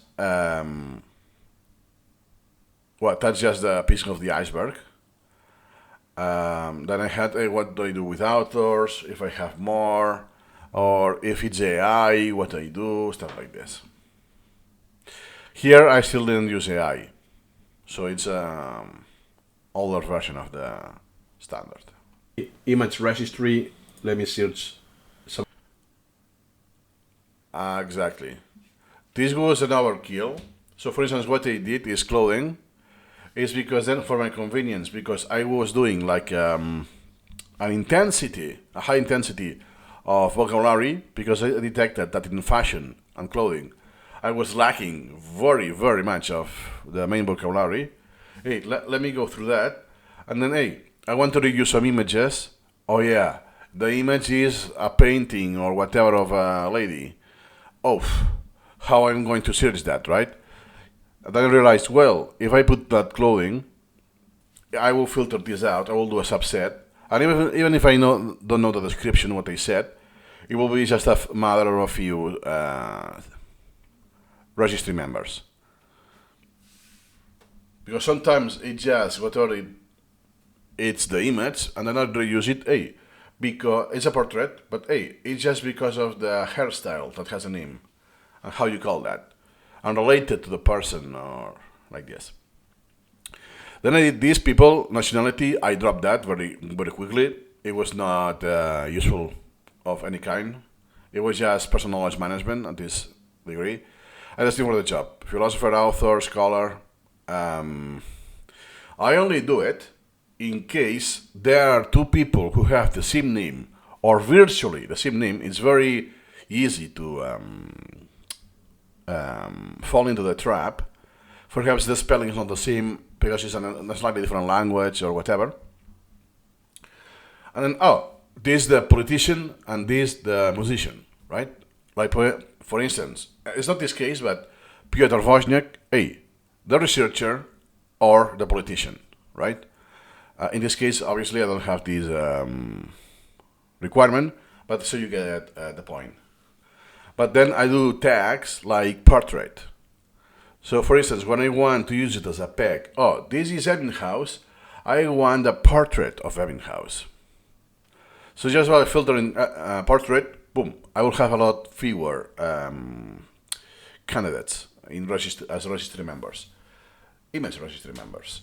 And then in case of Ebbinghaus, I think it's not a good example because I only have the portrait. But for Einstein, I have Einstein riding a bike, like the tongue out, I have a few ones. No, I want this, the portrait, because I'm going to use it as a peg here, as a network peg, stuff like this.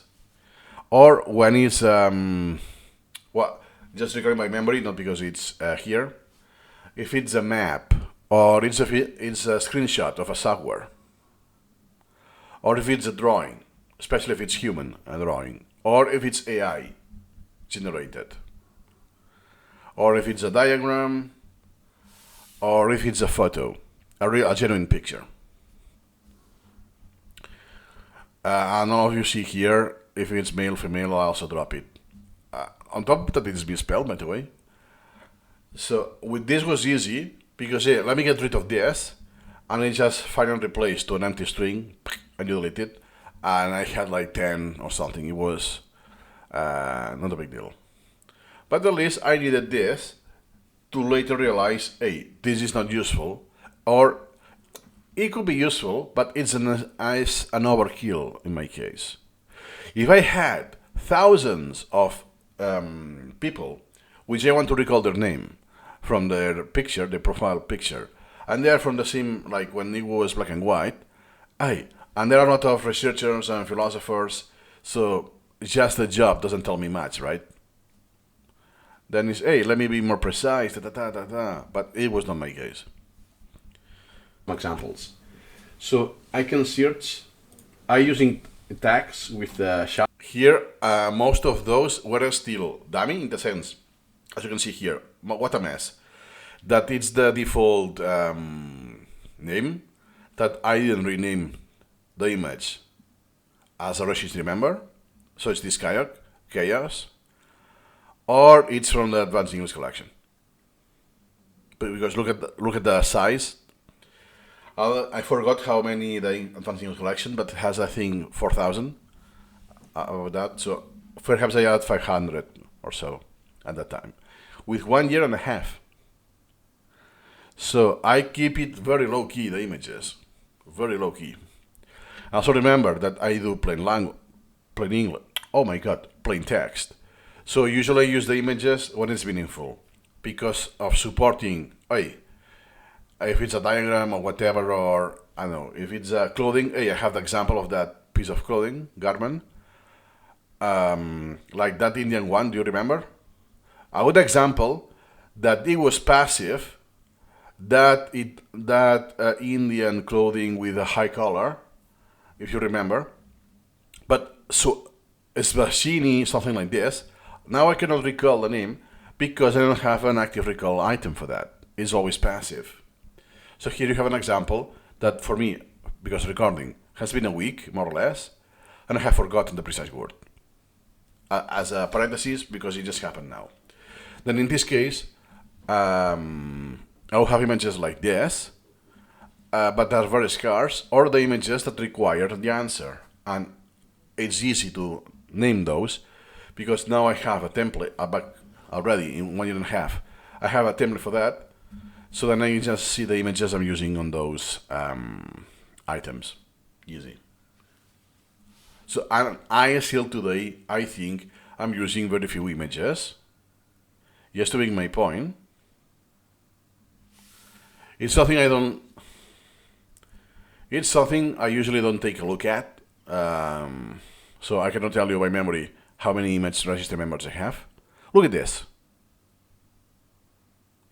That's the incremental link collection. So everything that is not language learning, I only have 1,590. There's no image from the advanced English collection, most likely. Or if there's one, it's anecdotal. And if I go to my learning collection, so here I have language and the incremental reading, so I will have the same 1,500, because all of those are backups. Takes forever. Auto-sorting repetitions, yeah. The outstanding is so large that just the auto-sorting takes forever. It's not postponing, it's the auto-sorting. But this auto-sorting, tens of thousands. I think I even have more than 100,000. Yeah, 122,000. Yeah, nice. And for instance, 24,000. Do you see I have more images here?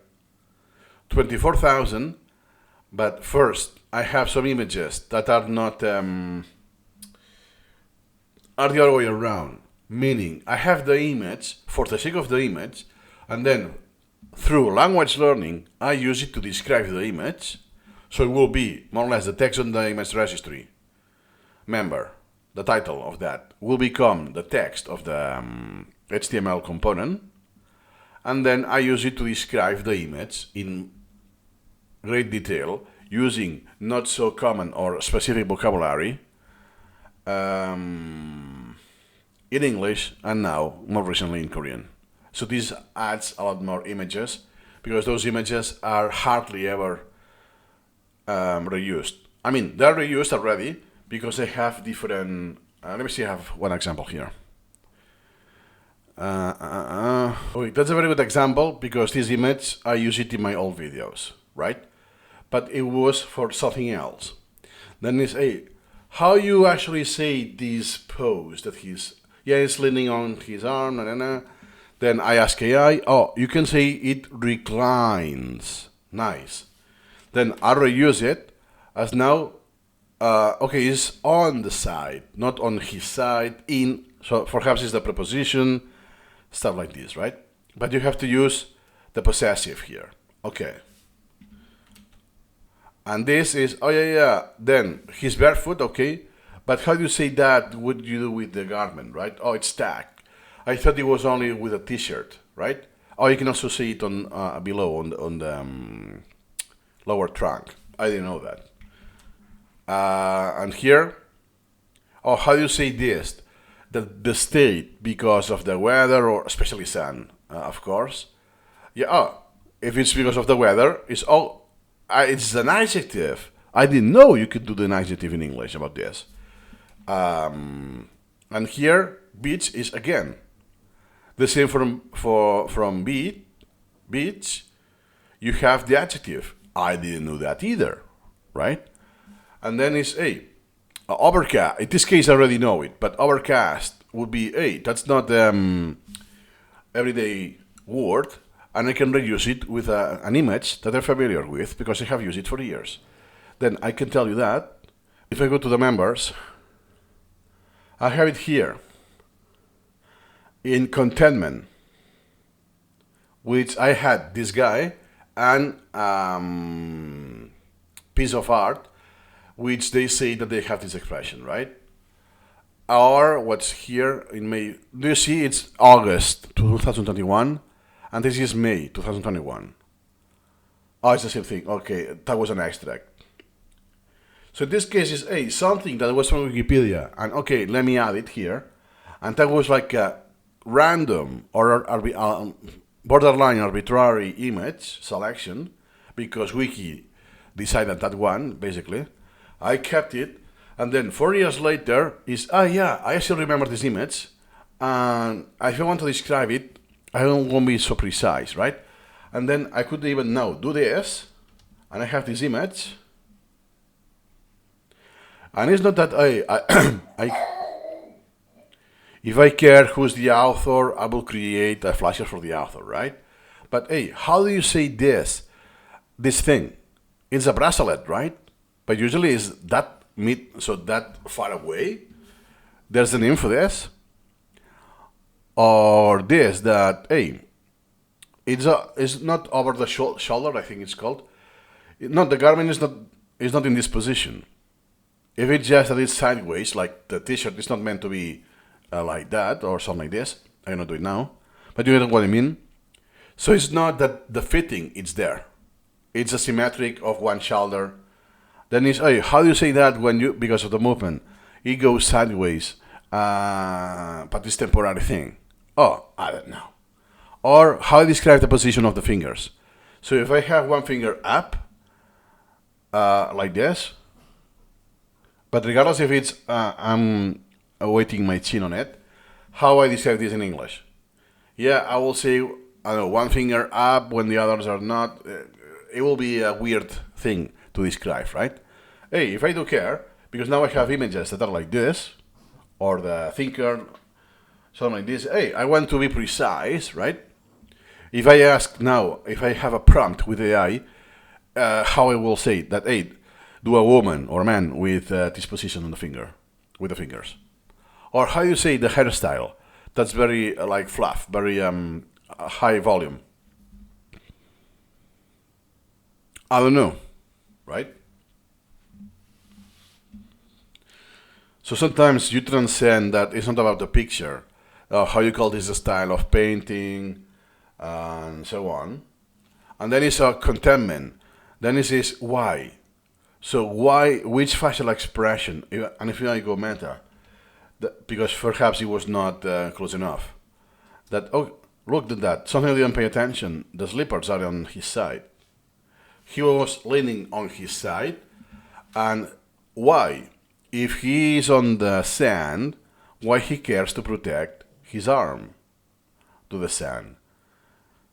It doesn't look because of the weather, so that the patch that is burning is because it is all of his weight relies there, so he wants to cover this.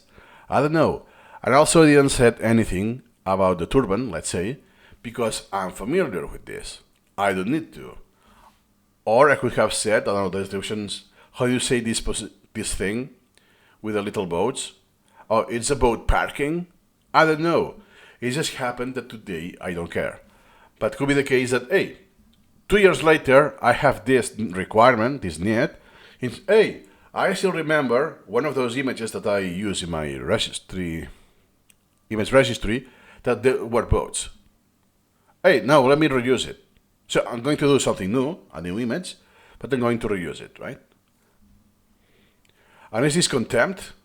Now, if I do a zoom in, it's too low res.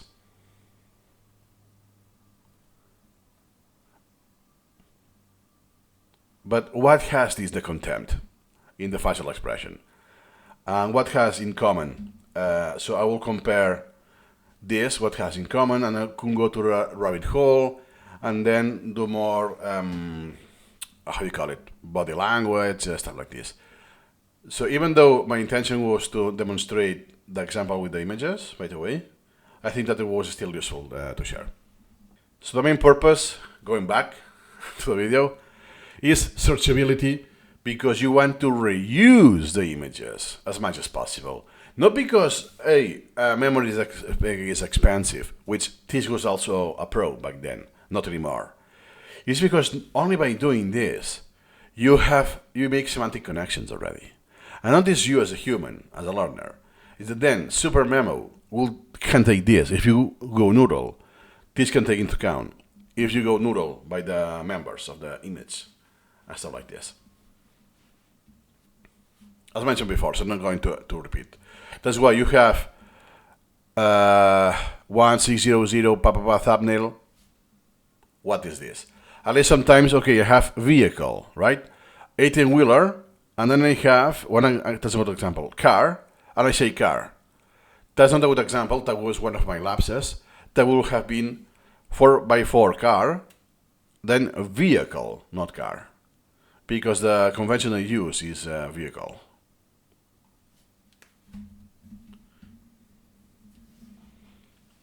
Sharp.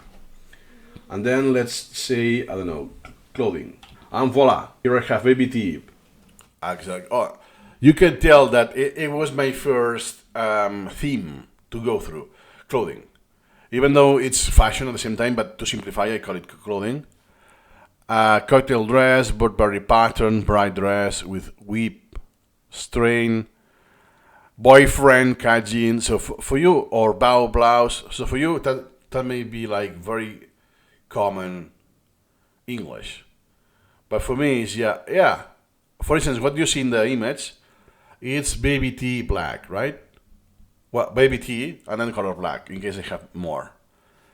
I will just call it tea. That's it. I don't know. Oh yeah, that you see the midriff. How you call that? Yeah, a short. It's like the colors, right? How you say that color? Blue. How you say that color? Yeah, light blue, dark blue. But it's always blue, blue, blue, blue, blue, blue, blue. It's not sky, salmon, or that you say other fancy words. So let's say more specific. Use modifiers, but you keep saying the same color. Blue. It's this kind of thing. That, oh yeah, it was jacket, shirt, t-shirt, and that's about it. Pants. Oh, but then you have this thing, and oh my god. You can see the members I have. 112. Look at this. And then I have this anorak. It's, oh yeah, my mother used to say anorak in Catalan as a jacket, but the jacket that is very bulky, right? And I thought it was just the brand. Well, but no, has nuance. It's something more specific. It's a jacket, yeah, but one kind of a jacket. Something like this. Bad jacket, blues and black, and men. Because sometimes I want to have the same male. I think that's misspelled. That's not the thing, because it doesn't look male at all. And female versions to make the generalization. Yeah. And sometimes it's oral specific, like blue tartan swing dress. It's not that I want to recall all of these. Yeah, it's because I want, for instance, to recall what's the pattern. Oh, it's tartan. But usually it's on a scarf, stuff like this. Hey, you can also get it in clothing, and not always with brown and the cliche one. Here's another example that is not a cliche. And then I can also use it. Hey, what's this kind of a style? Regardless of the pattern and so on. Oh, that's a swing dress. Specifically. Perhaps that's one example that I may be reusing it, and helps me the generalization. Then could be the case that later on I use it for the hairstyle even. Oh, is that called bob? Something like this? Or it's too long to call it Bob or Blob or something like this. This is just, let me see, in this case, a dress that flares away from the body with a white bottom. Exactly. Sweep. But I can reuse the picture when I want about the pattern that is tartan and so on. Nice. I can have the same, let's say, with people. So let me use portrait. I still don't have many because it's not been... Oh wow. So, yeah. I have a way more than that. And do you see that it's, for instance, could be personal, like real people, Alexander Graham Bell. Do you see inventor, Scottish, portrait, male? I don't do that anymore.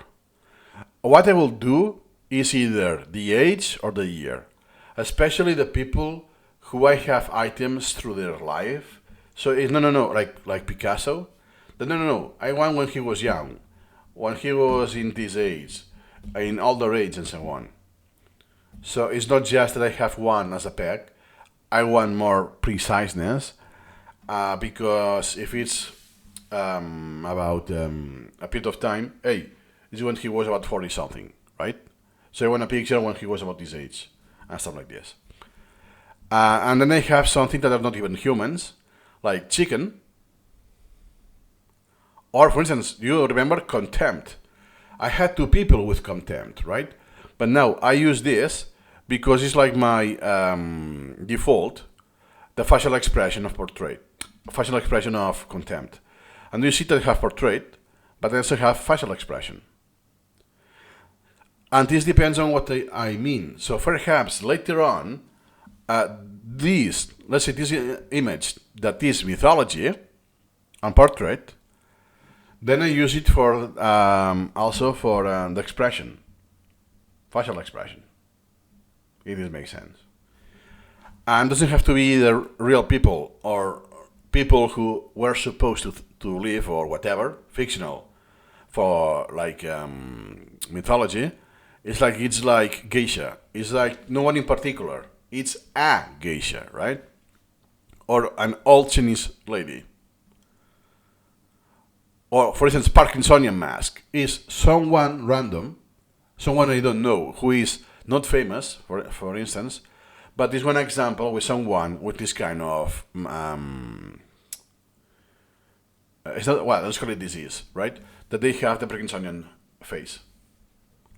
And then if I do care to recognize this face, I will have different people, albeit no one will be famous, but let's say that someone famous will have it, then I may add it. I may be reusing that person, hey, because I use it as an anchor, I know this person already very well, and boop, and now I get it as an example of a Parkinsonian thing.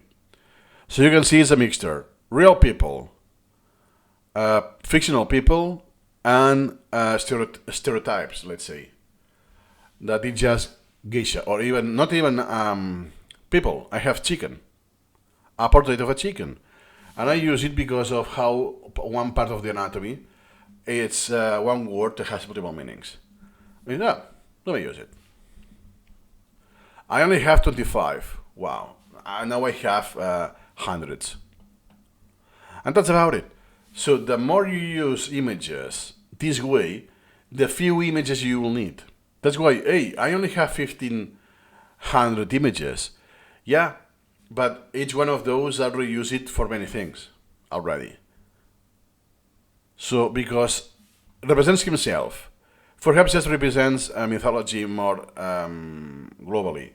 Oh, then because it could be the beer, or could be the armor, or could be the whatever, the facial expression.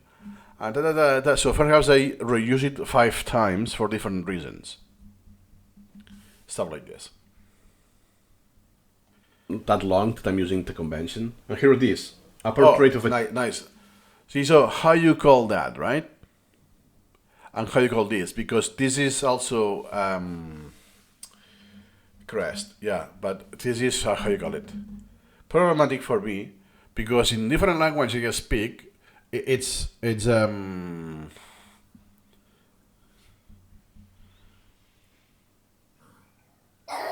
creates interference. If I only knew this in 2 languages, I will not have need that.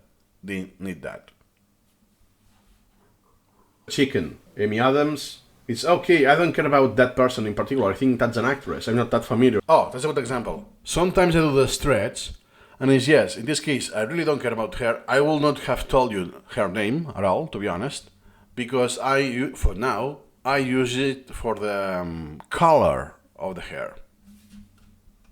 With hair. But I use it because of a woman with a reddish blonde hair. So that's actually good. Do you see? So in this case, like the old Chinese lady, I could have said that. Actress with reddish blonde hair, boom. And skip her name. Or even better, which what I do now, with the help of AI, of course, is that I have this convention, and then the entire description.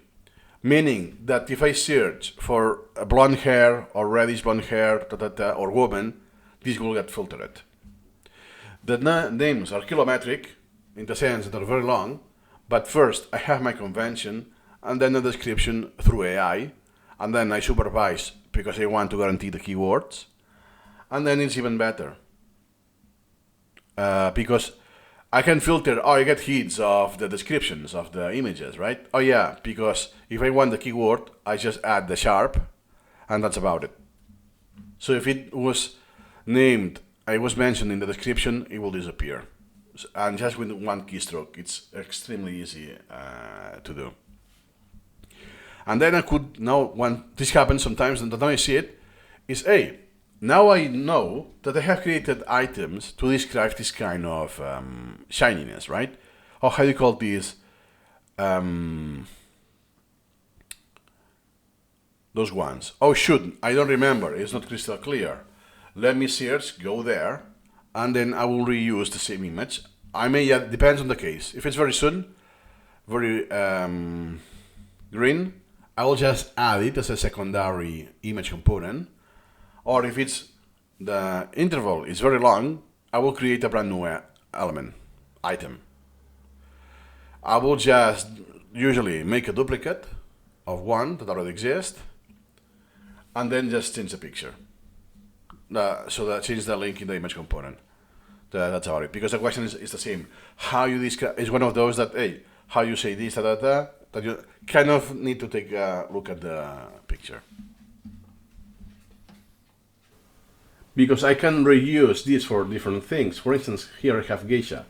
If it's about something related to Japanese culture and so on, I can reuse it if I want to. And sometimes I use... Now I see that I have portrayed twice. At least that's not a big deal, because if I filter it, it will just appear anyways, or filter it out. But good to know that I did that mistake. Oh my god. And then I also thought of this close-up. It's one of the other ones that I don't use. Because at the end of the day, I can zoom in and zoom out in SuperMemo anyways. So just knowing that the entire picture is already close-up, unless it's really crazy, like ones that I have about the eye, but it's like in 1 centimeter distance, because it's very close, because you want to see the retina and all of this. It will not make much sense. Now, the age. Because perhaps if I dig down on the I didn't do it with himself, but with other people. biographies, I will have to have different images and as well. Another last example that could be meaningful is the image occlusion. So I'm using my own convention, IO. And here it is. So I can really quickly filter images that I'm using incrementally. I'm doing it. And sometimes happen that are both. So I use it sometimes. So I use it as an image occlusion, and sometimes I use it as just a mere image component. Image occlusions. Perhaps this one I did them all already, but that's not the case. I just did 3. Because I did that incrementally, yeah. Because I'm processing this incrementally. So therefore, the occlusion is also done incrementally. And if you have noticed, that's a perk it's the only perk against Anki. And now, especially the last time that Anki, I forgot when, but let's say kind of recently, 2 years ago. Well, for me this is recent. That because before Anki had an add-on for image occlusion. It was almost mandatory. A lot of people were using it, but it was not built in. It was through an add-on of Root that reused open source project to incorporate it in Anki. It's the same that you will see the image occlusion for SuperMemo, by the way, because it's open source. It has been used. You'll be using the same. Then it's been a while that it's now built in Anki. It's even more convenient than before, and you can edit later. So hey, I can just do one square, then later on I do another one, but it's not meant for this flow because you will have to see the repetition as a flashcard, and at that time you go to edit and create another flashcard. This is not scheduled as an item. This is not scheduled as a topic, but as an item, right? And many other things. Going straight to the point, you cannot do the incrementalism. So therefore, you will be forced to create all of the image occlusions you want, and then poop, you create the cards. Well, the node, and the node recreates automatically the cards. Then perhaps you will see one by one with a bury function. So you introduce one every day, whatever, which is suboptimal at best. But it's not good because, yeah, I don't know if I need this. I cannot take this decision today, right? So the more incremental you go, the fewer cards you will do because you will realize, hey, now that I have done some forgetting and decided what to remember through repetition and iterations, then this is no longer required. Is given. It's almost virtually impossible that I need to remember this, right? I have no requirement. Therefore, I don't create the card for it. But in Anki, you cannot do that. You take the action preemptively. And that is the con. That you use, let's say, image occlusion like me, here and there, and that's it, anecdotal, not a big deal. But if you study neuroscience, anatomy, chemistry, or whatever, or geography, that's a big deal because you will do this daily. So image occlusions are your daily jam, and you have always this very high, extreme limitation to take the decisions. So imagine some sort of analogy. Imagine that you have to go and ask for a mortgage. To get an apartment, right? Imagine that I have like a diagram with all of the states, all of the taxes you have to pay, and you need to agree to all the terms now at this repetition. Hey, it will be nice if at each iteration, okay, I now understand that, let me take some decisions, It will be, most likely, a better outcome if you do it incrementally, that you just take all of the decisions at day one in the same repetition. Without further details on the example, I think it's clear enough, right? Here will happen the same. Yes, then you can delete that, it was not required, yes, but it's not required 6 months later that I already done repetitions on that. I already wasted my time. It's too late. I already paid tax on that card. Yeah, I can delete it now, and I'm going to do repetitions next year, 3 years, and a decade. Okay, I save myself three repetitions, but I have done 80% of the time with that flashcard already. Yeah, it's better to save 20% than nothing, but I paid most of the price already. That's why it will be ideal. I will really like to use SuperMemo for this flow, but that is so painfully limiting. Even if in SuperMemo 19 you have a quicker flow, but the restriction that how I need to import that so it doesn't get the quality reduced, friction. Then how I need to have the templates and the image components to the specific stretch, because then depends on the layout, the component will be different. And it's so easy to break if by accident I reapply a template which I did sometimes. So there are perks like the image. All of the images we have said before, the components, either registry members that you can use as a mnemonic, as a peg, sorry, and to use the network. In image occlusion, it's like this. So it's fantastic, and I have the incrementalism. But from a technical perspective, it's a drawback that, oh my God, it's not sustainable long term. It's like a building that you just do patches and patches, but any day can fall off anyways. I have always this feeling. That's why at the end of the day, I didn't continue to do image occlusions. I still remember when I helped with the, not the English collection, the medical biology collection. I don't know if now it's still available to buy. 10% off using my link. Everything in the store is 10% off, always 10%.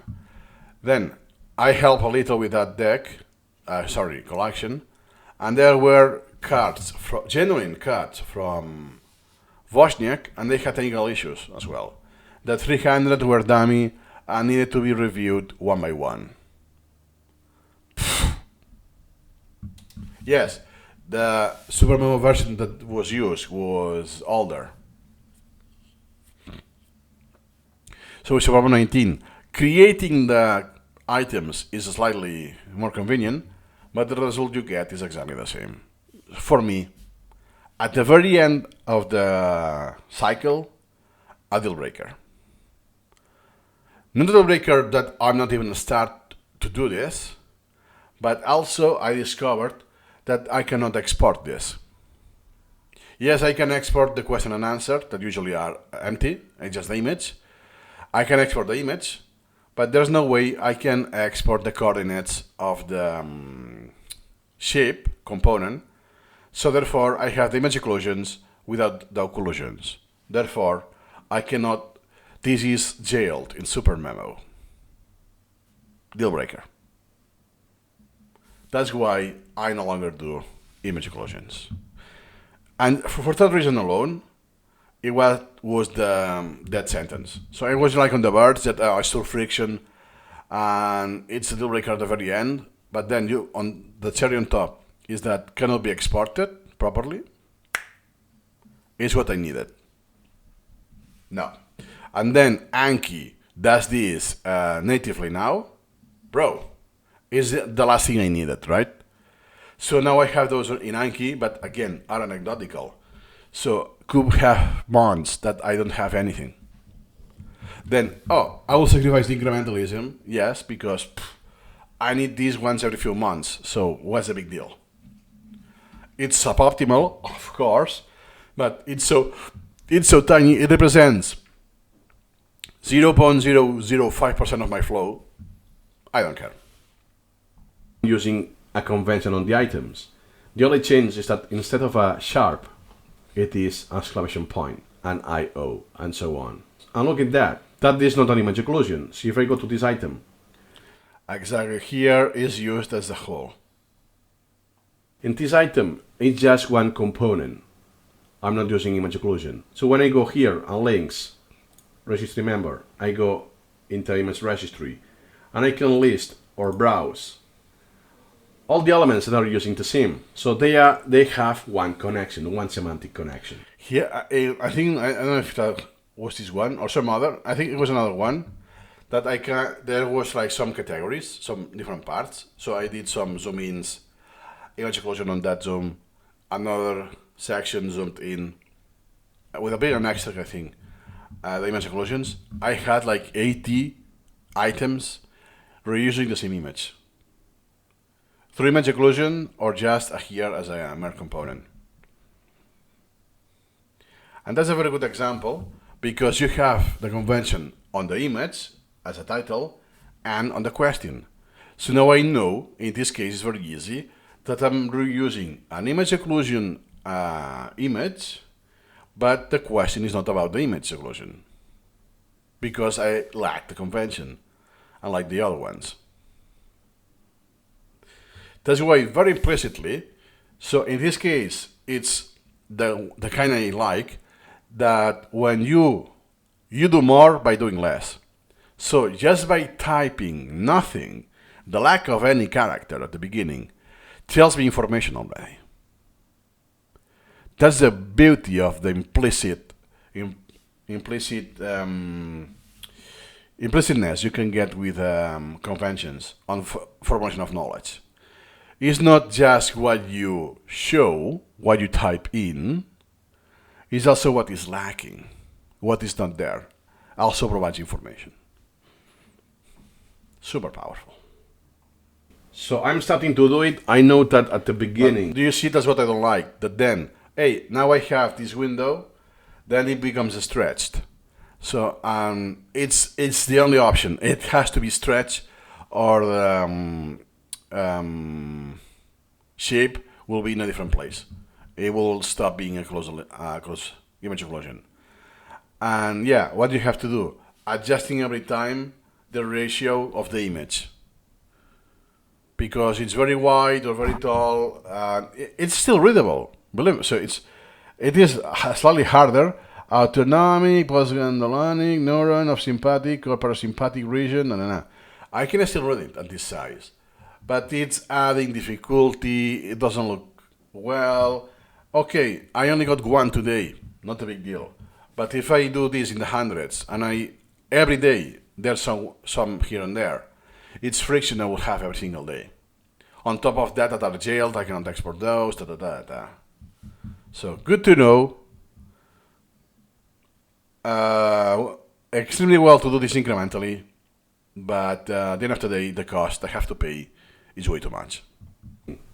Doing conventions, it's cumbersome, especially renaming pictures. But the more you do, and the more in the future, the most powerful this gets. Yep. You cannot get this from the examples I said, but every time when I have... That's true. So my year and a half already saw some potential. Now I have seen a lot more power in this standard. The time you invest putting the good titles as image components, as image registry members, it's something you will take later. And now with AI, I just ask AI, I have a gem in Gemini, and boop, I copy paste the description, but that doesn't mean I don't do my conventions. I do my conventions, and on top of that, the description. And now I have a few hundred with the long descriptions, and it's wow, it's in a few seconds, boom, boom, I get what I want. Something, oh yeah, I have a picture about that. Let me link it. And you can. And sometimes you rediscover that, hey, I recall, I have this. I remember I have this image in my collection, but now I see it as a different perspective as before, because of the position, the facial expression, the clothing, whatever is in the background, whatever. Reuse. So look at that. Now I'm reusing. Okay, I have used a similar example before. I think we're with crops. I think. Small crops, something like this, of different parts of the planet, Earth, and how they were, right? That I want the serialization. Then this is not the same thing. Those are two ways, more or less, to have stepping stones. But here is like, hey, I only have known the idiomatic expression, but not the literal expression. The literally are the stepping stones. Stones that are meant to step on them, because you avoid grass or you avoid water, for instance. This, I can already tell you, this comes from the book Kenneth Stanley. The Myth of the Objective. Yeah, here you go. In this case, I remember the source because it's very memorable. But you get the example. That, hey, it's not exactly the same. I don't want to generalize this, that everything maps to the stepping stones. I want to have that in English, the two meanings, literal or not, what they map to. Because I thought it was just abstract, was not for real. For example, sentences. So what I also want like to do, sometimes I use the built-in example sentence from the dictionary. Sorry, yeah. So, then I here explain something unrelated. What I said is absolutely true.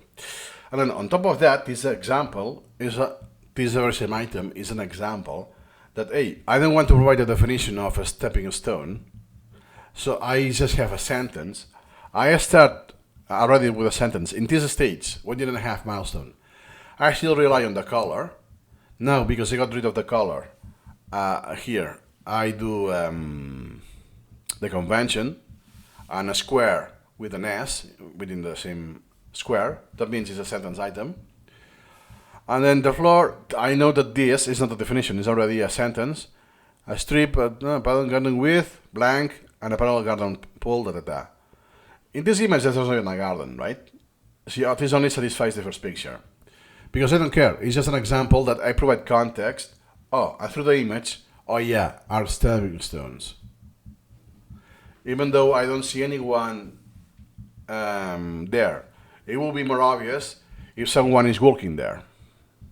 If I need this, I'll look at the image to do so. Or now at the edge of AI, I will just produce one that, hey, modify this picture so someone is stepping on them, and that's about it. And the next step is to make my own example sentences, which usually they are modified from an existing sentence that I know for sure it's correct. And this practice was very good before AI, because I already know that the sentence is correct syntactically or grammatically, and I just swap names. I know it's a doctor, and I say the lawyer or he or whatever. Or if it's at the park or whatever, I change the place. Or if it's eating something, eating pizza. So I change more or less those the objects, let's say, but the sentence is the same. A lot of time, when there's a name, I get rid of the name and I use the pronoun. Why?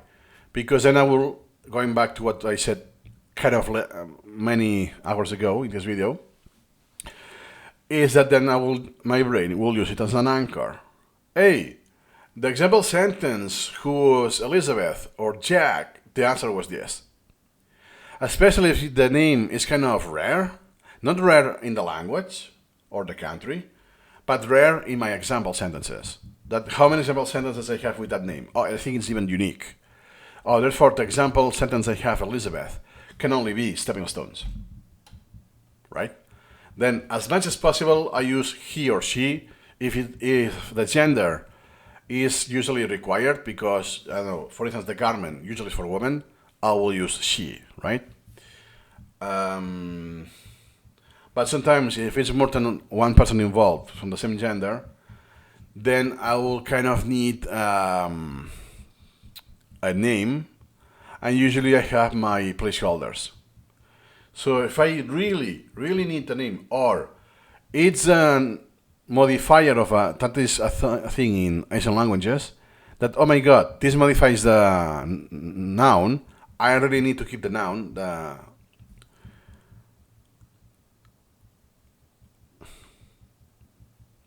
in the sentence, then I always use the same one. Like John Doe, that I default to John, always. So therefore, hey, it's always John. So at least I will appear as infrequent as possible, but then I'm not saying any cue. Or the cue, the hint, I could say, not necessarily, is that, hey, the noun here is required. I cannot take it off like in Spanish. Because the conjugation of the verb tells you the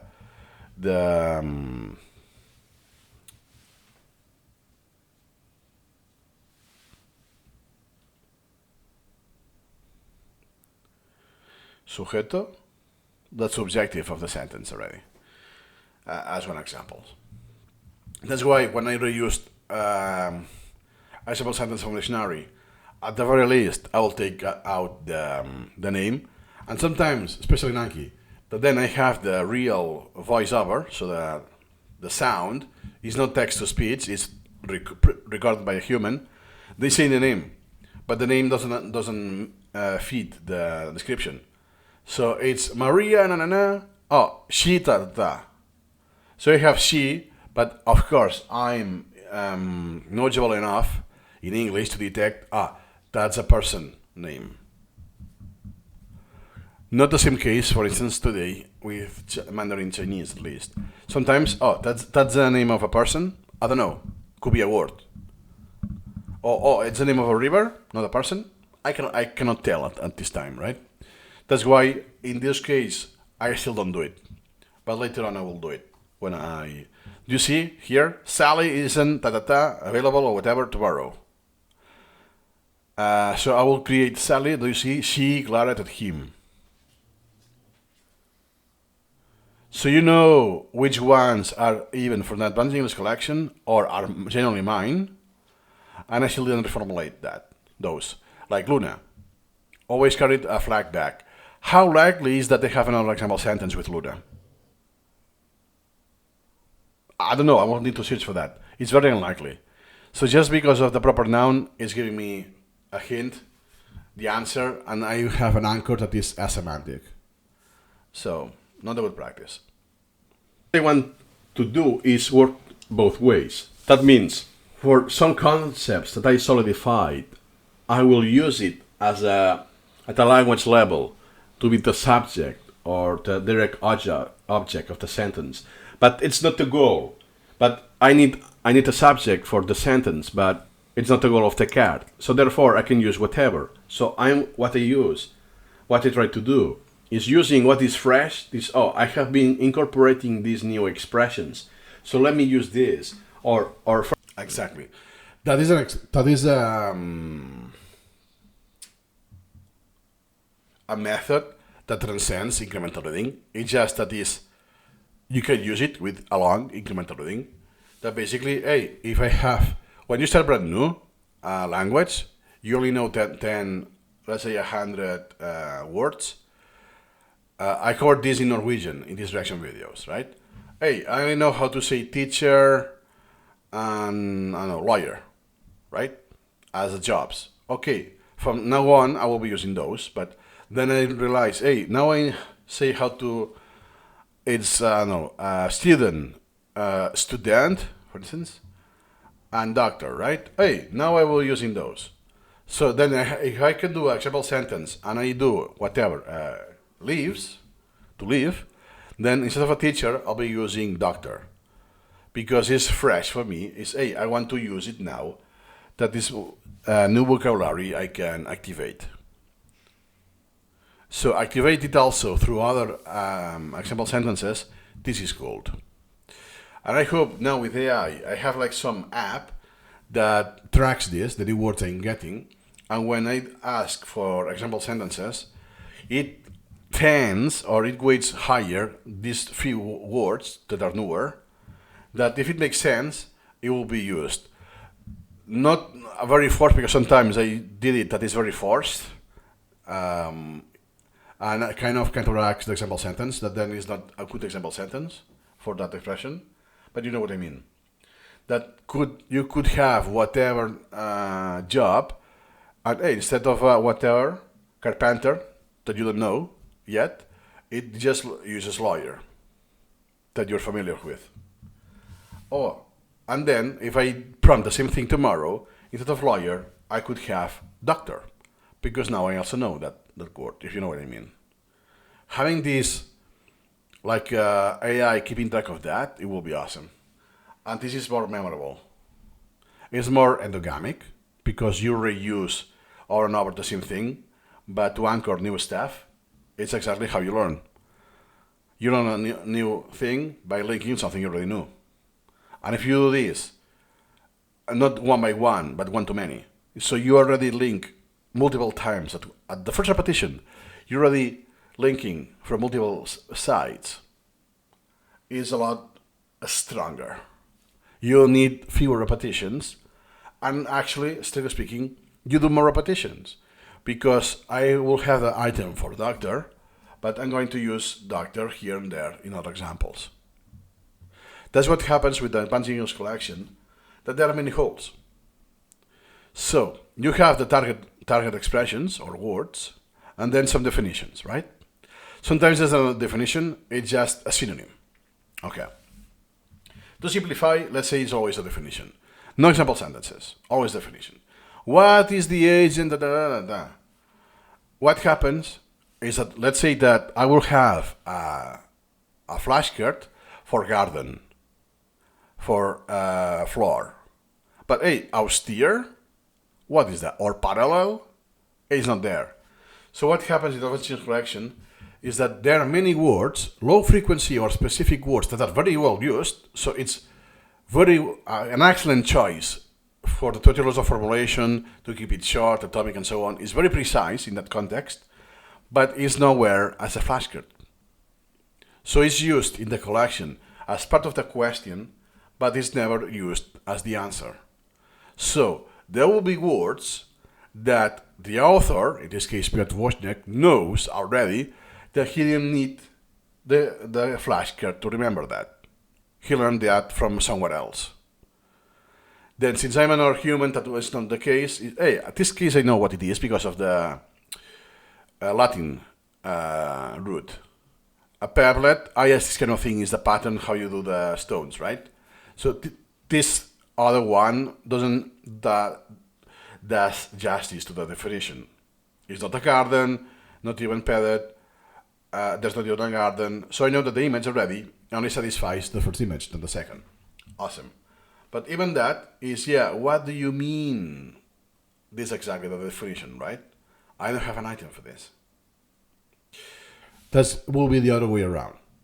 But now this flow is possible, and I do it with Korean. Not in English, because there's almost virtually no room. I know too much of English already. If it happens, it's because it comes from a different language. It's a borrowing, basically. What I was saying? And now with AI, I can do it. That, I have an example sentence for the dictionary or AI and used something else, a new word that I don't know.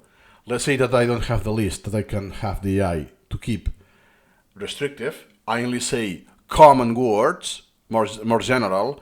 So until I don't have this common knowledge, let's say of 2,000 or 5,000, I will have holes. But now with AI, what is austere? Like, use it in different ways, in different sentences. And I do like this, pam, pam, pam. And it's like I do sequence, sentence by sentence. I grow the sentences through the words they use. Therefore, a sentence to the next sentence, there's always something in common. Could be one specific word.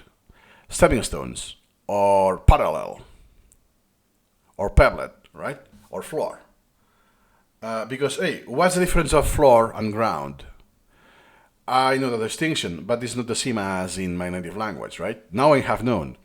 But something like this, that transcends already the language to some degree, is a little the culture, because something I realized that Japanese or some degree Koreans, they do, Vietnamese I think they do this more. They sit on the floor. I just happen that they have the exposure to Vietnamese language. But so I realized that, they have a word, but a restaurant, when you sit on the floor, like for them it's traditional, right? But it's still a thing. It's on their reality still exists. It's not the norm. The Koreans have been occidentalized, westernized. So they also have the fork, they have the metal chopsticks, to some degree, as an example. And with this, boom, you go that, I realize that the floor and the ground is not the same. Now let me use this in this other language and how it translates to English, especially when it's not congruent. That, in this very same example, there's a mismatch in English and Korean. In one I will say floor, the other will say really ground. And what about the other sense? That, I live in the ground floor, right? Like the story of the building. And you go to different meaning of the same word. And always you go sentence by sentence that there's always a connection. Perhaps, and not in English, perhaps It's just not even vocabulary. It is the grammar you used, but not even grammar. It's the honorifics. Oh, sometimes because it's, oh, what is this? Oh, it's the same meaning. It's just that it's even more formal, right? So then you do, hey, those example sentences I already know, how they will be on this level of formality, right? Pam, pam, pam. So how the ending changes. So my golden nugget is that now with AI, I don't need anything. With generative AI, I just link and link. And with one sentence, I go to another sentence, to another sentence, to another sentence. And I will have a very rich vocabulary until I have that ends. This is what happens with English. Even when the example before, that in the image I prompt AI, like leading on his side, hey, I have the vocabulary. At the end of the day, there will be that ends that, okay, in this new description, I know everything already.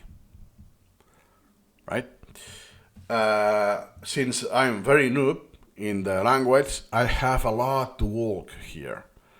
And turns out that I will be able to run the language quite very well, very rich and semantically, without ever checking a dictionary. Well, even though the AI is trained with dictionary data, of course. But you know what I mean. This flow, that I still don't know how to call it, that is not sentence mining, because sentence mining will be that you came across the sentence yourself by reading or watching a TV show, whatever, which is also very good. This is the next big thing already, is that I don't need to wait until there's some dialogue that uses a word I don't know. Or I cherry pick that. There's some web apps that, hey, I have, let's say, stepping stones, English, right? And let me actually do it for real. And she took English classes there when she was Stepping stones. only as stepping stones to what the European modernists were doing. One critic, Thomas McEvely, This is meant, by the way, for the pronunciation, right? And I can say, it's just one American. Nice. only as stepping stones Haven't that the first video was already American, right? Then, in this case, hey, I only want the pronunciation and that's it. Or in this case, hey, I have a sentence, a real sentence, for using this. And this is organic. It's not something like a dictionary that just is making up a word for the sake of the language learning. This is something genuine, organic, that has a lot more value. Especially for languages, as far as I know, at least the Asian languages I'm learning, like Korean, they have many different ways to say the same, because they have honorifics that are very complex. It's not just one layer that is formal, informal, and that's it. Or like I think Japanese, that is a matrix. There are 2 dimensions. In Korean, it's like 3D, right? It's very rich. You could have, I think, like 500 variations of the same word, of the same sentence. The difference will be on the honorifics. Counting honorifics that are very hard to use or are just archaic, that are not being used in common day. Then it's our next one. Failures are actually stepping stones. Now I see the stepping stone, actually I have seen that it's always related to success, that I don't know exactly what it is, but there's some concept it's something related to success at some degree, or the opposite, to overcome Let's see. So can you trace for us some of those big stepping stones along the way? Certainly. Great. Well, I had worked in stones to this ultimate goal. Goal. Hey, the same book I was reading, right? The myth of the objective, the goal. Hey, it goes in that direction already. Of an autobiographical. So far, what I have seen is that they're using stepping stones metaphorically.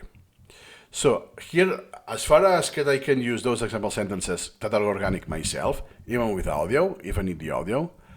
Also, as a side effect, I'm having the impression that this is the regular use, and the actual physical sense of stepping stones exist, but is a lot more infrequent. Or perhaps not, if I go to the UK. Jobs, exports, growth, infrastructure. These are, of course, the stepping stones on the path to greatness for our country. Greatness. Oh my god, the same thing. Goal, objective, greatness, still metaphorical use. Bridges and stepping stones. If the Finally. Oh my god. Finally. That was what I was looking for. And it's exactly what I see. If you see, water isn't to cross the wharf. this is exactly the second. Oh, sorry, it's a video. My mistake. It's a video. So it's the second picture here. The stepping stones. So then I could use an image of that video if I do care, and the real sentence that I have used. In case there were names, I can exit out the names for the he or she and whatever. And if it's a language that is very complex, or that I'm still a noob, I will care about the audio, not for English. Depends on the proficiency level, basically. But now, imagine this with AI and so on, is poof. So, is there a paradigm? It's not that, hey, it just happened by serendipity that I have watched a video that just used this thing. Usually this happened to me. That just next day, oh wow, I just did a flashcard about this just yesterday, and this happens. Yes, you also feel you will be a victim of one of the bias. I forgot the name now. That does not that you have the awareness of that, it becomes more noticeable. But you had that exposure before that you didn't notice before, or something like that. But the point is this: that now I don't have to wait. I can crawl with apps like this, English, and fish, hound the genuine usage of that word or expression, not limited to English, by the way, the website. Or if there's none, or because I don't want to wait, I can just generate them. Yes, there will be a small percentage degree that is not perfect, there's some mistake, or sounds robotic, or is a hallucination, so it's a blatant error. But the percentage is very low now, especially English. So then is, wow, language learning has changed dramatically. Perhaps concepts, and use perhaps for one example sentence, and I use one phrase from Peter Gray. But it's not about the sentence, but it coincides that the grammar that he's using, I was targeting that before. So why not use both At the same time, yeah. at the same time? So now let me search one example. So here it is. And in this case, it's rather difficult for me. The set, it can be used in so many ways in English that for me, it's important enough to make. Not just the parts of a speech can be a verb, a noun, and so it's, oh my god, it can be anything. And then even in each case, as a noun or as a verb, there are like hundreds of variations that you can do it in English. Of course, sometimes I just deduce it, but like here, a medieval village, high on a hill. Oh, that is I would say it is on a high hill, oh, set. Okay. But if they were filming a movie and it's a set, the set is set on a high on a hill, right? And so, and they are playing with a set of cards. So it can be used in so many ways that sometimes what works better is just example sentence. Because then is example sentence of you really stretch it, which I also did. I don't know if in this milestone, the collocation item. Sorry, that is a pattern that kind of repeats. Like, hey, stepping stones is likely to be along in the sentence with greatness, objective, stuff like this, right? So sometimes the collocation is good enough because it's like a common pattern. So you have this expression, or I know it works in 3 different ways, and I have a high yield pattern for those, and then I see something new for the first time. Oh, okay, it's a variation of this pattern. Gotcha. That's why it's useful in some cases to actually remember collocations. But this is, again, it's a very advanced level. It's when you are already more than fluent in the language. And the other thing, exactly, sentences.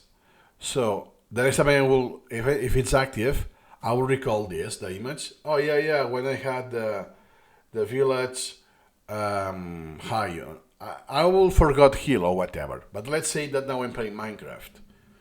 Let's see if I resume. I continue the Minecraft series. And when I want to describe, there's a village, because Minecraft has a village, and it's high on a hill. Hey, there's a village set on that hill. That's a win. And could be the case that when I realize, oh my god, I could do this for the first time. It's a word that doesn't exist in English. When you do something for the first time, in Spanish is estrenar. It's one of the words that I know for sure that English doesn't have. And hey, when I do this, is hey, now if I do care, if it's something that I lapsed, is hey, let me go to SuperMemo, let me take a screenshot, because now it's like, hey, that is like the first time I did it in real life. And I use it as an anchor, and that is usually required for problematic stuff. That is like this set, that I may have hundreds of flashcards that the answer is set, right? And to avoid glitches and so on, it's better to have this practice. And then it's just a reminder, even if I don't glitch it ever, it will be a reminder of this small win that I did. It will be for the use very silly, that, oh, you just said set, right? Yeah, but it's the first time in my life that they said it in this context for this meaning, in this part of a speech in English. And it was like this. That was not even the goal. It was a different context, like playing a video game. Nice. And then could be the case that then I don't realize, it will depend. In this case, I don't even remember the image exactly. Then I could replace it for the Minecraft one. And if it's already memorable, then I will add it. Because hey, I already have some attachment, memory attachment. Not sentimental attachment, but memory trace there in my subconscious. That's why I say, it's not the point of this video, but just the first ones, that I am a slave of my unconscious, right? Therefore, I trust my unconscious. So if I say, it's too weak, it's too weak. It's not enough. So I trust my hunch. It's not, yeah, it's too weak, but I believe that will, no. If you believe, then you trust your memory, and if you trust your memory, you are set to failure. Here you go. Another meta thing. Oh my god. No pun intended. You're set to failure. Oh wow, I got that right there. You have a genuine example. Let me actually verify it in case I'm not hallucinating myself. Oh wait.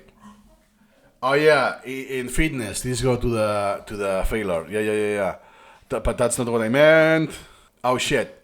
Sets to failure. No, you are set. Oh shit. No. Don't tell me that doesn't exist. At least I did something memorable, and now I'm pretty sure. I mean, I have done fitness. I have worked in gyms for some years when I was younger.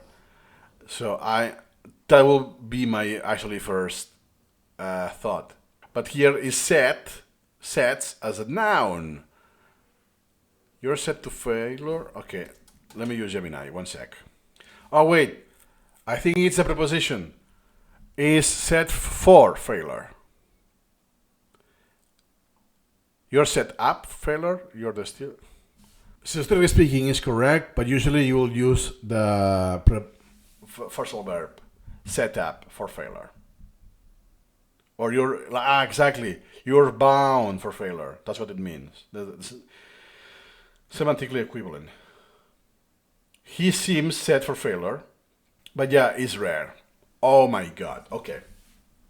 And then in this case, I will take this, not a small win, but a small fail, and I'll convert it as a small win. And from now on, I will remember that, hey, I need, first, the preposition is for, not to, will be its own item, regardless of the on that context. And then on the context I want to say, then I will have to choose, hey, it's set or set up. So I could do one of the examples of items, that is a mistake, there's an error, but I'm not telling you where, because the exercise is to identify the error. So what I need to recall is that, oh shit, I need a preposition. Set is all bit correct in the language, no one will say it like this. And could have another one that, hey, I have a sentence, in parentheses, bound for failure, and I have to use hey, set up. You have to use phrasal verb, set up, instead of bound.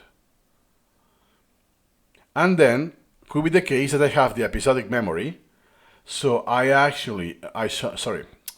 always go to my collection, but it's a video.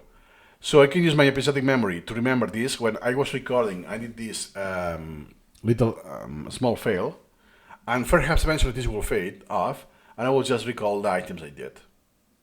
Depends on the intensity, how memorable this is. So even though I had a big small fail, at least precedes a small win. That, hey, now I can say that in Minecraft. I did a crystallization of that knowledge for real, and now I could use it. Hey, the village is set on that mountain in Minecraft. Nice. More specific sentences for every case, and even words as a peg. So here I have a medieval village. Another case, that doesn't talk about this case, but just to announce it, that they say, hey, playing video games is a waste of time, or leads to lower grades. Well, depends how you do the stuff and how you grade learning. It's for you, learning is measured by punctuation in an exam, the score in an exam. That is about memorization of a standardized content or multiple choice questions. That's how, depends how it's done. Doesn't measure exactly what you know and what you don't know, but there's no thinking involved, at least critical thinking. Even that doesn't measure what you have learned at all. But despite that, already systematic error, that, hey, you get lower grades because you're wasting your time, meaning that you're not learning with the video game. When it's the opposite. And Minecraft is one of the games that for language learning, it's immense. How many different items and stuff there is. Just the name of the trees and stuff in nature, or the name of materials, and animals, and tools, and recipes you can do. There's a lot of vocabulary there, and you use it actively. Hey, what you're doing? Oh yeah, I have a skin of that animal. I am doing da. Hey, or I'm crafting diamond gear, sword. It's you're using a lot of vocabulary. Imagine if it's not your first language, and it's so well because it's very immersive. So you are just describing what you're doing, and you do what you want. So whatever you find enjoyable, you will do that. That you like to grind, you will grind with a pickaxe, whatever you like to do, right? So this is extremely, extremely useful.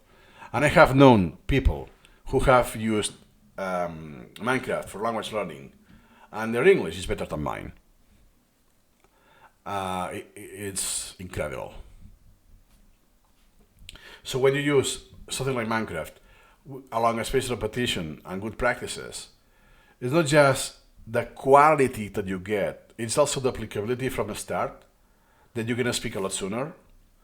And you compare this with what you do on the school system, getting high scores, high grades in the game, in the exams, therefore performing well according to academia, and then you spend 10 years, and you can only have an informal conversation with a foreigner, at maximum, and in an artificially lower cadence, because you cannot have a conversation in real time.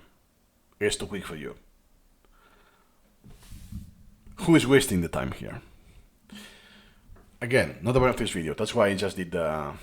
Let's set on a height hill, a house and so on. So it's not, oh, I have just one image for house. Here, what I will do next time is, hey, let me get rid of Sarah, and she left the house at blank. But this is too simple. If I only have this sentence, this could be anything, right? That's why I have the next thing. A noun that is countable and means a period of time spent running or a distance that you run. In English, it's just the same. A run. It's just that it becomes a noun.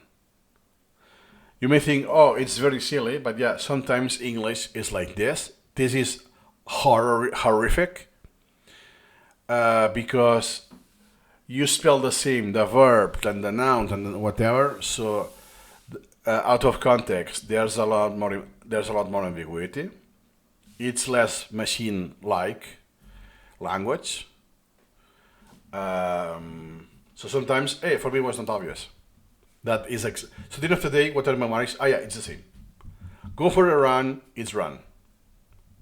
You walk and you go for a walk, but you don't walk. You go for a walk. It's like I go to pick something, and what I pick is a walk, right? Or the dog. You walk the dog. In my language, I cannot say that. Well, I could say it, but it will have no meaning. No, not the same thing. There's a specific verb for that. That is pasear. In English, nope. You just reuse the same verb to walk, like a fly, the animal. Oh, what it does to fly, right? Is flying an animal? There are many flying animals. Why one animal is called a fly? Yeah, English. I have several, because if there's a patio or whatever. But every time I want to use house, I will use this picture in particular. And sometimes, as this example, it's kind of a joke or metaphoric. So this also is aiding to make the connection to turn turtle to be more memorable. This is not memorable at all. This helps a lot. It's a lot easier. Turn upside down. Hey, turns out I did this flashcard 2022. It was already about 9 months interval. Could be that I did it a very late 2001. Okay, 21. Sorry. Then hey, turns out that between this repetition and today, let's say it's the next repetition, I have watched the Netflix show of Stranger Things. And one of the cliches or super repeated over and over expression or noun, it's the upside down. So it's used as a noun, the upside down. Hey, this is a lot more memorable because, I mean, as like our different seasons, it's set on the 80s, my decade, by the way, I'm old. So for me it has this degree of nostalgia, even though I grew up on the 90s, even if I was born on the late 80s. My memories are from the early 90s. This is more memorable for me. So hey, let me use one example sentence that, hey, this is how it's used as a noun. That is how, this is how it's used as a verb. This is how it's used as a noun. And then I will kind of stretch it, do the gameplay. I will do the game of words. That, hey, this is how it should be in Stranger Things, but it's used as a verb in this case. It's kind of forced, but I want to get the expression meta with the scenario of upside down. And is to turn upside down. What happens with the turtle? That once they are. And again, I said with the games, hey, watching Netflix is a waste of time. No, bruh. Well, depends. But especially if you listen something, consume something that is not in your native language, it will be, at the very least, a language exposure time you do. Not necessarily it's active. That, for me, English, I don't consider language learning anymore, right? Because perhaps I have watched an entire series, an entire episode, that I came across nothing new. I knew all of the expressions, vocabulary, grammar used. There's not something that, let me see what is this, right? If I watch something that is more medical, yes, I will come across that, okay, I get what it is because it's using the Latin or Greek roots, so I can deduce what it is in my language, but it's the first time that I hear in English. It was called like this, okay.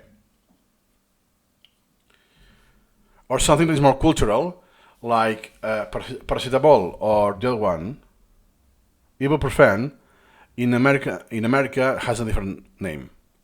But this like in the level of the brand has a different name, not the chemical compound, right? Hey, I learned this, but it's not something linguistic, it's cultural already. But my point is that even if I have no intent to learn, I will. And especially if I do, like in my case, Korean, that is a language that I'm still a noob, and even if I only do, like I did recently, I only did captions in English, I still get by what they say and what they read and whatever that repeats quite often enough, and I pick those up.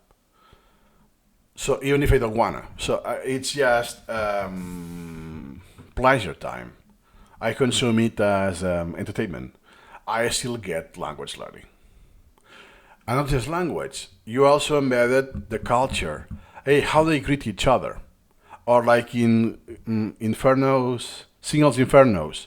Is this a dating show? They don't kiss. They don't touch physical contact. And you have could be that the Spaniards are the opposite, that in a few days they have already sexual intercourse. In a few days, because that's the Spanish, how you call it, standard. So I am used to the very extreme side of the spectrum. And I go to the most distant, respectful but distant, that at most is how we greet each other, or the only things we say, how we look at each other, we smile, but we don't have interaction, we don't sleep in the same bed, we don't kiss. Which dating show is that, right? It's a cultural difference. So even if I don't want to, I will also absorb this. Even if then you ask me, I didn't pay attention, I didn't realize that, but I have consumed that, so then I realized, even if I'm not aware today, that their sense of respect is different. Then why on dating shows at the beginning they cannot tell their age and their job? Because this will be extremely biased.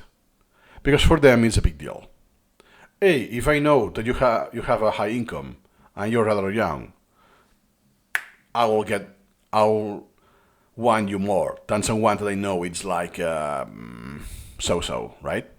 Or, I know you're much older than me, I'm not even going to try, right?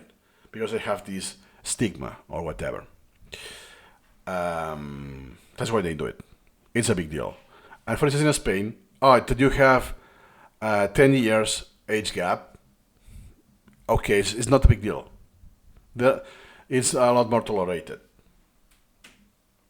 Or sometimes, if you watch in a Spanish dating show or stuff like this, that they have sexual intercourse, they will have it without knowing their age. It's so less important that I don't even know what your job is. I don't need to know to get laid, right? This kind of thing. It's this culture. So I'm going off topic, but you know what I mean. That even if it's Netflix, you are not wasting your time. Yeah, could be that the density, so instead of just watching 20 episodes of season 1 of Grey's Anatomy, you have been doing incremental video on SuperMemo, you, with the same time span, you will have acquired more vocabulary. Absolutely yes, of course. I'm not discussing this. Is that what you're doing is not wasting your time. Wasting your time is that it's entertainment, but once the movie ends or the TV show ends, there's nothing in you that has changed. Could be the case like one TV show that I watched recently with my fiancée in Spanish, Salvador, that hey, there's no language learning involved, there's nothing new for me.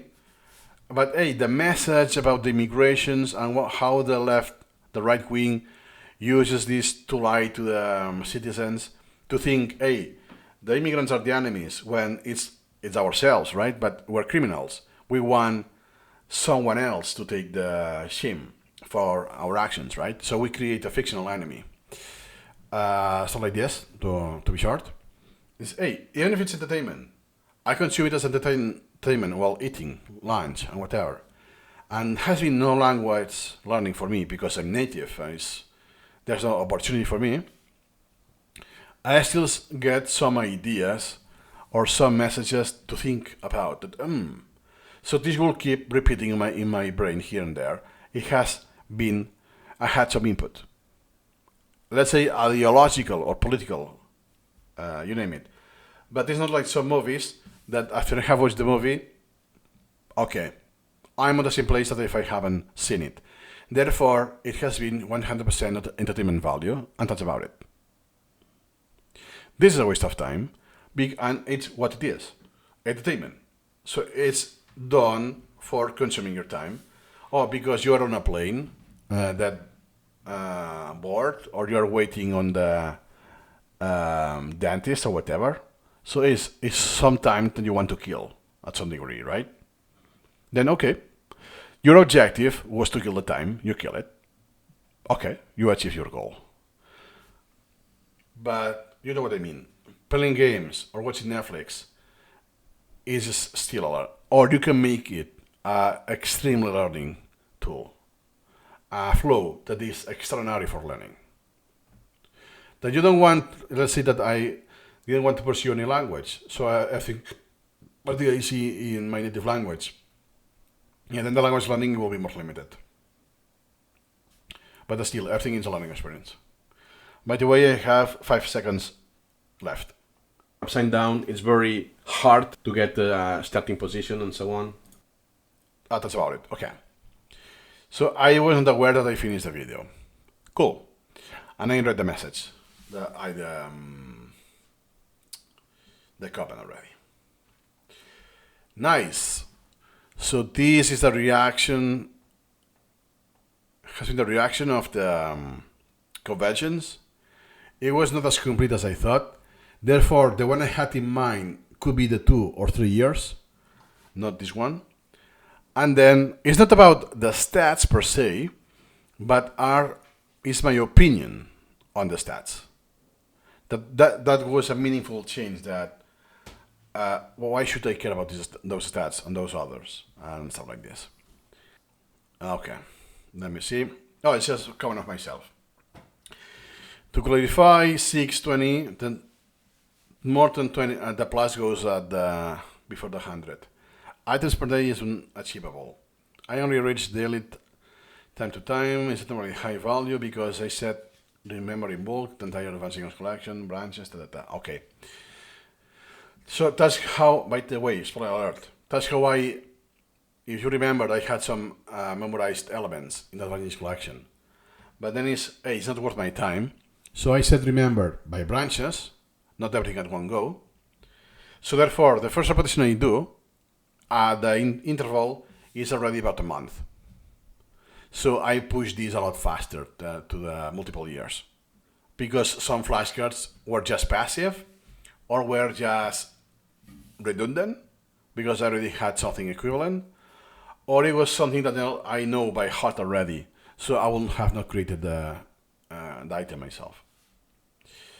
So good to know that 100 is impossible. Unless you do that, memorize in bulk or a subset, and you spend all day on the subset just recalling items. Could be the case. About 1.5 year milestone, what I want to incorporate that's new from the year milestone is the current stats, especially the new cards per day. That I think, I'm assuming, I never mentioned that. But let me start with something, is that I'm still on a chair. Wow. I don't see the point. Before, when I was using Anki, what I did, one of the usually things I did, is a recap. Is, oh, let me search on my collection. Is, oh, this year, I can tell you how many phrasal verbs I learned from English, or how many Japanese expressions or kanji I memorized, or whatever. It was very easy. Do you see the change of the verb? That was done on purpose. Expressions or kanji I memorized. Or this year, I can tell you how many phrasal verbs I learned from English. Learned. Or how many Japanese expressions or kanji I memorized. Memorized. Or what? I say learned and then memorized, and I did this on purpose. Why? Because it's not the same.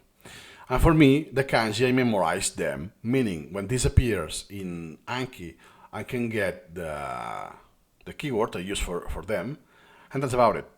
I then continued to use them with the words and actually know them, learn them. So I was able to just recall them. That's why I said memorize. Is a big difference. Then I'm not going to repeat this because I already mentioned what I did with Japanese. And then this is a factor because first, it's very easy if you do it by decks. Then you just click how many elements there are, like here. The difference is that you don't have topics, so the only thing could be only items. So 2610 is for real flashcards. Here you don't know, because you would have topics, folders, tasks, even more concepts and so on. So you know it's this or less, the count. But it's not going to happen like this.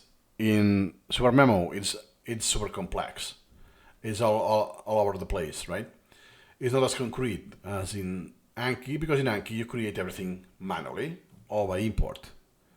You don't do close deletions. You create the item already closed. You don't have the text that you close the text, right? Well, there are some add-ons, but even though it's not the same thing. Then, going back. It was really easy because even if I don't do decks, I have the node types. So just because I don't type, I can tell you, hey, how many kanji I know, because it's just how many nodes I have on that. And then if it's the card, or if there's only one card, it's the same. Card will be mapping to a node. How many they have an interval above 3 weeks. Boom. Or how many are memorized. So they have an interval, whatever that interval is. Boom. I can tell you that many, right? And I could do this by backups. And hey, this year I actually did that. And to my best friend, hey, this year I learned 2,000 phrasal verbs. I learned I could measure this. It was really easy to measure. In SuperMemo, I don't know. At least with conventions, I can tell you how many sentence items I created. Yeah, I think I can. By the first repetition, between January 1st and December 31st, the first repetition is the creation, and how many they have that character in the question. That will be the sentence item. Okay, but how many are from English, or from Korean, or from Nanana, or from this? How many words there are?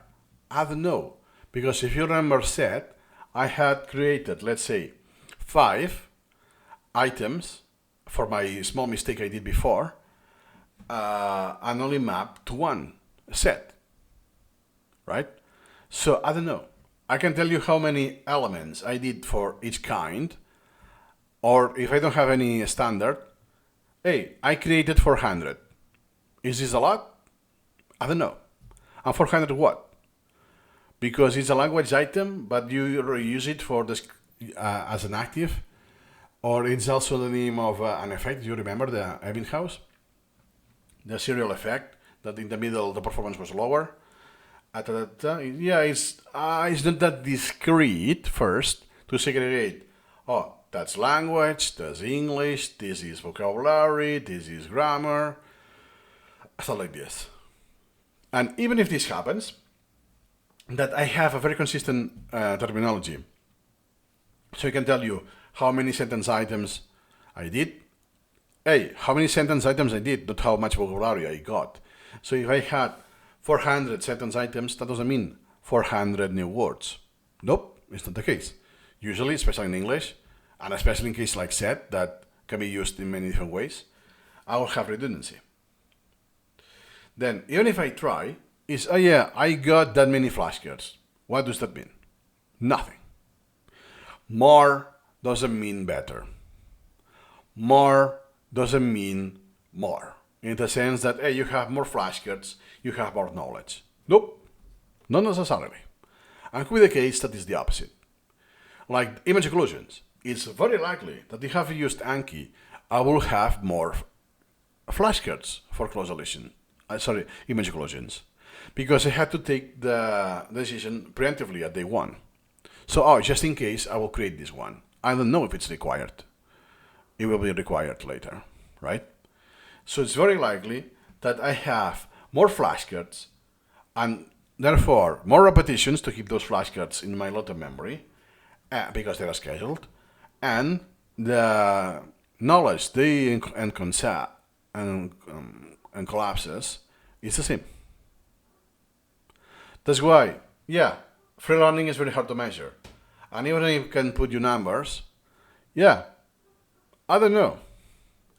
Could be the case that to go meta, what they did with the sentence, as an example, stepping a stone and here and there, then with the clothing, then hey, there are not that many flashcards that I did, but they were so rich and so heavily linked that this has a lot more value than 2,000 sample sentences from a pre-built collection.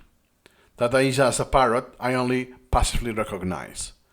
I don't recall them actively. 2,000 is a lot better than 400. Yeah, no, not 2,000.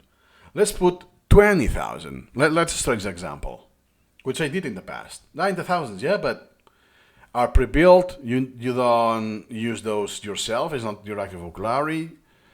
You don't make any connection. And if I guarantee, I choose some example pictures, and I ask, describe the image, I will do a poorer job, big time.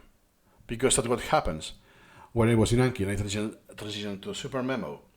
And I say, okay, there's a thing like the title in the registry. Hey, let me start defining what's in the image. And then it's, oh shoot, I'm not precise enough. Because this garment and this other one, I call it the same.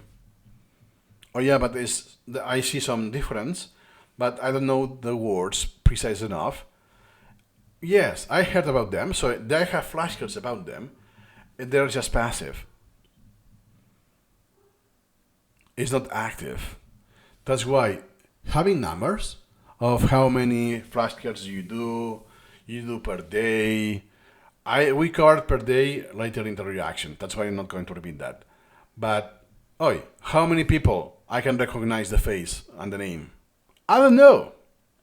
I really don't know. Because it's not here. And first, it's not 400 because I will have extracts, folders, and then I will have other in other places. So I really don't know. How many books I have read? None. If your definition of reading is cover to cover, having read all of the chapters, none.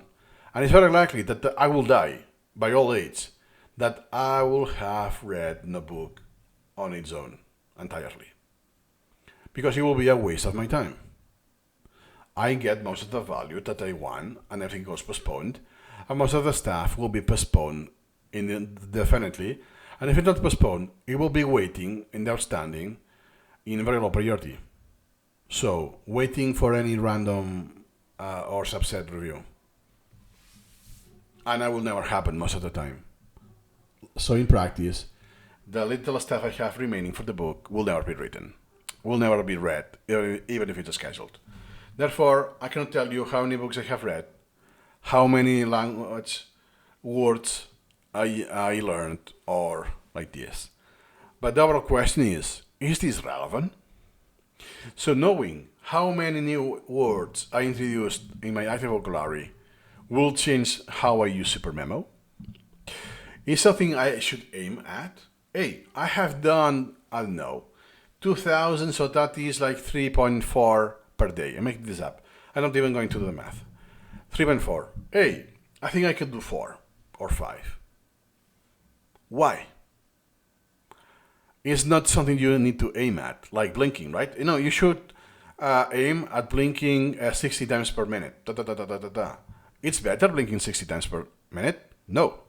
There's a healthy range, minimum and maximum, I guess, that within this is enough to keep the eyes warm and the humidity on a healthy level. So better doesn't mean more blinking doesn't mean better performance. Perhaps you will be overusing one of the muscles that are not meant to be used that hardcore, let's say, and you will have negative consequences that will diminish your performance in the long term. So when you think that you're sacrificing something and you're enduring pain or whatever for gaining those numbers, to increase those numbers, you think you're learning more, and at the very long term, you will be learning less. And not just less in quantity, also less in quality. That it's passive, you cannot use it actively, or you haven't made the connections. So even though you know the facts by isolation, you're unaware of the relationship. So your capacity of problem solving is more limited, albeit having the same knowledge by atomicity. So that doesn't have any activation. It's, oh, good to know. I have this number. Okay, good to know. Hey, you blink that many times per second during this video. Oh, good to know. Do I will take any action because of this input? No. If it's how long you have been speaking, the words per minute, hey, I can consider that because I want a minimum and a maximum to respect the audience, right? Because part of my audience is not native in English. I don't do the captions myself. So the captions you will see through AI, they are good, but they are not correct necessarily all of the time. Therefore, I will be speaking at some ratio, at some speed. So I want to be heard, right? Because the point is not to make it quick and do it as quick as possible.